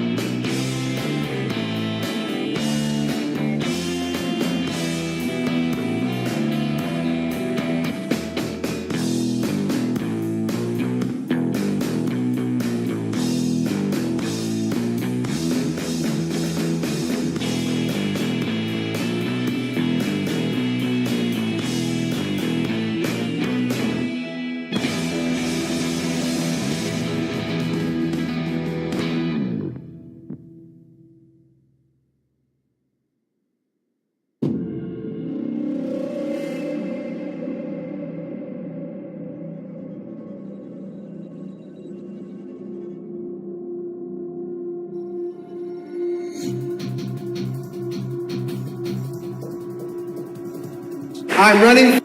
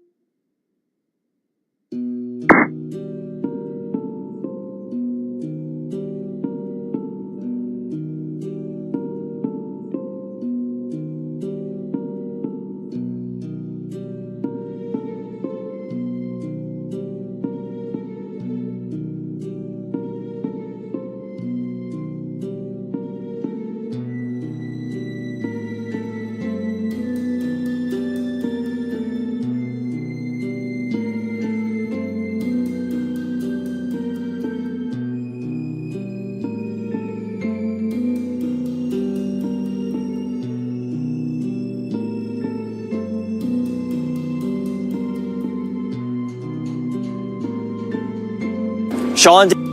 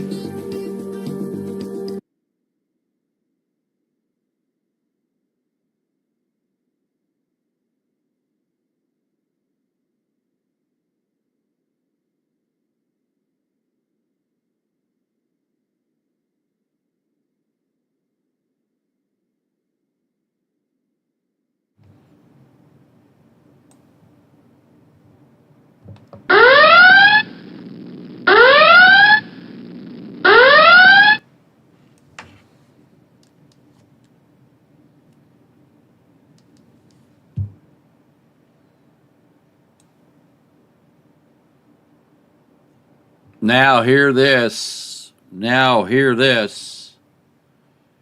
A trainload of artillery has just been spotted moving towards the border with Estonia.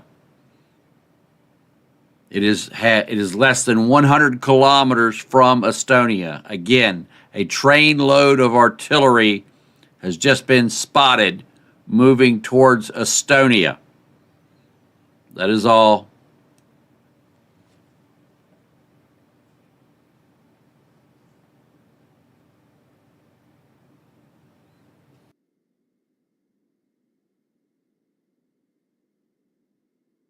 Did that come through the network, folks?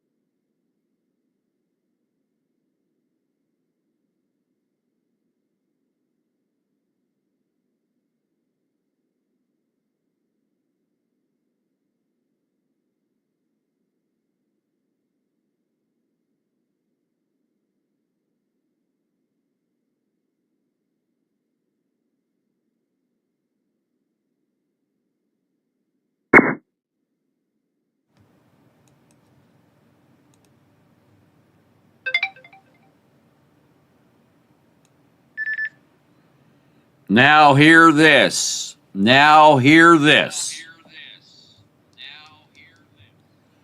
A trainload of our self-propelled artillery was spotted just a little while ago headed towards the border with Estonia. It has troops, artillery, and ammunition on it. It is 100 kilometers or 60 miles from the border. It was recorded just before sunset, so just a few hours ago. By this time, it is already at the border. We'll have more at the broadcast tonight.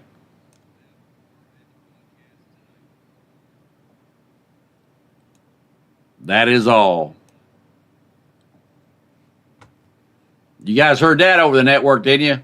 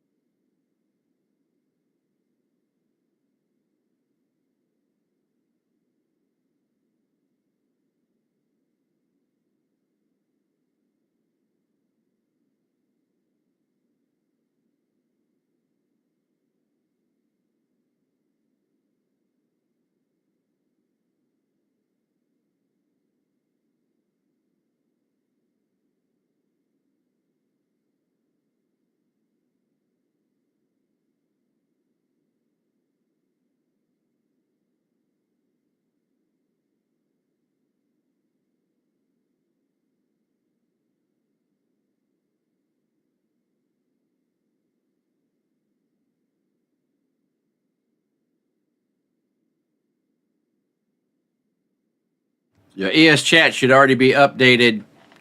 I'm going to be ending this broadcast right now because I have to do a conference call about the Russian submarine that sank in the Mediterranean, and also the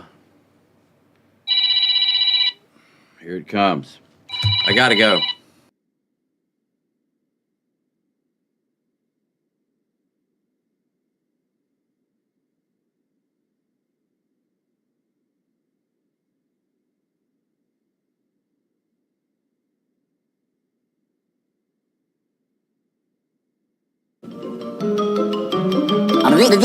That's all, folks.